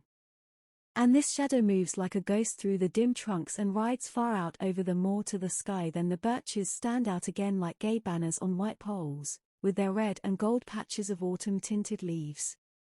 Often become so lost in the play of soft light and transparent shadow, that almost fail to hear the commands. It is when one is alone that one begins to observe nature and to love her. And here, have not much companionship, and do not even desire it. We are too little acquainted with one another to do more than joke a bit and play poker or nap in the evenings. Alongside our camp is the big Russian prison camp. It is separated from us by a wire fence, but in spite of this the prisoners come across to us. They seem nervous and fearful, though most of them are big fellows with beards. They look like meek, scolded, St. Bernard dogs. They slink about our camp and pick over the garbage tins. One can imagine what they find there. With us food is pretty scarce and none too good at that. Turnips cut into 6 pieces and boiled in water, and unwashed carrot tops, moldy potatoes are tidbits, and the chief luxury is a thin rice soup in which float little bits of beef sinew, but these are cut up so small that they take a lot of finding. Everything gets eaten, notwithstanding, and if ever anyone is so well off as not to want all his share, there are a dozen others standing by ready to relieve him of it. Only the dregs that the ladle cannot reach are tipped out and thrown into the garbage tins. Along with it there sometimes go a few turnip peelings, moldy bread crusts and all kinds of muck. This thin, miserable, dirty garbage is the objective of the prisoners. They pick it out of the stinking tins greedily and go off with it under their blouses. It is strange to see these enemies of ours so close up. They have faces that make one think honest peasant faces, broad foreheads, broad noses, broad mouths, broad hands, and thick hair. They ought to be put to threshing, reaping, and apple picking. They look just as kindly as our own peasants in Friesland. It is distressing to watch their movements, to see them begging for something to eat. They are all rather feeble, for they only get enough nourishment to keep them from starving. Ourselves we have not had sufficient to eat for long enough. They have dysentery, furtively many of them display the blood-stained tails of their shirts.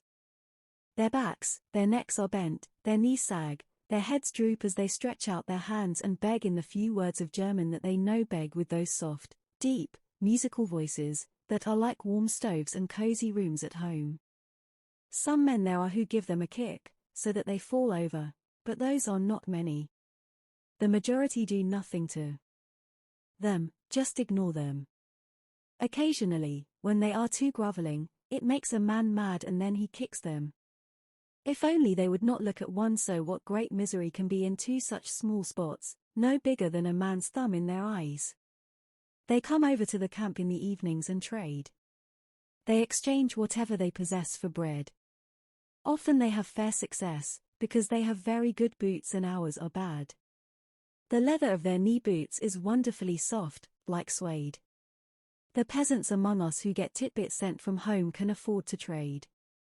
The price of a pair of boots is about 2 or 3 loaves of army bread, or a loaf of bread and a small, tough ham sausage. But most of the Russians have long since parted with whatever things they had. Now they wear only the most pitiful clothing, and try to exchange little carvings and objects that they have made out of shell fragments and copper driving bands. Of course, they don't get much for such things, though they may have taken immense pains with them. They go for a slice or 2 of bread. Our peasants are hard and cunning when they bargain. They hold the piece of bread or sausage right under the nose of the Russian till he grows pale with greed and his eyes bulge, and then he will give anything for it. The peasants wrap up their booty with the utmost solemnity, and then get out their big pocket knives, and slowly and deliberately cut off a slice of bread for themselves from their supply, and with every mouthful take a piece of the good tough sausage, and so reward themselves with a good feed.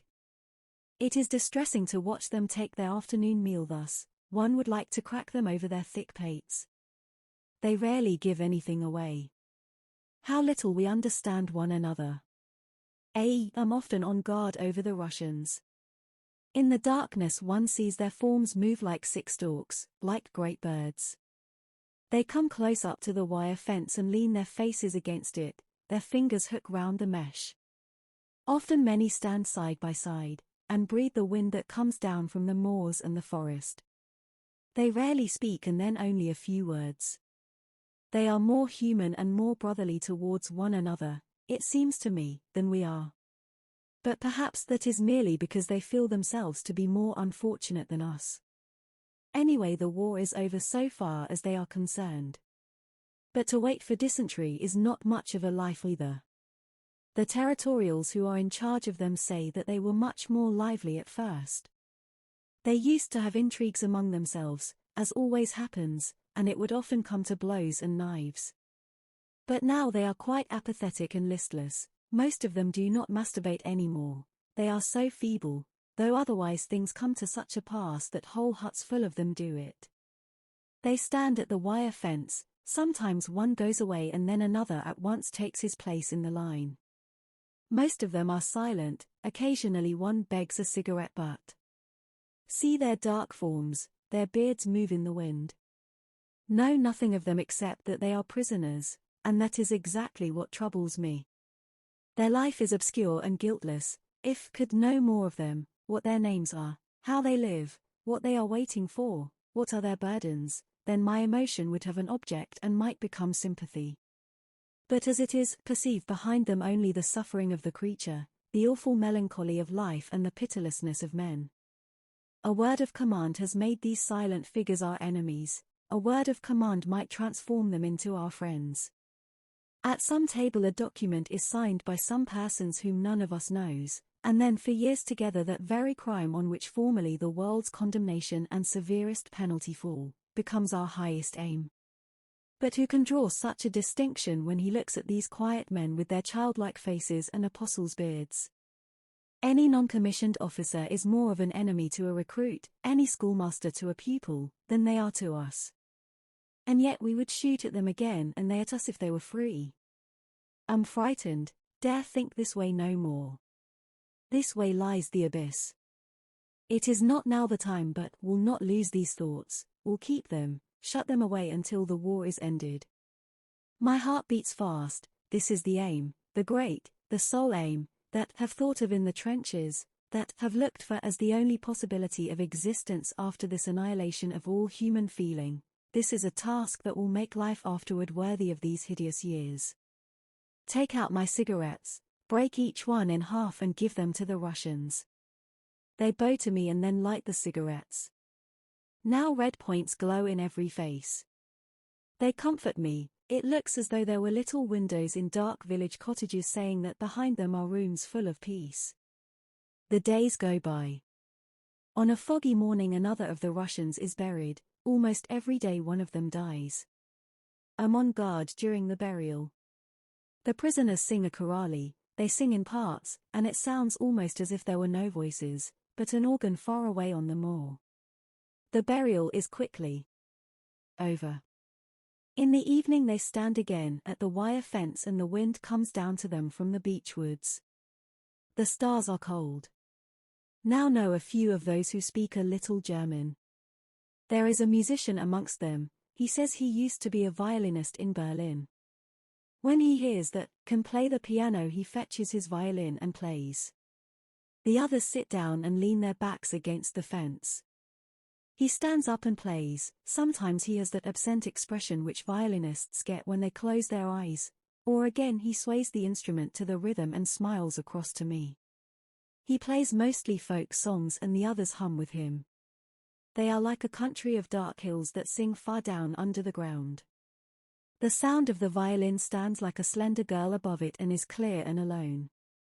The voices cease and the violin continues alone. In the night it is so thin it sounds frozen. One must stand close up. It would be much better in a room. Out here it makes a man grow sad. Because have already had a long leave, get none on Sundays. So the last Sunday before, go back to the front. My father and eldest sister come over to see me. All day we sit in the soldiers' home. Where else could we go? We don't want to stay in the camp. About midday we go for a stroll on the moors.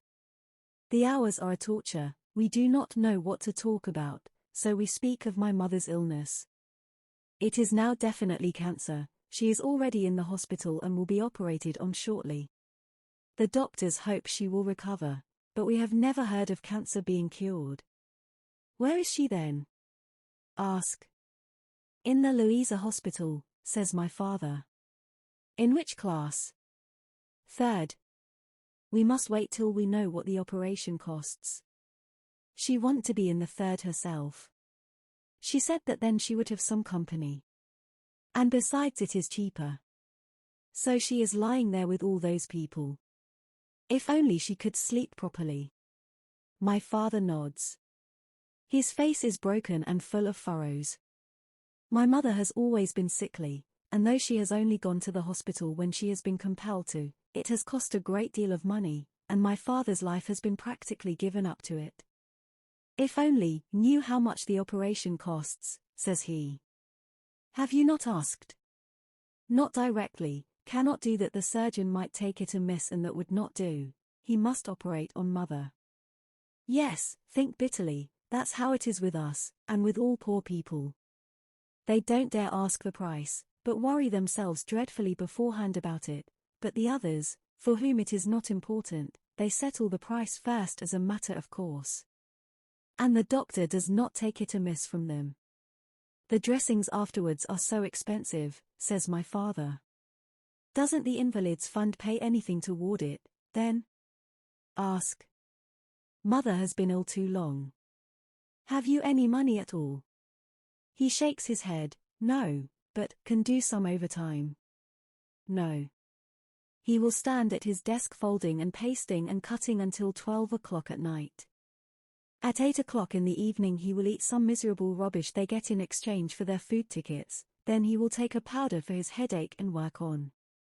In order to cheer him up a bit, I tell him a few stories, soldiers' jokes and the like, about generals and sergeant majors. Afterwards accompany them both to the railway station. They give me a pot of jam and a bag of potato cakes that my mother has made for me. Then they go off and return to the camp. In the evening spread the jam on the cakes and eat some. But have no taste for them. So I go out to give them to the Russians. Then it occurs to me that my mother cooked them herself and that she was probably in pain as she stood before the hot stove. Put the bag back in my pack and take only 2 cakes to the Russians.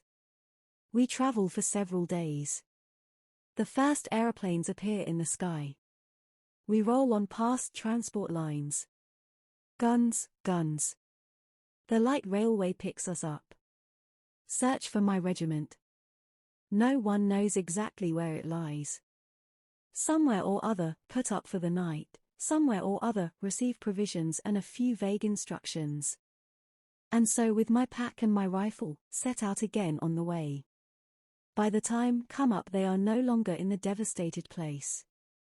Here we have become one of the flying divisions that are pushed in wherever it is hottest. That does not sound cheerful to me. They tell me of heavy losses that we have been having. Inquire after Kat and Albert. No one knows anything of them. Search farther and wander about here and there, it is a strange feeling. One night more and then another, camp out like a red Indian. Then at last get some definite information, and by the afternoon am able to report to the orderly room. The sergeant major detains me there. The company comes back in 2 days' time.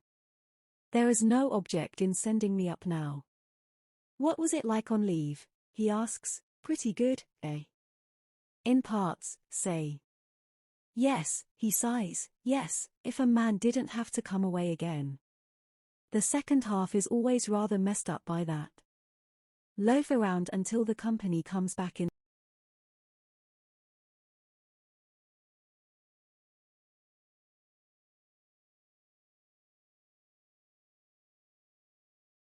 Jaden, there is Miller blowing his nose, and there are Cat and Crop. We arrange our sacks of straw side by side. I have an uneasy conscience when look at them, and yet without any good reason. Before we turn JN, I bring out the rest of the potato cakes and jam so that they can have some too. The outer cakes are moldy, still it is possible to eat them.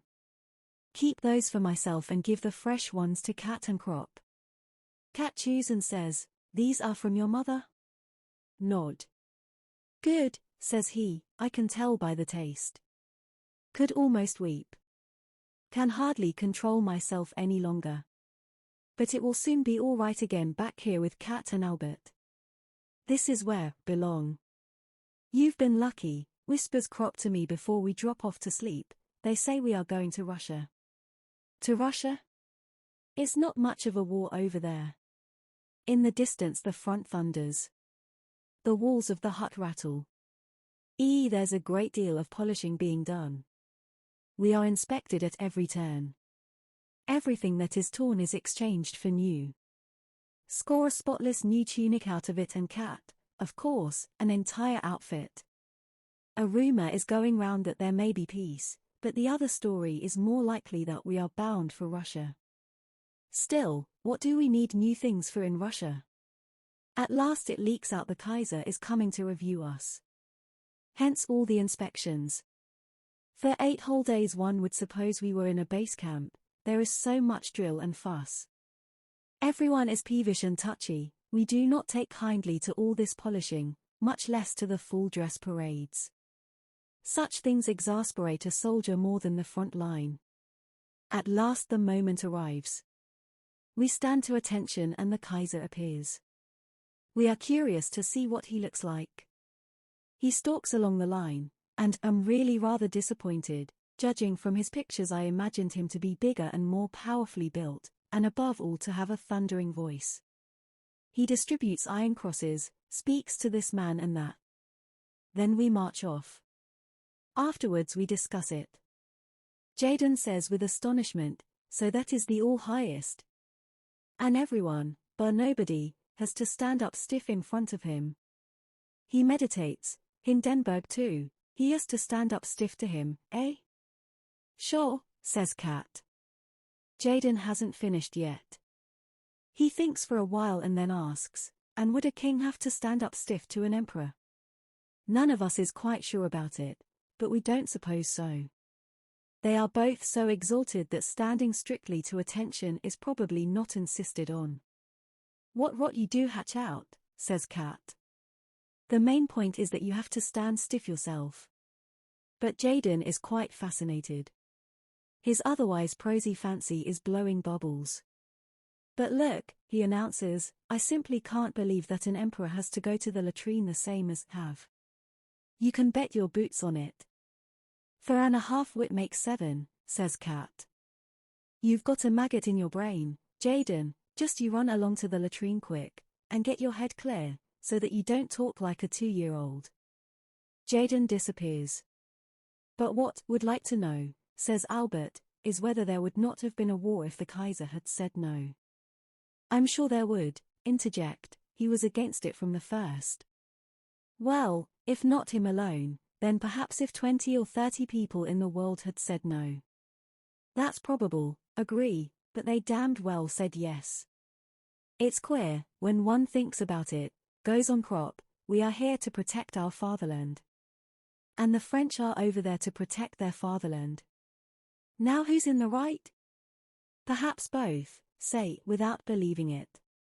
Yes, well now, pursues Albert, and see that he means to drive me into a corner, but our professors and parsons and newspapers say that we are the only ones that are right, and let's hope so, but the French professors and parsons and newspapers say that the right is on their side. Now what about that? That, don't know, say, but whichever way it is there's war all the same and every month more countries coming in. Jadon reappears. He is still quite excited and again joins the conversation, wondering just how a war gets started. Mostly by one country badly offending another, answers Albert with a slight air of superiority. Then Jadon pretends to be obtuse. A country? Don't follow. A mountain in Germany cannot offend a mountain in France. Or a river, or a wood, or a field of wheat. Are you really as stupid as that, or are you just pulling my leg, growls Crop, I don't mean that at all. One people offends the other then I haven't any business here at all, replies Jadon, don't feel myself offended. Well, let me tell you, says Albert sourly, it doesn't apply to tramps like you. Then I can be going home right away, retorts Jadon, and we all laugh, ack, man. He means the people as a whole, the state exclaims Miller. State, Jadon snaps his fingers contemptuously, gendarmes, police, taxes, that's your state, if that's what you are talking about, no, thank you. That's right, says Kat, you've said something for once.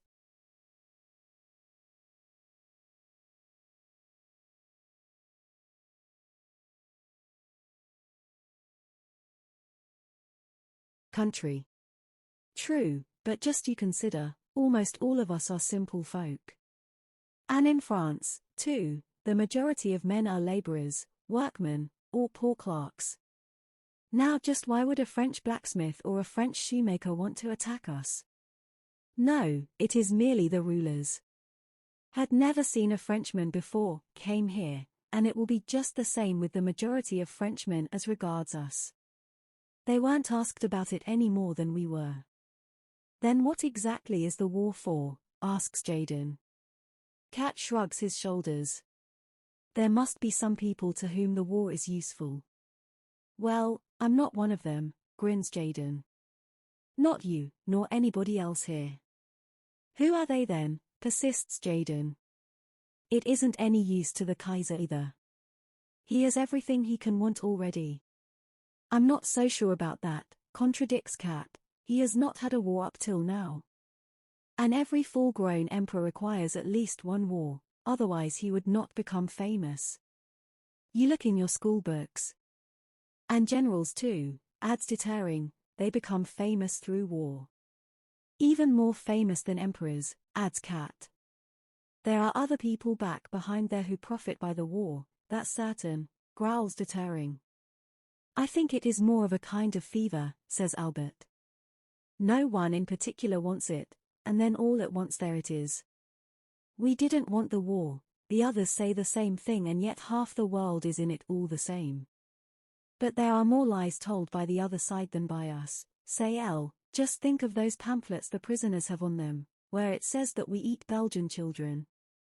The fellows who write those lies ought to go and hang themselves. They are the real culprits. Müller gets up. Anyway, it is better that the war is here instead of in Germany. Just you look at the shell holes. True, assents Jaden, but no war at all would be better still. He is quite proud of himself because he has scored for once over us volunteers. And his opinion is quite typical, here one meets it time and again, and there is nothing with which one can properly counter it, because that is the limit of their comprehension of the factors involved. The national feeling of the Tommy resolves itself into this here he is.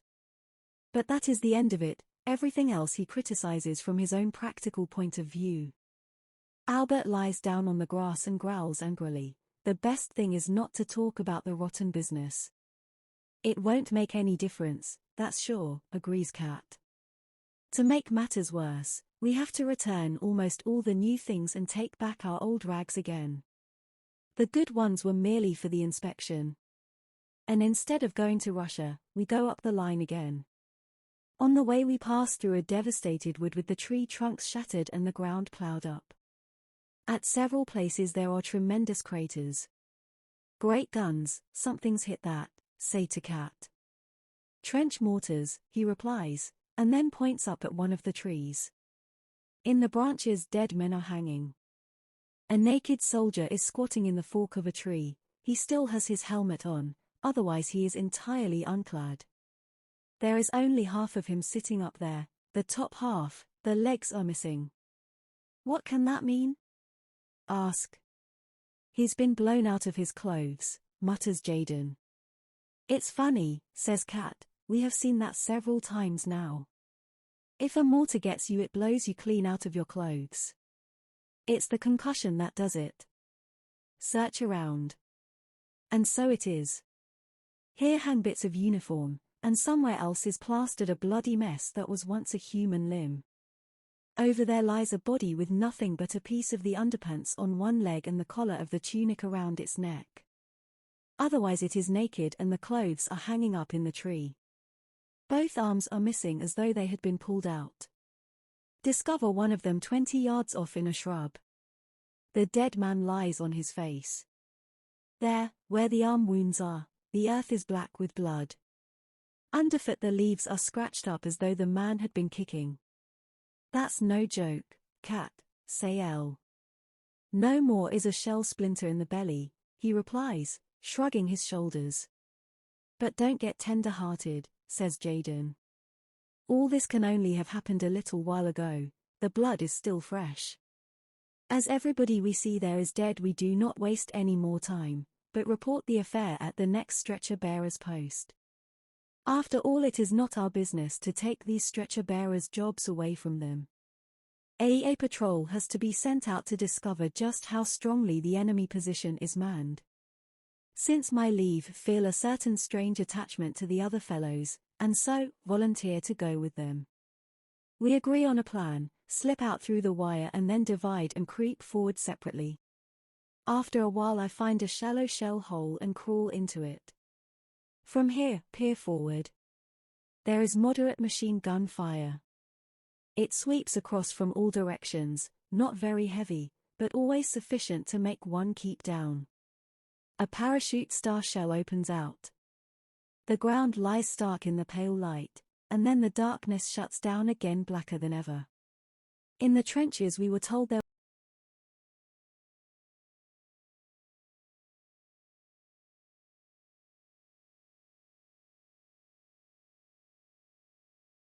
quite stupid. For instance, both Cat and Crop were once able to shoot down a black enemy patrol because the fellows in their enthusiasm for cigarettes smoked while they were creeping about.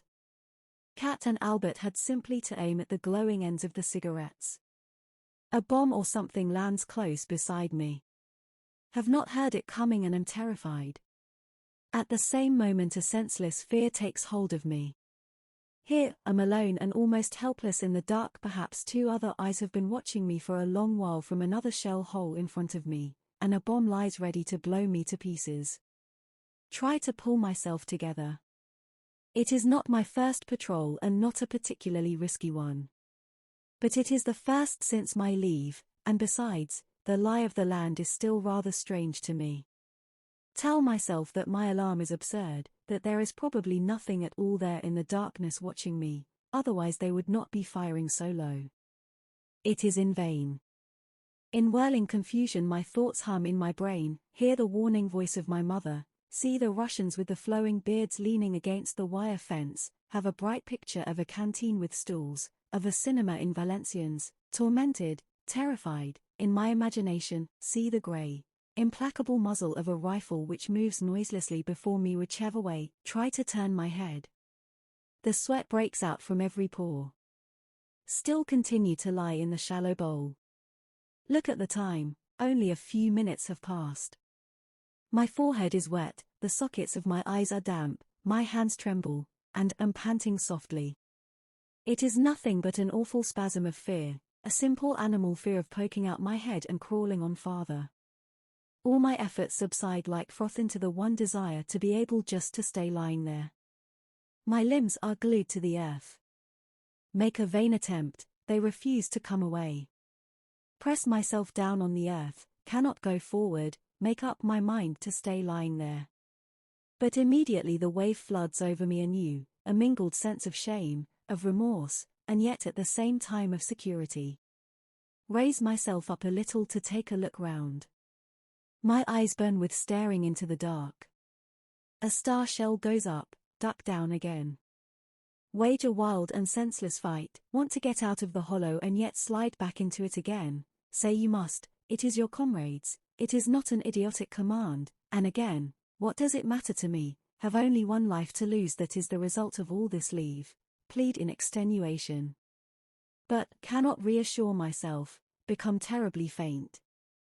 Raise myself slowly and reach forward with my arms, dragging my body after me, and then lie on the edge of the shell hole, half in and half out. There, hear sounds and drop back. Suspicious sounds can be detected clearly despite the noise of the artillery fire. Listen, the sound is behind me. They are our people moving along the trench. Now, hear muffled voices. To judge by the tone, that might be Cat talking. At once a new warmth flows through me. These voices, these quiet words, these footsteps in the trench behind me recall me at a bound from the terrible loneliness and fear of death by which had been almost destroyed. They are more to me than life, these voices, they are more than motherliness and more than fear, they are the strongest, most comforting thing there is anywhere, they are the voices of my comrades. I'm no longer a shuddering speck of existence, alone in the darkness, belong to them and they to me. We all share the same fear and the same life, we are nearer than lovers, in a simpler, a harder way, could bury my face in them, in these voices, these words that have saved me and will stand by me. Cautiously, glide out over the edge and snake my way forward. Shuffle along on all fours a bit farther, keep track of my bearings, look around me and observe the distribution of the gunfire so as to be able to find my way back. Then, try to get in touch with the others. I am still afraid, but it is an intelligent fear, an extraordinarily heightened caution. The night is windy and shadows flit hither and thither in the flicker of the gunfire. It reveals too little and too much. Often, pause, stock still, motionless, and always for nothing. Thus, advance a long way and then turn back in a wide curve. Have not established touch with the others. Every yard nearer our trench fills me with confidence, and with haste, too. It would be bad to get hit now. Then a new fear lays hold of me. Can no longer remember the direction. Quiet, squat in a shell hole and try to locate myself. More than once it has happened that some fellow has jumped joyfully into a trench, only then to discover that it was the wrong one. After a little time, listen again, but still, I'm not sure. The confusion of shell holes now seems so bewildering that can no longer tell in my agitation which way I should go. Perhaps I'm crawling parallel to the lines, and that might go on forever. So, crawl round once again in a wide curve. These damned rockets. They seem to burn for an hour, and a man cannot make the least movement.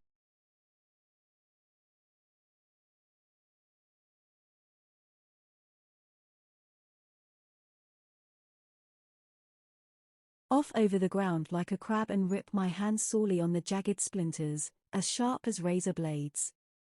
Often think that the sky is becoming lighter on the horizon, but it may be merely my imagination. Then gradually realize that to crawl in the right direction is a matter of life or death. A shell crashes. Almost immediately 2 others. And then it begins in earnest. A bombardment. Machine guns rattle. Now there is nothing for it but to stay lying low. Apparently an attack is coming. Everywhere the rockets shoot up.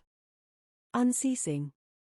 Lie huddled in a large shell hole, my legs in the water up to the belly.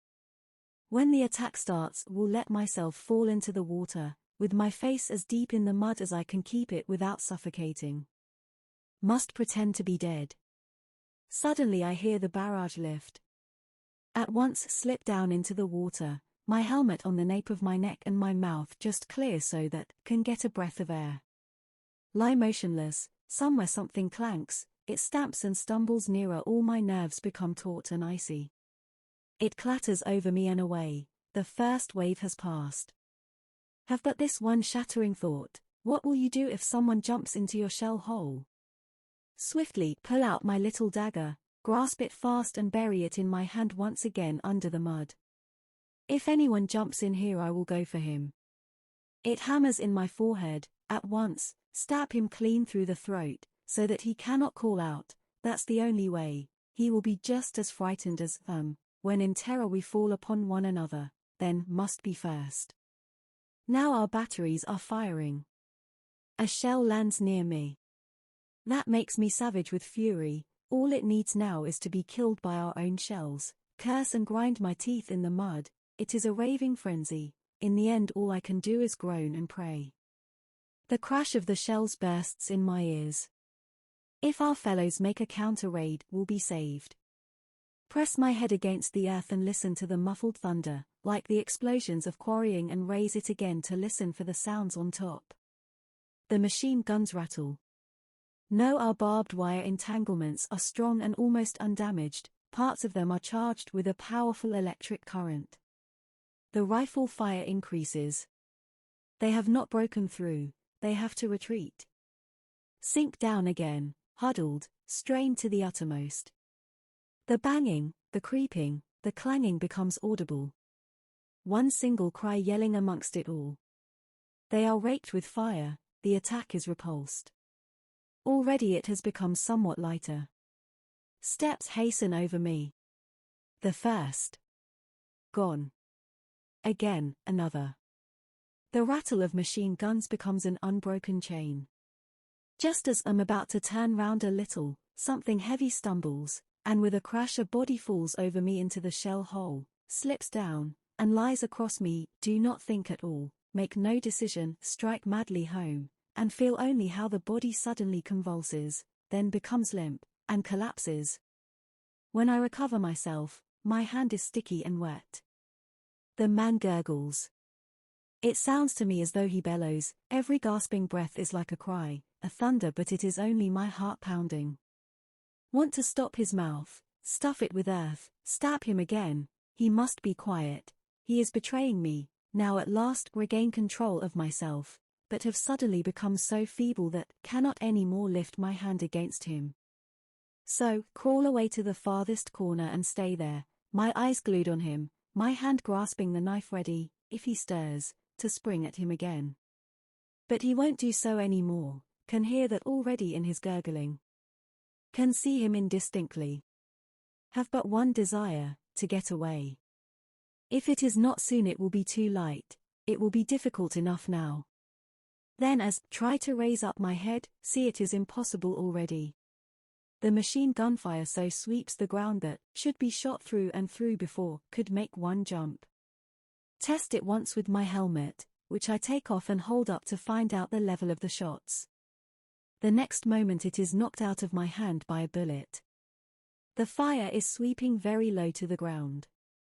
I'm not far enough from the enemy line to escape being picked off by one of the snipers if attempt to get away. The light increases. Burning, wait for our attack. My hands are white at the knuckles, clench them so tightly in my longing for the fire to cease so that my comrades may come. Minute after minute trickles away. Dare not look again at the dark figure in the shell hole. With an effort, look past it and wait, wait. The bullets hiss, they make a steel net, never ceasing, never ceasing. Then notice my bloody hand and suddenly feel nauseated. Take some earth and rub the skin with it. Now my hand is muddy and the blood cannot be seen any more. The fire does not diminish. It is equally heavy from both sides. Our fellows have probably given me up for lost long ago. It is early morning, clear and grey. The gurgling continues, stop my ears, but soon take my fingers away again, because then, cannot hear the other sound. The figure opposite me moves. Shrink together and involuntarily look at it.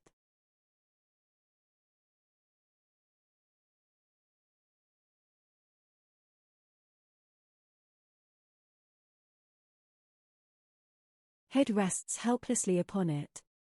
The other hand lies on his chest, it is bloody. He is dead, say to myself, he must be dead, he doesn't feel anything anymore, it is only the body that is gurgling there. Then the head tries to raise itself, for a moment the groaning becomes louder, his forehead sinks back upon his arm. The man is not dead, he is dying, but he is not dead. Drag myself toward him, hesitate, support myself on my hands, creep a bit farther, wait, again a terrible journey of 3 yards, a terrible journey. At last I'm beside him. Then he opens his eyes. He must have heard me, for he gazes at me with a look of utter terror. The body lies still, but in the eyes there is such an extraordinary expression of fright that for a moment think they have power enough to carry the body off with them. Hundreds of miles away with one bound. The body is still perfectly still, without a sound, the gurgle has ceased, but the eyes cry out, yell, all the life is gathered together in them for one tremendous effort to flee, gathered together there in a dreadful terror of death, of me. My legs give way and drop on my elbows. No, no, whisper. The eyes follow me. I'm powerless to move so long as they are there. Then his hand slips slowly from his breast, only a little bit, it sinks just a few inches, but this movement breaks the power of the eyes. Bend forward, shake my head and whisper, no, no, no, raise one hand, must show him that, want to help him, stroke his forehead. The eyes shrink back as the hand comes, then they lose their stare, the eyelids droop lower, the tension is past. Open his collar and place his head more comfortably. His mouth stands half open, it tries to form words. The lips are dry.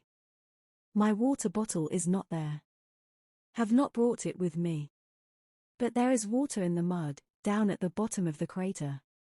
Climb down, take out my handkerchief, spread it out, push it under and scoop up the yellow water that strains through into the hollow of my hand. He gulps it down. Fetch some more. Then unbutton his tunic in order to bandage him if it is possible.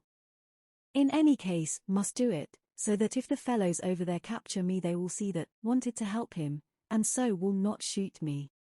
He tries to resist, but his hand is too feeble. The shirt is stuck and will not come away, it is buttoned at the back. So there is nothing for it but to cut it open. Look for the knife and find it again. But when I begin to cut the shirt the eyes open once more and the cry is in them again and the demented expression, so that must close them, press them shut and whisper, I want to help you, comrade, camarade, camarade, camarade eagerly repeating the word, to make him understand.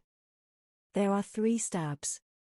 My field dressing covers them, the blood runs out under it, press it tighter, there, he groans. That is all can do. Now we must wait. These hours. The gurgling starts again, but how slowly a man dies. For this, no, he cannot be saved, have, indeed, tried to tell myself that he will be, but at noon this pretense breaks down and melts before his groans. If only had not lost my revolver crawling about, would shoot him. Stab him I cannot. By noon I am groping on the outer limits of reason. Hunger devours me, could almost weep for something to eat, cannot struggle against it. Again and again fetch water for the dying man and drink some myself. This is the first time have killed with my hands, whom can see close at hand, whose death is my doing. Cat and Crop and Müller have experienced it already, when they have hit someone, it happens to many, in hand-to-hand fighting especially, but every gasp lays my heart bare. This dying man has time with him, he has an invisible dagger with which he stabs me, time and my thoughts. Would give much if he would but stay alive. It is hard to lie here and to have to see and hear him. In the afternoon, about 3, he is dead. Breathe freely again. But only for a short time. Soon the silence is more unbearable than the groans. Wish the gurgling were there again, gasping, hoarse, now whistling softly and again hoarse and loud. It is mad, what do? But must do something. Prop the dead man up again so that he lies comfortably, although he feels nothing any more. Close his eyes. They are brown, his hair is black and a bit curly at the sides. The mouth is full and soft beneath his moustache, the nose is slightly arched, the skin brownish, it is now not so pale as it was before, when he was still alive. For a moment the face seems almost healthy, then it collapses suddenly into the strange face of the dead that have so often seen, strange faces, all alike. No doubt his wife still thinks of him, she does not know what has happened. He looks as if he would have often have written to her, she will still be getting mail from him tomorrow, in a week's time perhaps even a stray letter a month hence. She will read it, and in it he will be speaking to her. My state is getting worse.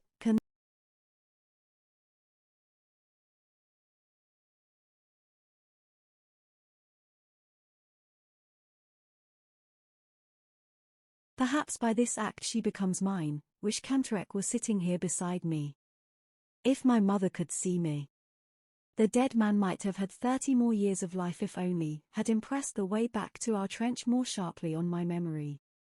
If only he had run 2 yards farther to the left, he might now be sitting in the trench over there and writing a fresh letter to his wife. But we'll get no further that way, for that is the fate of all of us. If Kemmerich's leg had been 6 inches to the right, if Haywesdos had bent his back 3 inches further forward, the silence spreads. Talk and must talk. So, speak to him and say to him, comrade, did not want to kill you. If you jumped in here again, would not do it, if you would be sensible too.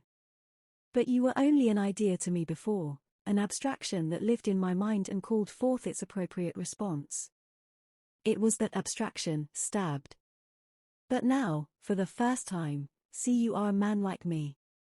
Thought of your hand grenades, of your bayonet, of your rifle, now, see your wife and your face and our fellowship. Forgive me, comrade. We always see it too late. Why do they never tell us that you are poor devils like us, that your mothers are just as anxious as ours, and that we have the same fear of death, and the same dying and the same agony? Forgive me, comrade, how could you be my enemy? If we threw away these rifles and this uniform, you could be my brother just like Kat and Albert. Take 20 years of my life, comrade, and stand up, take more, for, do not know what, can even attempt to do with it now. It is quiet, the front is still except for the crackle of rifle fire. The bullets rain over, they are not fired haphazard, but shrewdly aimed from all sides. Cannot get out. Will write to your wife, say hastily to the dead man, I will write to her, she must hear it from me, will tell her everything I have told you, she shall not suffer, will help her, and your parents too, and your child. His tunic is half open. The pocketbook is easy to find. But hesitate to open it. In it is the book with his name. So long as do not know his name, perhaps, may still forget him, time will obliterate it, this picture. But his name, it is a nail that will be hammered into me and never come out again. It has the power to recall this forever, it will always come back and stand before me. Irresolutely, take the wallet in my hand. It slips out of my hand and falls open. Some pictures and letters drop out. Gather them up and want to put them back again, but the strain I'm under, the uncertainty, the hunger, the danger, these hours with the dead man have made me desperate, want to hasten the relief, to intensify and to end the torture, as one strikes an unendurably painful hand against the trunk of a tree, regardless of everything. There are portraits of a woman and a little girl, small amateur photographs taken against an ivy-clad wall. Along with them are letters. Take them out and try to read them. Most of it do not understand, it is so hard to decipher and scarcely know any French. But each word pierces me like a shot in the chest, like a stab in the chest. My brain is taxed beyond endurance. But realize this much, that I will never dare to write to these people as intended. Impossible. Look at the portraits once more, they are clearly not rich people. Might send them money anonymously if earn anything later on. Seize upon that, it is at least something to hold on to.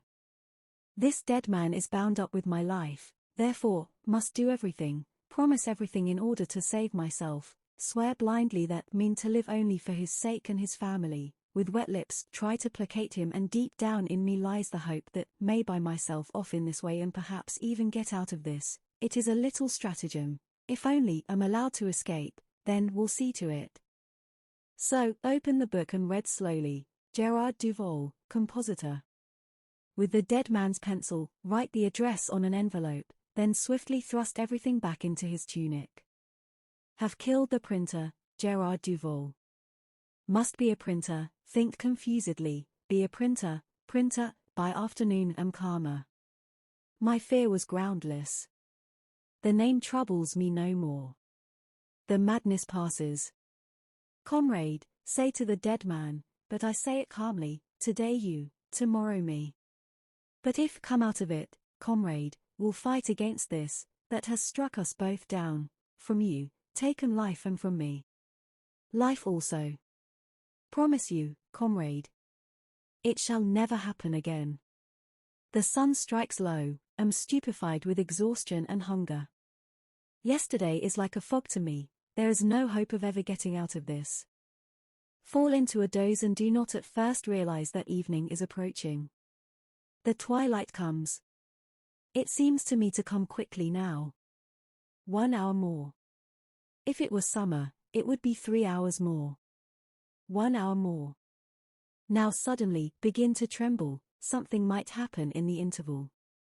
Think no more of the dead man, he is of no consequence to me now. With one bound the lust to life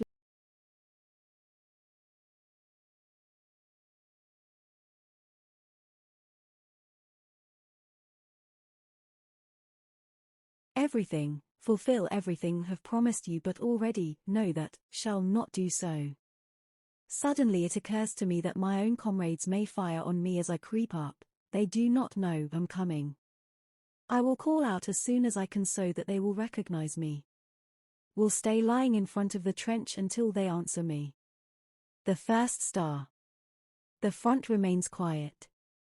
Breathe deeply and talk to myself in my excitement. No foolishness now, Paul quiet, then you will be saved, Paul. When use my Christian name it works as though someone else spoke to me, it has more power. The darkness grows. My excitement subsides, wait cautiously until the first rocket goes up. Then crawl out of the shell hole. Have forgotten the dead man. Before me lies the oncoming night and the pale gleaming field. Fix my eyes on a shell hole, the moment the light dies, scurry over into it, grope farther, spring into the next, duck down, scramble onward. Come nearer. There, by the light of a rocket, see something move in the wire, then it stiffens and lie still. Next time, see it again, yes, they are men from our trench. But I'm suspicious until recognize our helmets. Then the call. And immediately an answer rings out, my name, Paul. Call again in answer. It is Kat and Albert who have come up with a stretcher to look for me. Are you wounded? No, we drop into the trench. Ask for something to eat and wolf it down. Müller gives me a cigarette. In a few words, tell what happened. There is nothing new about it, it happens quite often. The night attack is the only unusual feature of the business. In Russia Kat once lay for 2 days behind the enemy lines before he could make his way back. Do not mention the dead printer. But by next morning, can keep it to myself no longer. Must tell Kat and Albert. They both try to calm me. You can't do anything about it. What else could you have done? That is what you are here for. Listen to them and feel comforted, reassured by their presence. It was mere drivelling nonsense that talked out there in the shell hole. Look there for instance, points Kat. On the fire step stand some snipers. They rest their rifles with telescopic sights on the parapet and watch the enemy front. Once and again a shot cracks out. Then we hear the cry, that's found a billet. Did you see how he leapt in the air? Sergeant Erich turns round proudly and scores his point. He heads the shooting list for today with 3 unquestionable hits. What do you say to that? Asks Kat. Nod. If he keeps that up he will get a little coloured bird for his buttonhole by this evening, says Albert. Or rather he will soon be made acting sergeant major, says Kat. We look at one another. I would not do it, say. All the same, says Kat, it's very good for you to see it just now. Sergeant Erich returns to the fire step. The muzzle of his rifle searches to and fro. You don't need to lose any sleep over your affair, nods Albert. And now hardly understand it myself any more. It was only because had to lie there with him so long, say. After all, war is war. Erlich's rifle cracks out sharply and dry. Chapter 10. We have dropped in for a good job. 8 of us have to guard a village that has been abandoned because it is being shelled too heavily. In particular we have to watch the supply dump as that is not empty yet. We are supposed to provision ourselves from the same store. We are just the right people for that, Kat, Albert, Müller, Jaden, Dettering, our whole gang is there. Hay is dead, though. But we are mighty lucky all the same, all the other squads have had more casualties than we have. We select, as a dugout, a reinforced concrete cellar into which steps lead down from above. The entrance is protected by a separate concrete wall. Now we develop an immense industry. This is an opportunity not only to stretch one's legs, but to stretch one's soul also. We make the best use of such opportunities. The war is too desperate to allow us to be sentimental for long. That is only possible so long as things are not going too badly. After all, we cannot afford to be anything but matter of fact. So matter of fact, indeed, that often shudder when a thought from the days before the war comes momentarily into my head. But it does not stay long. We have to take things as lightly as we can, so we make the most of every opportunity, and nonsense stands stark and immediate beside horror. It cannot be otherwise, that is how we hearten ourselves. So we zealously set to work to create an idyll of eating and sleeping, of course. The floor is first covered with mattresses which we haul in from the houses. Even a soldier's behind likes to sit soft. Only in the middle of the floor is there any clear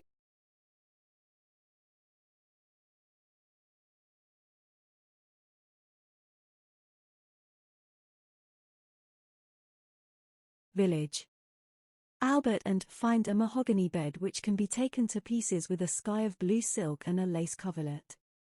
We sweat like monkeys moving it in, but a man cannot let a thing like that slip, and it would certainly be shot to pieces in a day or two. Cat and do a little patrolling through the houses. In very short time we have collected a dozen eggs and 2 pounds of fairly fresh butter. Suddenly there is a crash in the drawing room, and an iron stove hurtles through the wall past us and on, a yard from us out through the wall behind. 2 holes. It comes from the house opposite where a shell has just landed. The swine, grimaces Cat, and we continue our search. All at once we prick up our ears, hurry across, and suddenly stand petrified there running up and down in a little sty our 2 live-sucking pigs. We rub our eyes and look once again to make certain. Yes, they are still there. We seize hold of them, no doubt about it, 2 real young pigs. This will make a grand feed. About 20 yards from our dugout there is a small house that was used as an officer's billet. In the kitchen is an immense fireplace with 2 ranges, pots, pans, and kettles, everything, even to a stack of small chopped wood in an outhouse, a regular cook's paradise.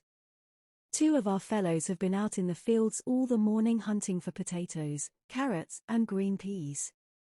We are quite uppish and sniff at the tinned stuff in the supply dump. We want fresh vegetables. In the dining room there are already 2 heads of cauliflower. The sucking pigs are slaughtered. Cat sees to them. We want to make potato cakes to go with the roast. But we cannot find a grater for the potatoes. However, that difficulty is soon got over. With a nail we punch a lot of holes in a pot lid and there we have a grater. 3 fellows put on thick gloves to protect their fingers against the grater, 2 others peel the potatoes, and the business gets going.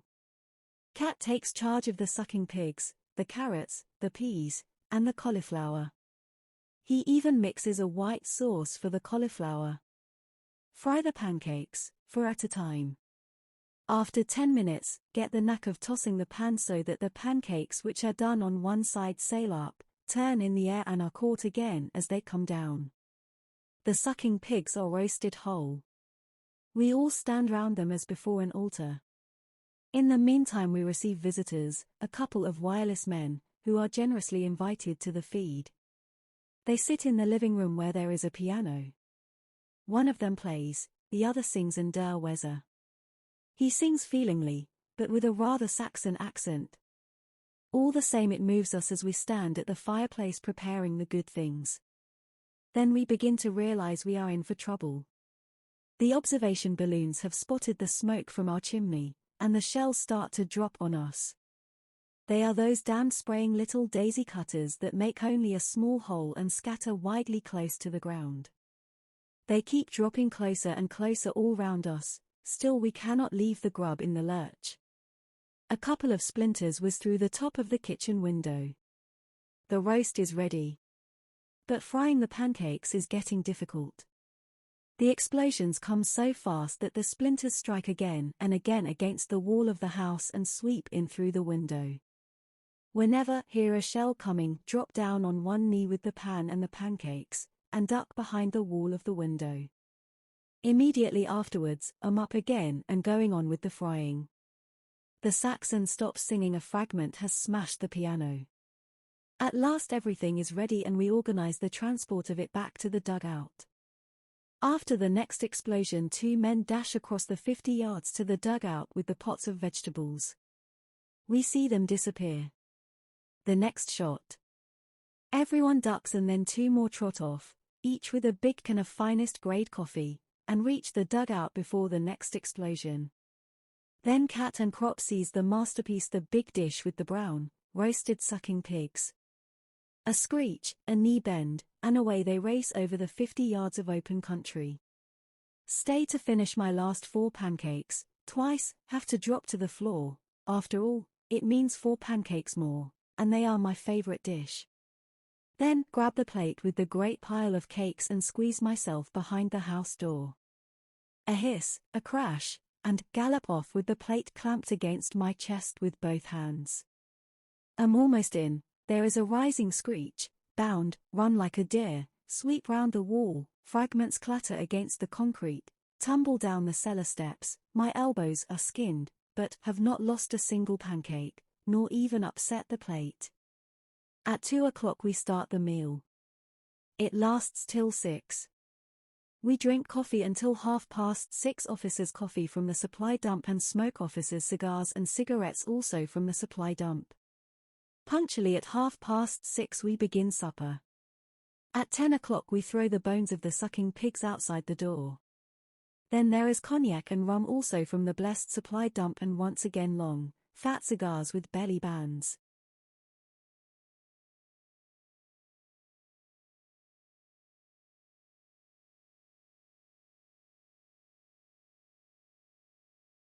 Entrance. We entice it in and give it something to eat. And that wakes up our own appetites once more. Still chewing, we lie down to sleep. But the night is bad. We have eaten too much fat. Fresh baby pig is very griping to the bowels. There is an everlasting coming and going in the dugout. 2, 3 men with their pants down are always sitting about outside and cursing. Have been out 9 times myself. About 4 o'clock in the morning we reach a record. All 11 men, guards, and visitors, are squatting outside. Burning houses stand out like torches against the night. Shells lumber across and crash down. Munition columns tear along the street. On one side the supply dump has been ripped open. In spite of all the flying fragments, the drivers of the munition columns pour in like a swarm of bees and pounce on the bread. We let them have their own way. If we said anything it would only mean a good hiding for us. So we go differently about it. We explain that we are the guard and so know our way about. We get hold of the tin stuff and exchange it for things we are short of. What does it matter anyhow? In a while it will all be blown to pieces. For ourselves we take some chocolate from the depot and eat it in slabs. Cat says it is good for loose bowels. Almost a fortnight passes thus in eating, drinking and roaming about. No one disturbs us. The village gradually vanishes under the shells and we lead a charmed life. So long as any part of the supply dump still stands we don't worry. We desire nothing better than to stay here till the end of the war. Jaden has become so fastidious that he only half smokes his cigars. With his nose in the air he explains to us that he was brought up that way. And Cat is most cheerful.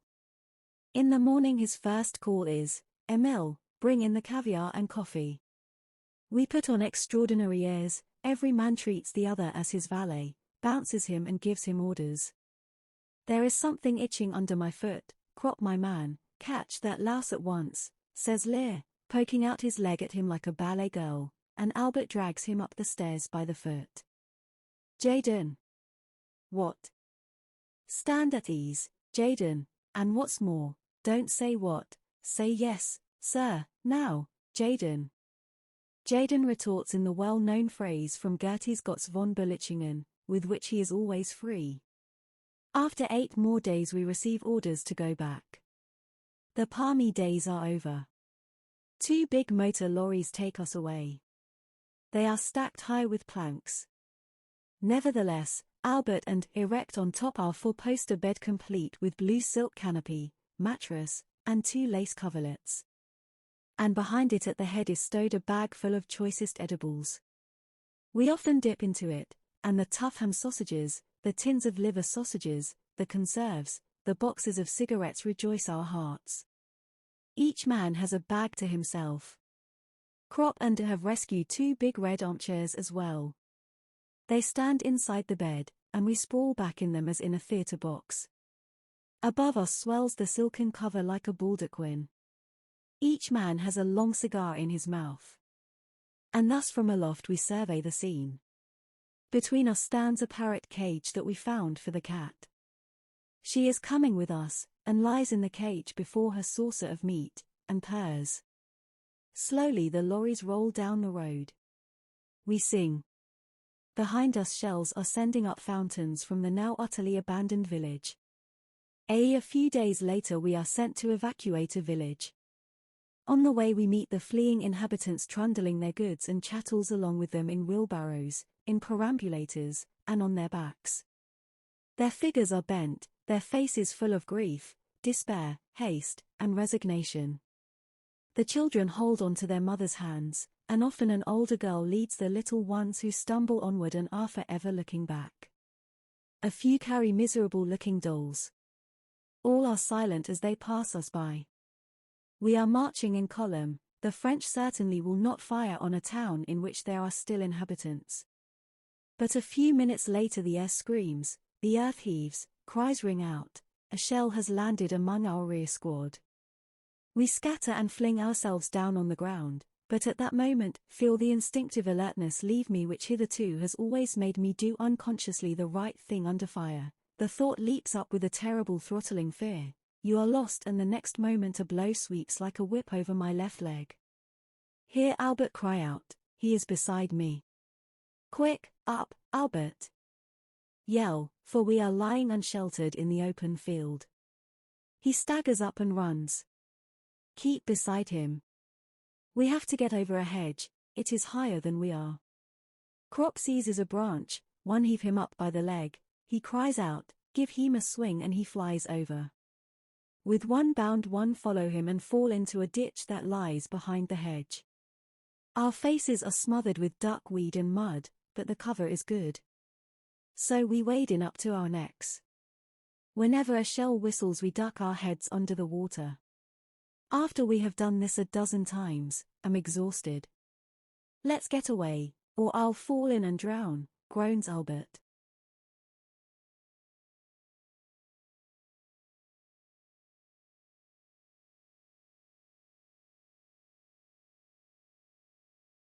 Make for the ditch beside the road, and stooping, run along it. The shelling follows us. The road leads towards the munition dump. If that goes up there won't be so much ace or bootlace left of us. So we change our plan and run diagonally across country. Albert begins to drag. You go, I'll come on after, he says, and throws himself down. Seize him by the arm and shake him. Up, Albert, if once you lie down you'll never get any farther. Quick, I'll hold you up. At last we reach a small dugout. Crop pitches in and bandage him up. The shot is just a little above his knee. Then take a look at myself. My trousers are bloody and my arm, too. Albert binds up my wounds with his field dressing.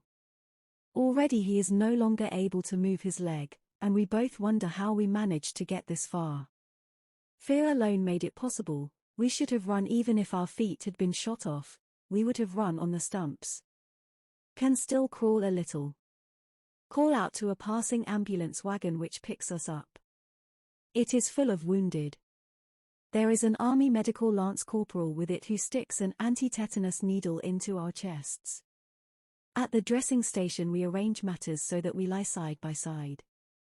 They give us a thin soup which we spoon down greedily and scornfully, because we are accustomed to better times but are hungry all the same.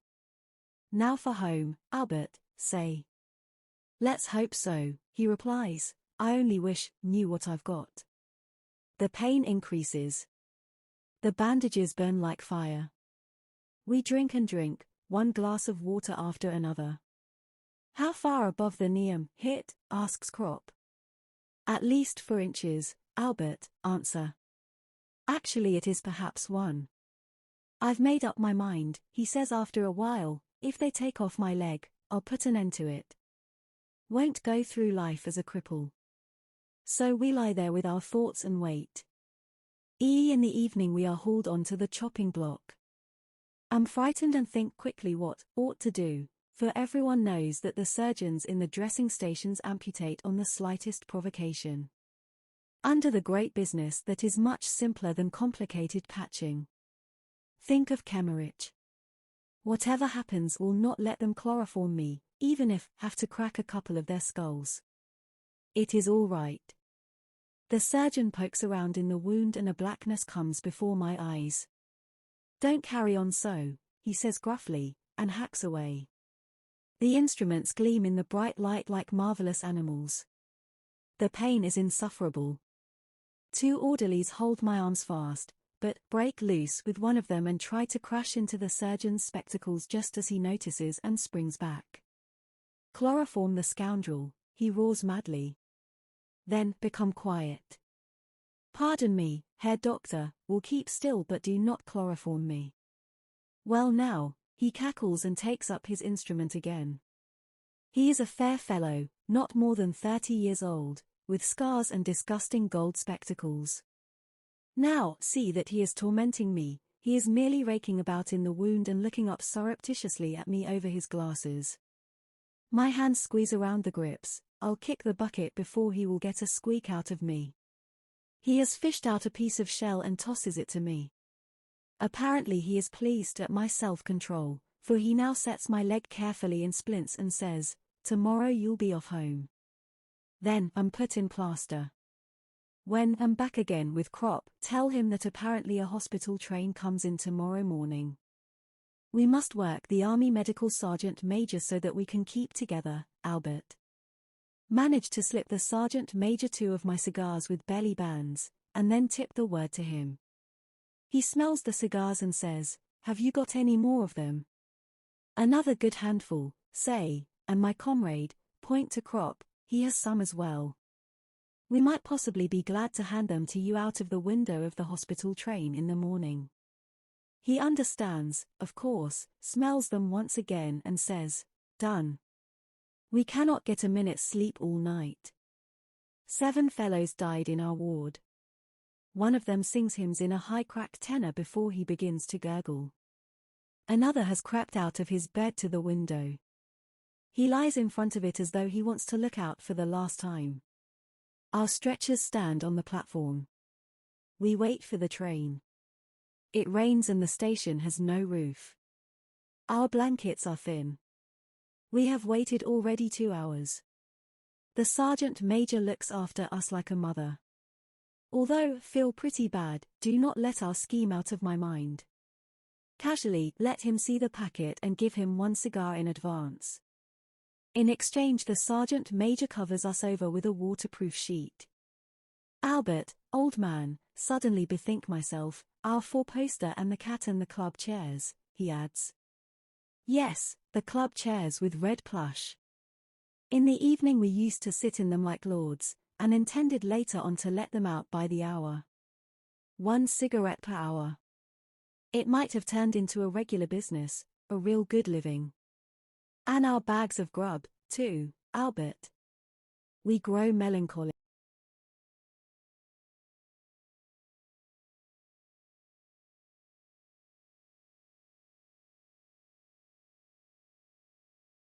Damned hard luck. In our bellies there is gruel, mean hospital stuff, and in our bags roast pork. But we are so weak that we cannot work up any more excitement about it. The stretchers are sopping wet by the time the train arrives in the morning. The Sergeant Major sees to it that we are put in the same car. There is a crowd of Red Cross nurses. Crop is stowed in below. I'm lifted up and told to get into the bed above him. "Good God!" exclaims suddenly. "What is it?" asks the sister. Cast a glance at the bed. It is covered with clean snow-white linen, that even has got the marks of the iron still on it. And my shirt has gone 6 weeks without being washed and is terribly muddy. "Can't you get in by yourself?" asks the sister gently. Why yes, say in a sweat, but take off the bed cover first. What for? Feel like a pig? Must I get in there? It will get hesitate. A little bit dirty, she suggests helpfully. That doesn't matter, we will wash it again afterwards. No, no, not that, say excitedly. I'm not equal to such overwhelming refinement. When you have been lying out there in the trenches, surely we can wash a sheet, she goes on. Look at her, she is young and crisp, spotless and neat, like everything here. A man cannot realize that it isn't for officers only, and feels himself strange and in some way even alarmed. All the same, the woman is a tormentor, she is going to force me to say it. It is only, try again, surely she must know what, mean. What is it then? Because of the lice, bawl out at last. She laughs. Well, they must have a good day for once, too. Now, don't care any more. Scramble into bed and pull up the covers. A hand gropes over the bed cover. The sergeant major. He goes off with the cigars. An hour later we notice we are moving. Wake up during the night. Crop is restless too. The train rides easily over the rails. Cannot realize it all yet, a bed, a train, home. Albert. Whisper. Do you know where the latrine is? The door is on the right, think. I'm going to have a look. It is dark, grope for the edge of the bed and cautiously try to slide down. But my foot finds no support, begin to slip, the plaster leg is no help, and with a crash, lie on the floor. Damn. Say. Have you bumped yourself? Asks Crop. You could hear that well enough for yourself, growl. My head. A door opens at the rear of the car. The sister comes with a light and looks at me. He has fallen out of bed. She feels my pulse and smooths my forehead. You haven't any fever, though. No, agree. Have you been dreaming then? She asks. Perhaps, evade. The interrogation starts again. She looks at me with her clear eyes, and the more wonderful and sweet she is, the less I'm able to tell her what, want. I'm lifted up into bed again. That will be all right. As soon as she goes, must try to climb down again.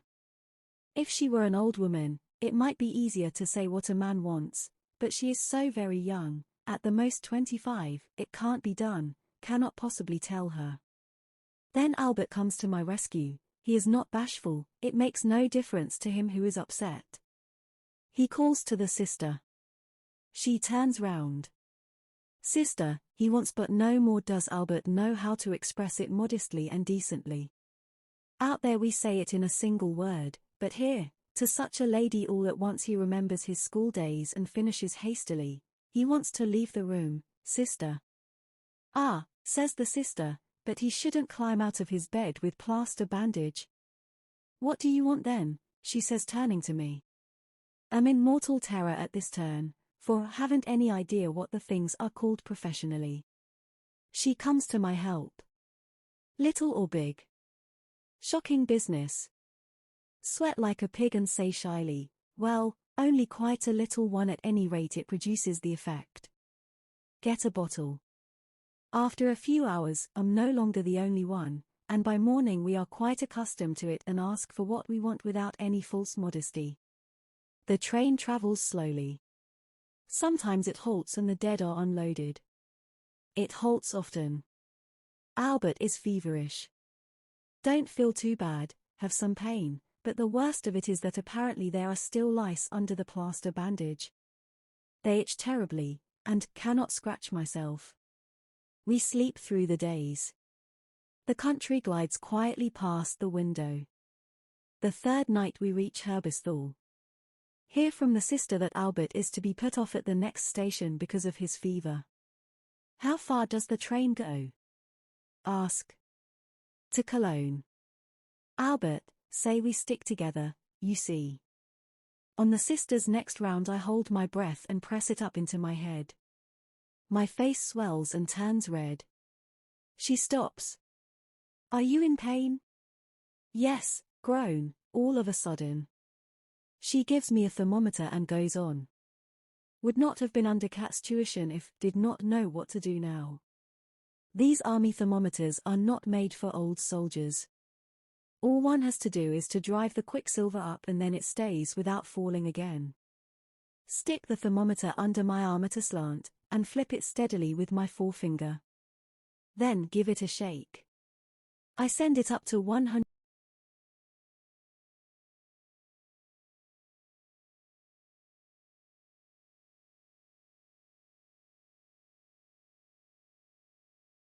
Comes back, blow myself out, breathe in short gasps, goggle at her with vacant eyes, toss about restlessly, and mutter in a whisper, I can't bear it any longer. She notes me down on a slip of paper.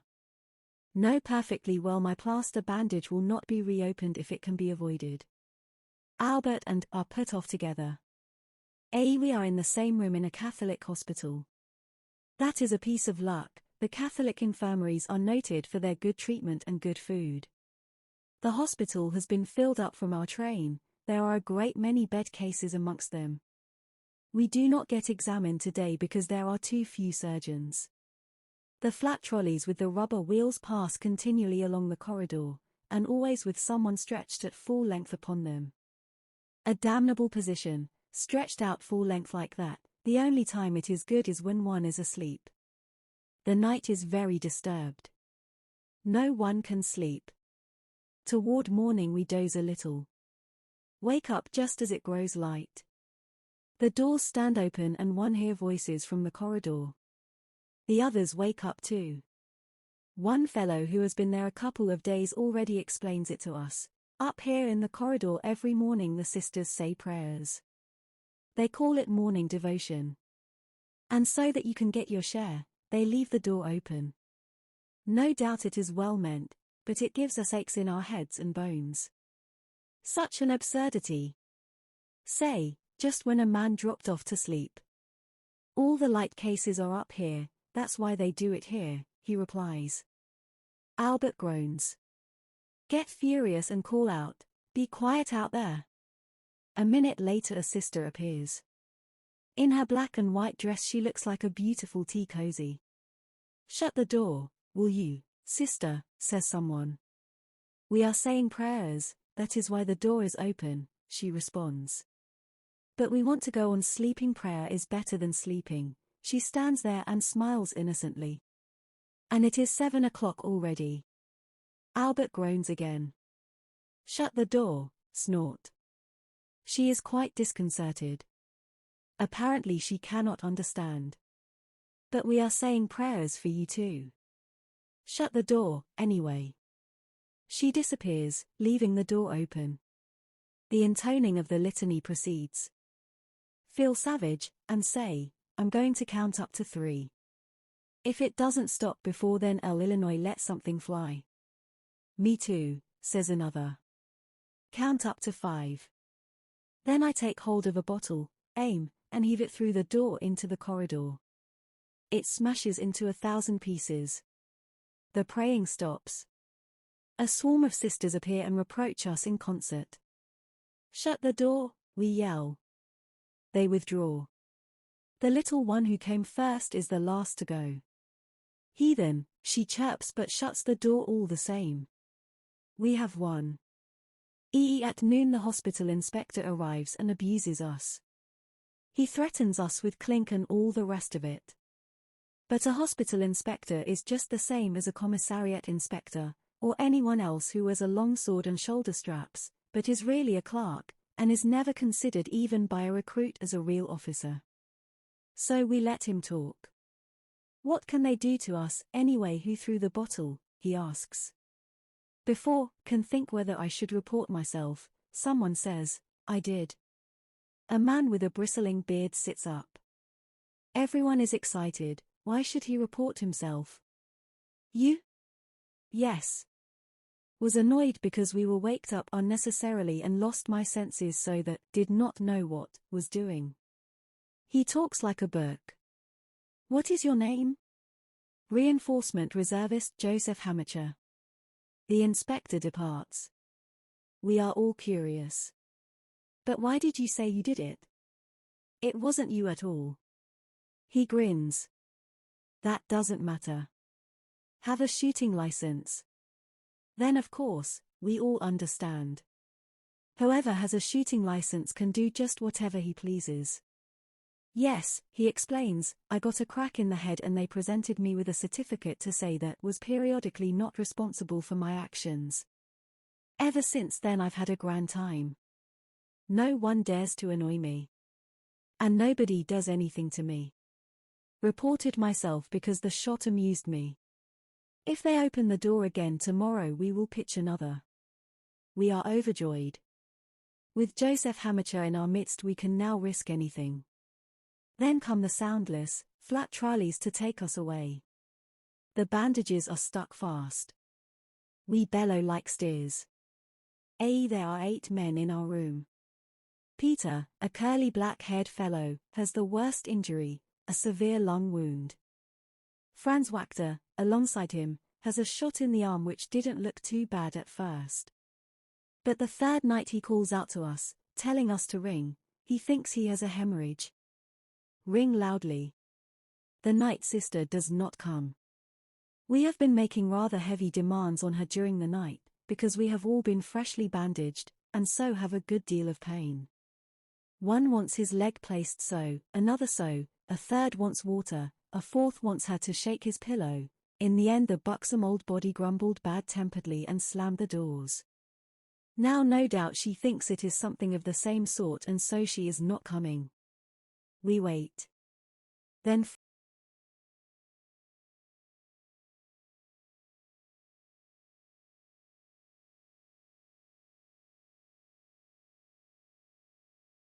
something to do in one of the other rooms.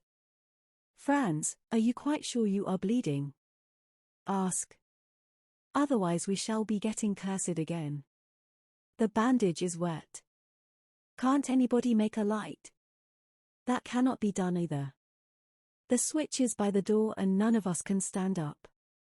Hold my thumb against the button of the bell till it becomes numb. Perhaps the sister has fallen asleep. They certainly have a great deal to do and are all overworked day after day.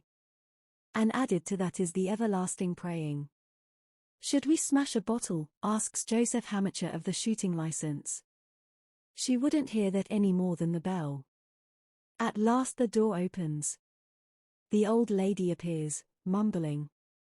When she perceives Franz's trouble she begins to bustle, and says, why did not someone say was wanted? We did ring. And none of us here can walk. He has been bleeding badly and she binds him up. In the morning we look at his face, it has become sharp and yellow, whereas the evening before he looked almost healthy. Now a sister comes oftener.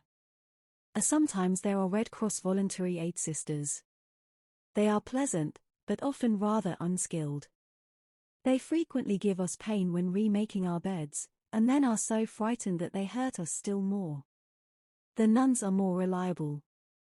They know how they must take hold of us, but we would be better pleased if they were somewhat more cheerful. A few of them have real spirit, they are superb. There is no one but would do anything for Sister Libertine, this marvelous sister, who spreads good cheer through the whole wing even when she can only be seen in the distance. And there are others like her. We would go through fire for her. A man cannot really complain, here he is treated by the nuns exactly like a civilian. And just to think of a garrison hospital gives one the creeps. Franz Wachter does not regain his strength. One day he is taken away and does not come back. Joseph Hamacher knows all about it, we shan't see him again. They have put him in the dead room. What do you mean, dead room? Asks Kropp. Well, dying room. What is that, then? A little room at the corner of the building. Whoever is about to kick the bucket is put in there. There are 2 beds in it. It is generally called the dying room. But what do they do that for? They don't have so much work to do afterwards. It is more convenient, too, because it lies right beside the lift to the mortuary. Perhaps they do it for the sake of the others also, so that no one in the ward dies in sympathy. And they can look after him better, too, if he is by himself. But what about him? Joseph shrugs his shoulders.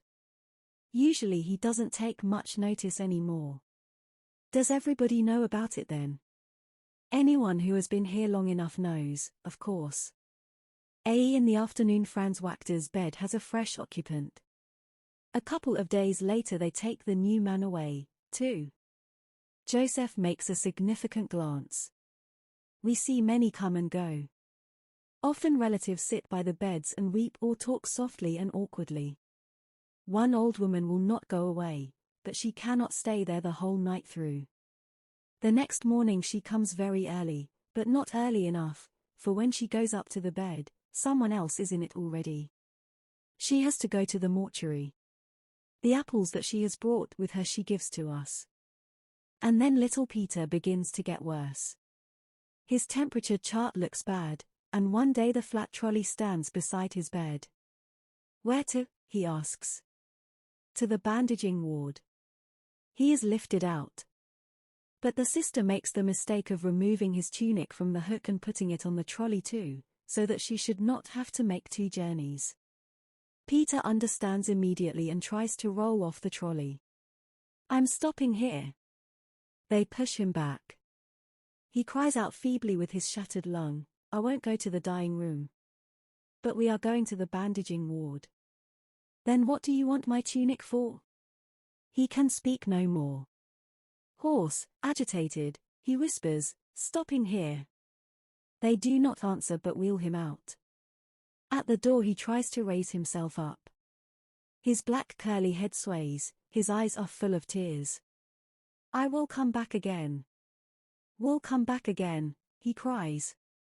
The door shuts. We are all excited, but we say nothing.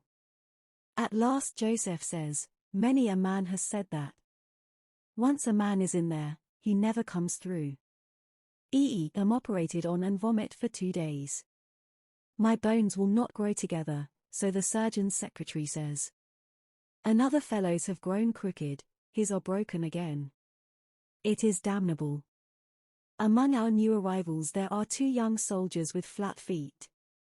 The chief surgeon discovers them on his rounds, and is overjoyed. We'll soon put that right, he tells them, we will just do a small operation, and then you will have perfectly sound feet. Enter them down, sister. As soon as he is gone, Joseph, who knows everything, warns them, don't you let him operate on you. That is a special scientific stunt of the old boy's. He goes absolutely crazy whenever he can get hold of anyone to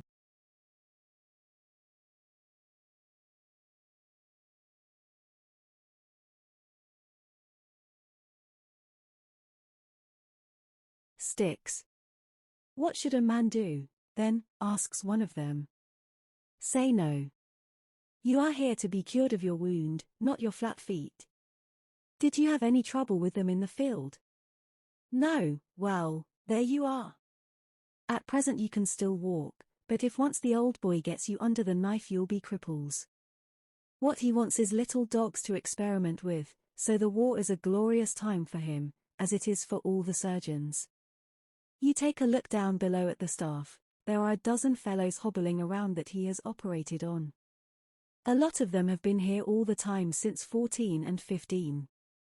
Not a single one of them can walk better than he could before, almost all of them worse, and most only with plaster legs. Every 6 months he catches them again and breaks their bones afresh, and every time is going to be the successful one. You take my word, he won't dare to do it if you say no. Ack, man, says one of the 2 wearily, better your feet than your brain box. There's no telling what you'll get if you go back out there again. They can do with me just as they please, so long as I get back home. Better to have a club foot than be dead. The other, a young fellow like ourselves, won't have it done. The next morning the old man has the 2 hauled up and lectures and jaws at them so long that in the end they consent. What else could they do? They are mere privates, and he is a big bug. They are brought back chloroformed and plastered. It is going badly with Albert. They have taken him and amputated his leg. The whole leg has been taken off from the thigh. Now he will hardly speak any more. Once he says he will shoot himself the first time he can get hold of his revolver again. A new convoy arrives. Our room gets 2 blind men. One of them is a very youthful musician. The sisters never have a knife with them when they feed him. He has already snatched one from a sister. But in spite of this caution, there is an incident. In the evening, while he is being fed, the sister is called away, and leaves the plate with the fork on his table. He gropes for the fork, seizes it and drives it with all his force against his heart, then he snatches up a shoe and strikes with it against the handle as hard as he can.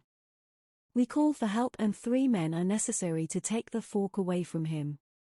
The blunt prongs had already penetrated deep. He abuses us all night so that no one can go to sleep. In the morning he has lockjaw. Again beds are empty. Day after day goes by with pain and fear, groans and death gurgles. Even the death room is no use anymore, it is too small. Fellows die during the night in our room. They go even faster than the sisters can cope with them. But one day the door flies open, the flat trolley rolls in, and there on the stretcher, pale, thin, upright and triumphant, with his shaggy head of curls sits Peter. Sister Libertine with beaming looks pushes him over to his former bed. He is back from the dying room. We have long supposed him dead. He looks round. What do you say now? And Joseph has to admit that it is the first time he has ever known of such a thing. Gradually a few of us are allowed to get up. And am given crutches to hobble around on. But do not make much use of them, cannot bear Albert's gaze as move about the room. His eyes always follow me with such a strange look. So, sometimes escape to the corridor, can move about more freely. On the next floor below are the abdominal and spine cases, head wounds, and double amputations. On the right side of the wing are the jaw wounds, gas cases, nose, ear, and neck wounds. On the left the blind and the lung wounds, pelvis wounds, wounds in the joints, wounds in the kidneys, wounds in the testicles, wounds in the intestines. Here a man realizes for the first time in how many places a man can get hit. 2 fellows die of tetanus. Their skin turns pale, their limbs stiffen, at last only their eyes live stubbornly. Many of the wounded have their shattered limbs hanging free in the air from a gallows. Underneath the wound a basin is placed into which drips the pus. Every 2 or 3 hours the vessel is emptied. Other men lie in stretching bandages with heavy weights hanging from the end of the bed. See intestine wounds that are constantly full of excreta. The surgeon's clerk shows me X-ray photographs of completely smashed hip bones, knees, and shoulders. A man cannot realize that above such shattered bodies there are still human faces in which life goes its daily round. And this is only one hospital, one single station. There are hundreds of thousands in Germany, hundreds of thousands in France, hundreds of thousands in Russia. How senseless is everything that can ever be written, done, or thought, when such things are possible. It must be all lies and of no account when the culture of 1,000 years could not prevent this stream of blood being poured out, these torture chambers in their hundreds of thousands. A hospital alone shows what war is. I'm young, I'm 20 years old, yet know nothing of life but despair, death, fear, and fatuous soup.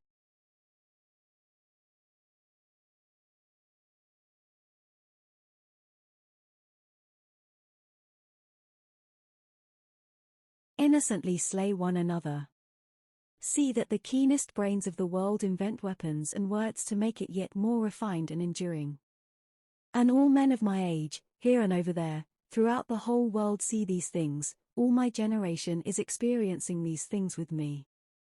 What would our fathers do if we suddenly stood up and came before them and proffered our account? What do they expect of us if a time ever comes when the war is over? Through the years our business has been killing, it was our first calling in life. Our knowledge of life is limited to death. What will happen afterwards? And what shall come out of us?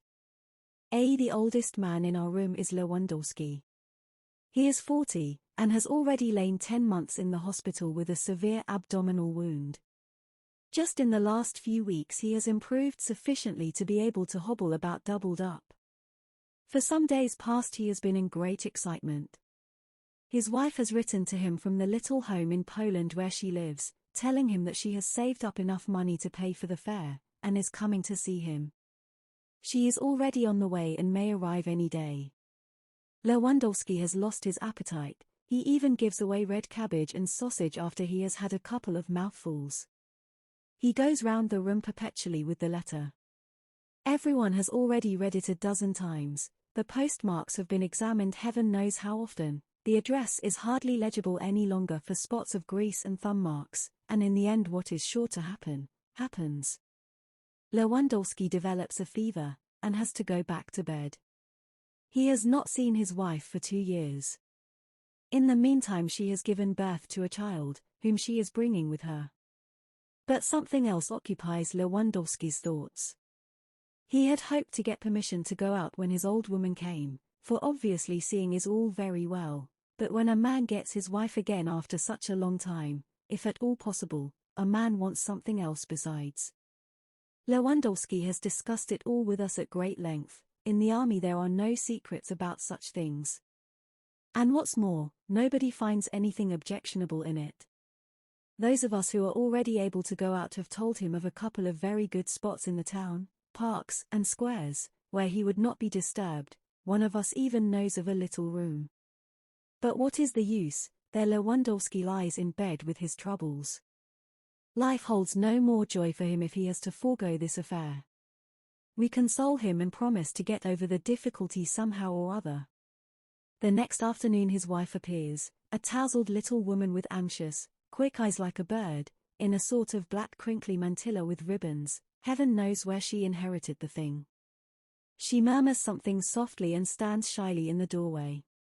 It terrifies her that there are 6 of us men present. "Well, Marja," says Lewandowski, and gulps dangerously with his Adam's apple, "you can come in all right, they won't hurt you." She goes round and proffers each of us her hand. Then she produces the child, which in the intervals has done something in its napkin. From a large handbag embroidered with beads she takes out a clean one and makes the child fresh and presentable. This dispels her first embarrassment, and the two begin to talk. Lewandowski is very fidgety, every now and then he squints across at us most unhappily with his round goggle eyes. The time is favorable, the doctor's visit is over, at the most one of the sisters might come in. So one of us goes out to prospect. He comes back and nods. Not a soul to be seen. "Now's your chance, Johann, set to." The two speak together in an undertone. The woman turns a little red and looks embarrassed. We grin good-naturedly and make pooh-poohing gestures. What does it matter? The devil take all conventions, they were made for other times. Here lies the carpenter Johann Lewandowski, a soldier shot to a cripple, and there is his wife, who knows when he will see her again. He wants to have her, and he should have her, good. 2 men stand at the door to forestall the sisters and keep them occupied if they chance to come along. They agree to stand guard for a quarter of an hour or thereabouts. Lewandowski can only lie on his side, so one of us props a couple of pillows against his side. Albert gets the child to hold. We all turn round a bit, the black mantilla disappears under the bedclothes, we make a great clatter and play scat noisily. All goes well. Hold a club solo with 4 jacks which nearly goes the round. In the process we almost forget Lewandowski. After a while the child begins to squall, although Albert, in desperation, rocks it to and fro. There is a bit of creaking and rustling, and as we look up casually we see that the child has the bottle in its mouth, and is back again with its mother. The business is over. We now feel ourselves like one big family, the woman is happy, and Lewandowski lies there sweating and beaming. He unpacks the embroidered handbag, and some good sausage.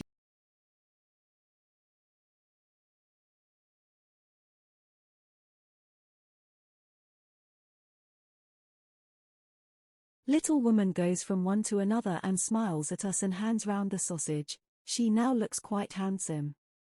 We call her mother, she is pleased and shakes up our pillows for us. After a few weeks, have to go each morning to the massage department. There my leg is harnessed up and made to move. The arm has healed long since. New convoys arrive from the line.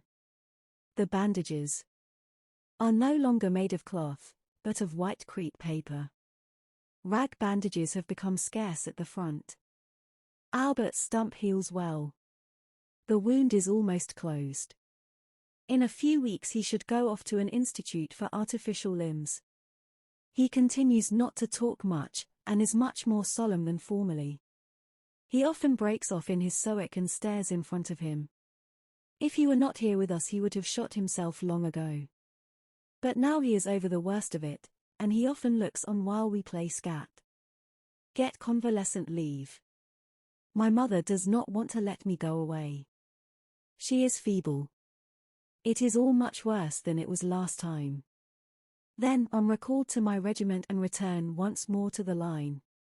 Parting from my friend Albert Kropp was very hard. But a man gets used to that sort of thing in the army. Chapter 11. We count the weeks no more. It was winter when I came up, and when the shells exploded the frozen clods of earth were just as dangerous as the fragments. Now the trees are green again. Our life alternates between billets and the front.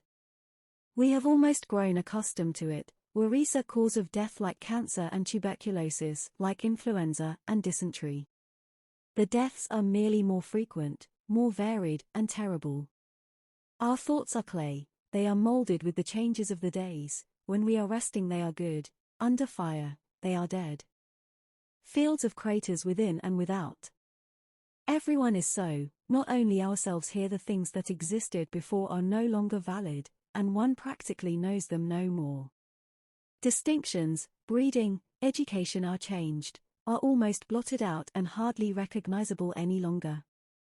Sometimes they give an advantage for profiting by a situation, but they also bring consequences along with them, in that they arouse prejudices which have to be overcome. It is as though formerly we were coins of different provinces, and now we are melted down, and all bear the same stamp. To rediscover the old distinctions, the metal itself must be tested. First we are soldiers and afterwards, in a strange and shame-faced fashion, individual men as well.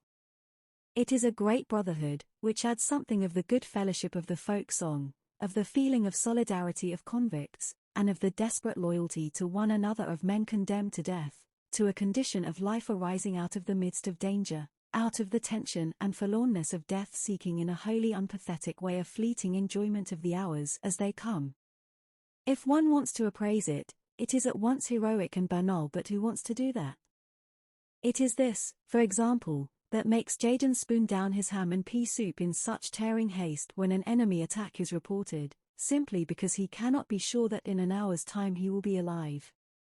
We have discussed it at length, whether it is right or not to do so. Cat condemns it, because, he says, a man has to reckon with the possibility of an abdominal wound, and that is more dangerous on a full stomach than on an empty one. Such things are real problems, they are serious matters to us, they cannot be otherwise. Here, on the borders of death, life follows an amazingly simple course. It is limited to what is most necessary, all else lies buried in gloomy sleep, in that besides our primitiveness and our survival. Were we more subtly differentiated we must long since have gone mad, have deserted, or have fallen. As in a polar expedition, every expression of life must serve only the preservation of existence, and is absolutely focused on that. All else is banished because it would consume energies unnecessarily. That is the only way to save ourselves. In the quiet hours when the puzzling reflection of former days like a blurred mirror projects beyond me the figure of my present existence, often sit over against myself, as before a stranger, and wonder how the unnameable active principle that calls itself to life has adapted itself even to this form.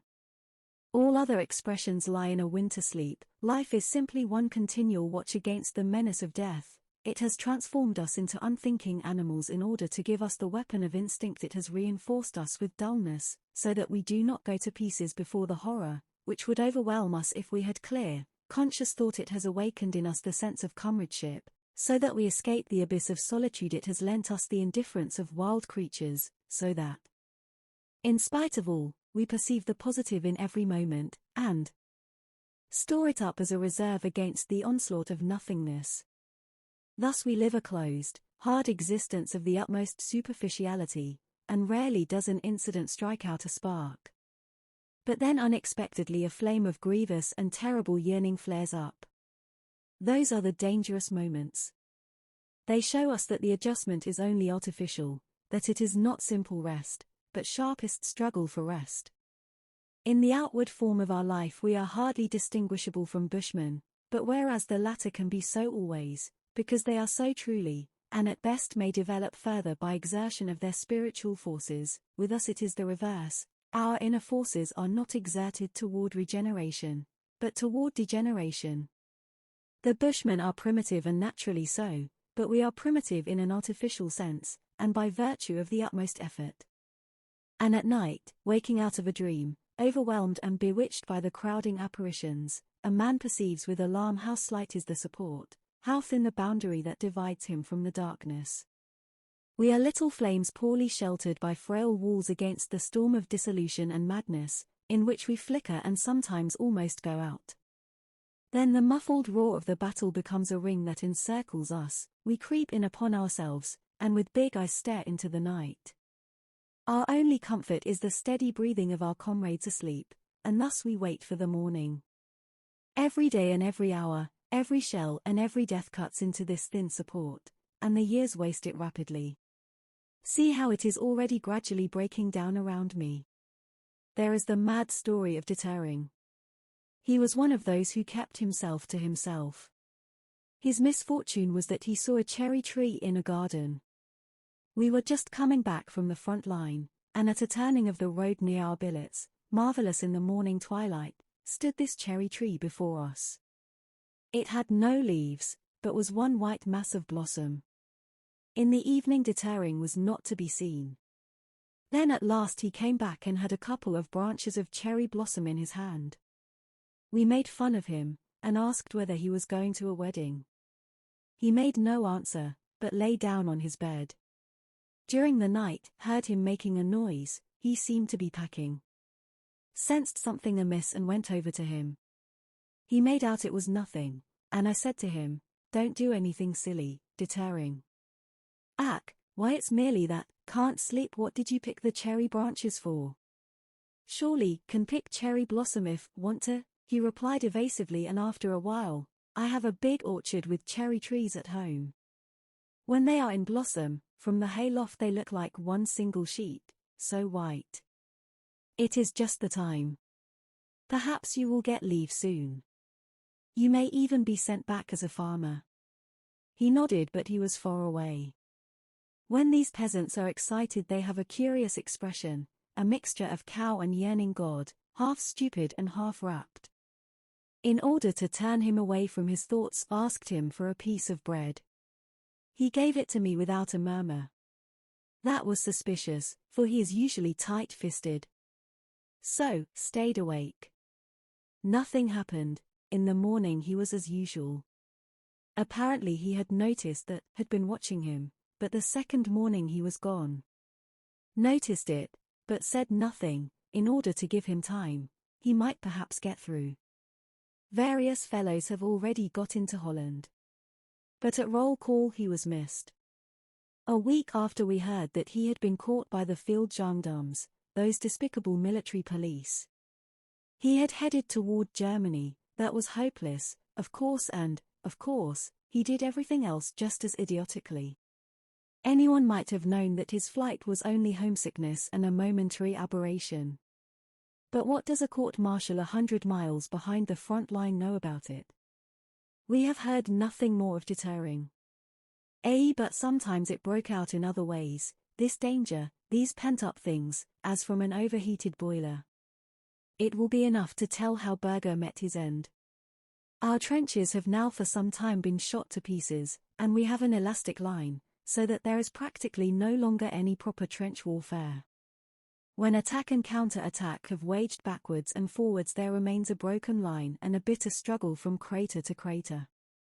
The front line has been penetrated, and everywhere small groups have established themselves, the fight is carried on from clusters of shell holes. We are in a crater, the English are coming down obliquely, they are turning our flank and working in behind us. We are surrounded. It is not easy to surrender, fog and smoke hang over us, no one would recognize that we wanted to give ourselves up, and perhaps we don't want to, a man doesn't even know himself at such moments. We hear the explosions of the hand grenades coming towards us. Our machine gun sweeps over the semicircle in front of us. The cooling water evaporates, we hastily pass round the case, every man pisses in it, and thus we again have water, and are able to continue.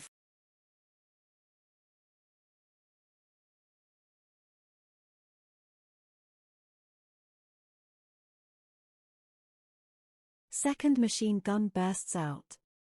It is set up in a crater alongside us, Berger has fetched it, and now the counter-attack comes over from behind, we are set free and make contact with the rear. Afterwards, as we lie in comparatively good cover, one of the food carriers reports that a couple of 100 yards distant there lies a wounded messenger dog. Where? Asks Berger. The other describes the place to him. Berger goes off either to fetch the beast in or to shoot it. 6 months ago he would not have cared, he would have been reasonable. We try to prevent him. Then, as he goes off grimly, all we can say is, "You're mad," and let him go. For these cases of front-line madness become dangerous if one is not able to fling the man to the ground and hold him fast. And Berger is 6 feet and the most powerful man in the company. He is absolutely mad, for he has to pass through the barrage, but this lightning that lowers somewhere above us all has struck him and made him demented. It affects others so that they begin to rave, to run away. There was one man who even tried to dig himself into the ground with hands, feet, and teeth.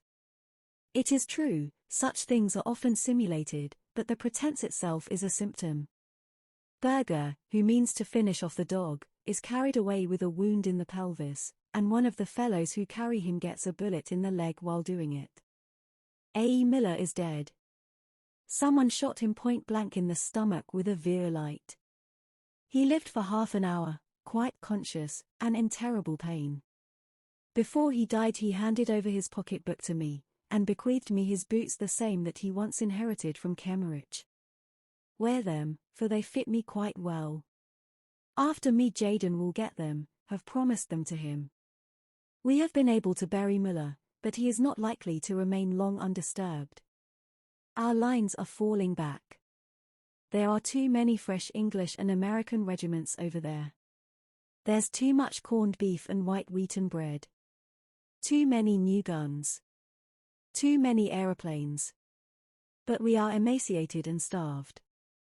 Our food is bad and mixed up with so much substitute stuff that it makes us ill. The factory owners in Germany have grown wealthy, dysentery dissolves our bowels. The latrine poles are always densely crowded, the people at home ought to be shown these grey, yellow, miserable, wasted faces here, these bent figures from whose bodies the colic wrings out the blood, and who with lips trembling and distorted with pain, grin at one another and say, "It is not much sense pulling up one's trousers again. Our artillery is fired out, it has too few shells and the barrels are so worn that they shoot uncertainly, and scatter so widely as even to fall on ourselves. We have too few horses. Our fresh troops are anemic boys in need of rest, who cannot carry a pack, but merely know how to die. By thousands. They understand nothing about warfare, they simply go on and let themselves be shot down. A single flyer routed 2 companies of them for a joke, just as they came fresh from the train before they had ever heard of such a thing as cover. Germany ought to be empty soon, says Kat. We have given up hope that someday an end may come. We never think so far. A man can stop a bullet and be killed, he can get wounded, and then the hospital is his next stop. There, if they do not amputate him, he sooner or later falls into the hands of one of those staff surgeons who, with the war service cross in his buttonhole, says to him, "What, one leg a bit short? If you have any pluck you don't need to run at the front." The man is dismiss. Cat tells a story that has travelled the whole length of the front from the Vosges to Flanders, of the staff surgeon who reads the names on the list, and when a man comes before him, without looking up, says, "Oh, we need soldiers up there." A fellow with a wooden leg comes up before him, the staff surgeon again says "Oh," and then, Cat raises his voice, the fellow says to him, "I already have a wooden leg, but when I go back again and they shoot off my head, then we'll get a wooden head made and become a staff surgeon." This answer tickles us all immensely. There may be good doctors, and there are, lots of them, all the same, every soldier sometime during his hundreds of inspections falls into the clutches of one of these countless hero grabbers who pride themselves on changing as many C3s and B3s as possible into O's. There are many such stories, they are mostly far more bitter. All the same, they have nothing to do with mutiny or lead swinging. They are merely honest and call a thing by its name, for there is a very great deal of fraud, injustice, and baseness in the army. It is nothing that regiment after regiment returns again and again to the ever more hopeless struggle, that attack follows attack along the weakening, retreating, crumbling line. From a mockery the tanks have become a terrible weapon. Armored they come rolling on in long lines, more than anything else embody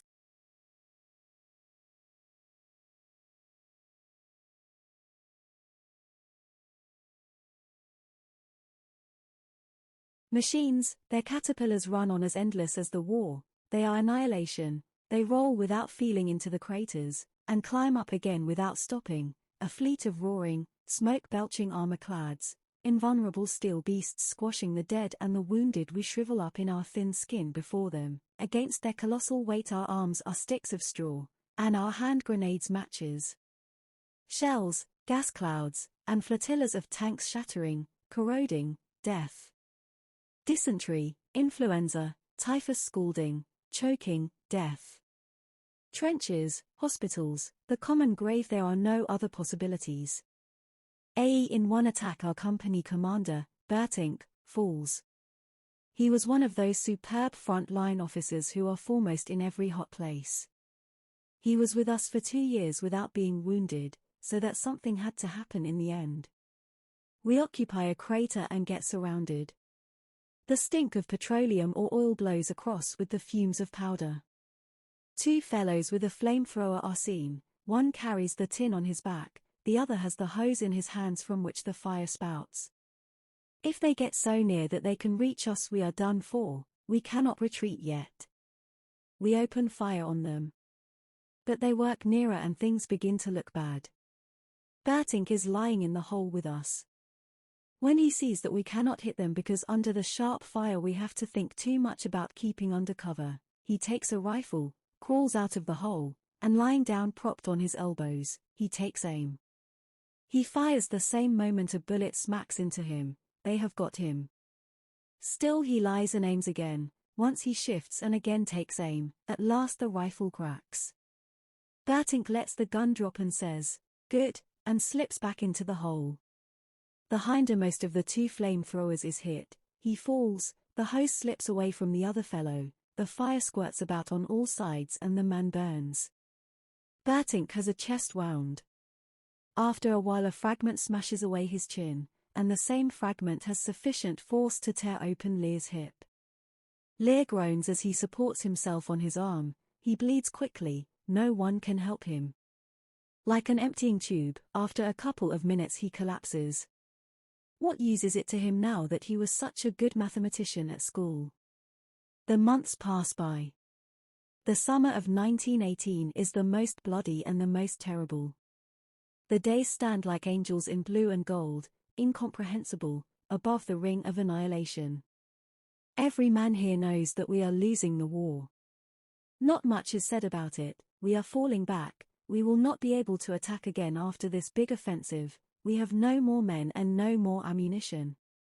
Still the campaign goes on, the dying goes on. Summer of 1918 never has life in its niggardliness seemed to us so desirable as now. The red poppies in the meadows round our billets, the smooth beetles on the blades of grass, the warm evenings in the cool, dim rooms, the black mysterious trees of the twilight, the stars, and the flowing waters, dreams and long sleep. Oh life, life, life! Summer of 1918 never was so much silently suffered as in the moment when we depart once again for the front line. Wild, tormenting rumors of an armistice and peace are in the air. They lay hold on our hearts and make the return to the front harder than ever. Summer of 1918 never was life in the line more bitter and more full of horror than in the hours of the bombardment, when the blanched faces lie in the dirt and the hands clutch at the one thought, no. No. Not now. Not now at the last moment. Summer of 1918 breath of hope that sweeps over the scorched fields, raging fever of impatience, of disappointment, of the most agonizing terror of death, insensate question, why? Why do they make an end? And why do these rumors of an end fly about? There are so many airmen here, and they are so sure of themselves that they give chase to single individuals, just as though they were hares. For every one German plane there come at least 5 English and American. For one hungry, wretched German soldier come 5 of the enemy, fresh and fit. For one German army loaf there are 50 tins of canned beef over there. We are not beaten, for as soldiers we are better and more experienced, we are simply crushed and driven back by overwhelming superior forces. Behind us lay rainy weeks, grey sky, grey fluid earth, grey dying. If we go out, the rain at once soaks through our overcoat and clothing, and we remain wet all the time we are in the line. We never get dry. Those who will wear high boots tie sandbags round the tops so that the mud does not pour in so fast. The rifles are caked, the uniforms caked, everything is fluid and dissolved, the earth one dripping, soaked, oily mass in which lie yellow pools with red spiral streams of blood and into which the dead, wounded, and survivors slowly sink down. The storm lashes us, out of the confusion of grey and yellow the hail of splinters whips forth the childlike cries of the wounded, and in the night shattered life groans painfully into silence.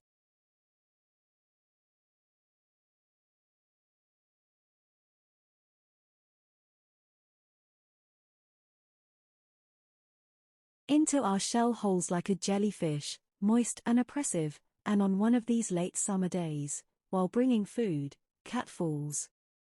We too are alone. Bind up his wound, his shin seems to be smashed. It has got the bone, and Cat groans desperately, at last, just at the last, comfort him. Who knows how long this mess will go on yet? Now you are saved, the wound begins to bleed fast. Cat cannot be left by himself while, try to find a stretcher. Anyway, don't know of a stretcher bearer's post in the neighborhood. Cat is not very heavy, so take him up on my back and start off to the dressing station with him. Twice we rest. He suffers acutely on the way. We do not speak much. Have opened the collar of my tunic and breathe heavily, sweat and my face is swollen with the strain of carrying. All the same urge him to let us go on, for the place is dangerous. Shall we go on again, Cat? Must, Paul. Then come.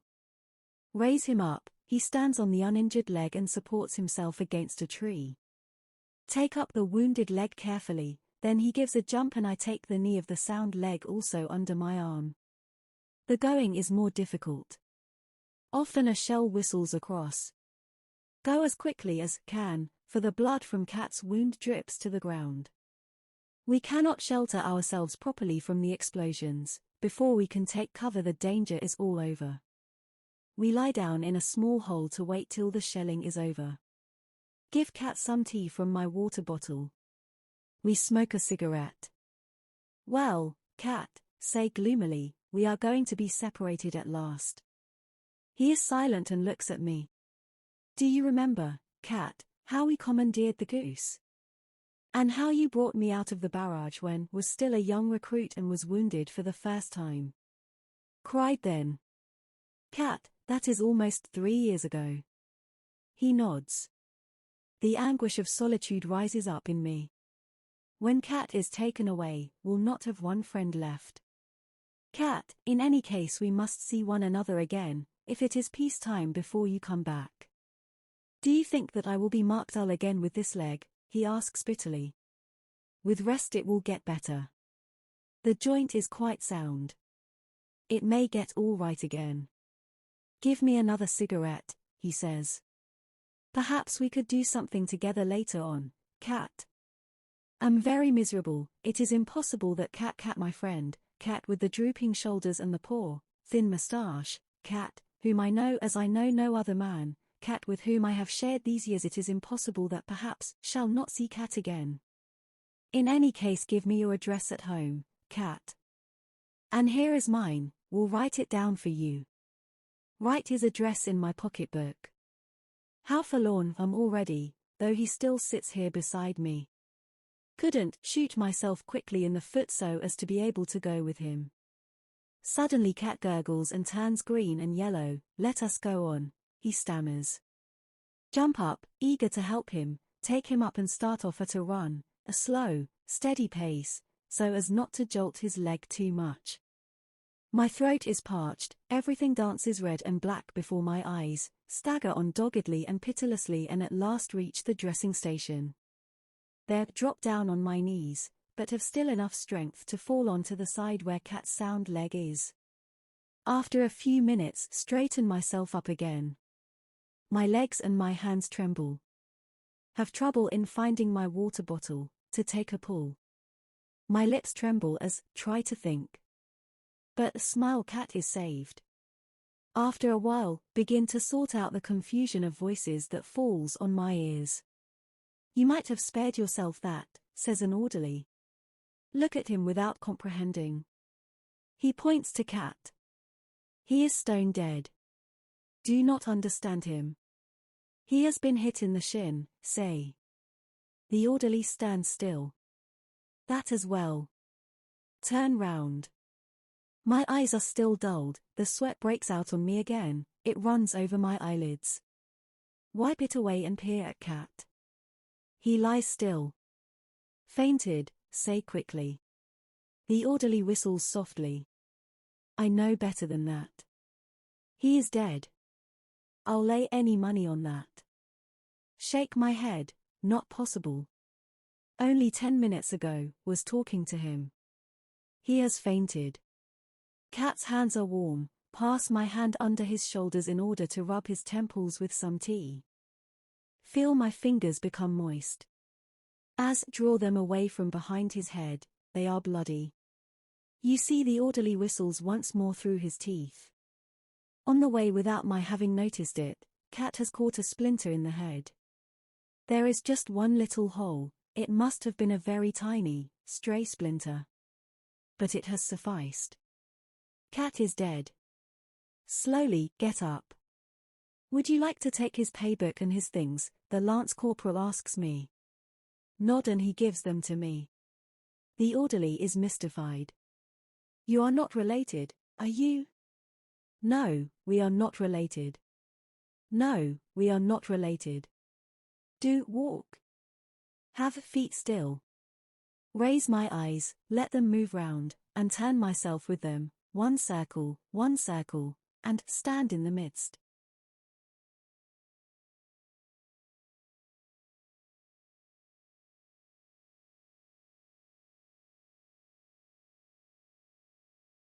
It is autumn.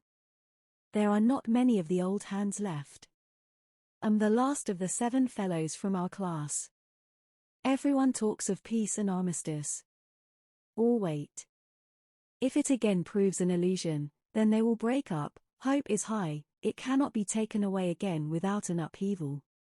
If there is not peace, then there will be revolution. Have 14 days rest, because, have swallowed a bit of gas, in the little garden, sit the whole day long in the sun. The armistice is coming soon, believe it now too. Then we will go home.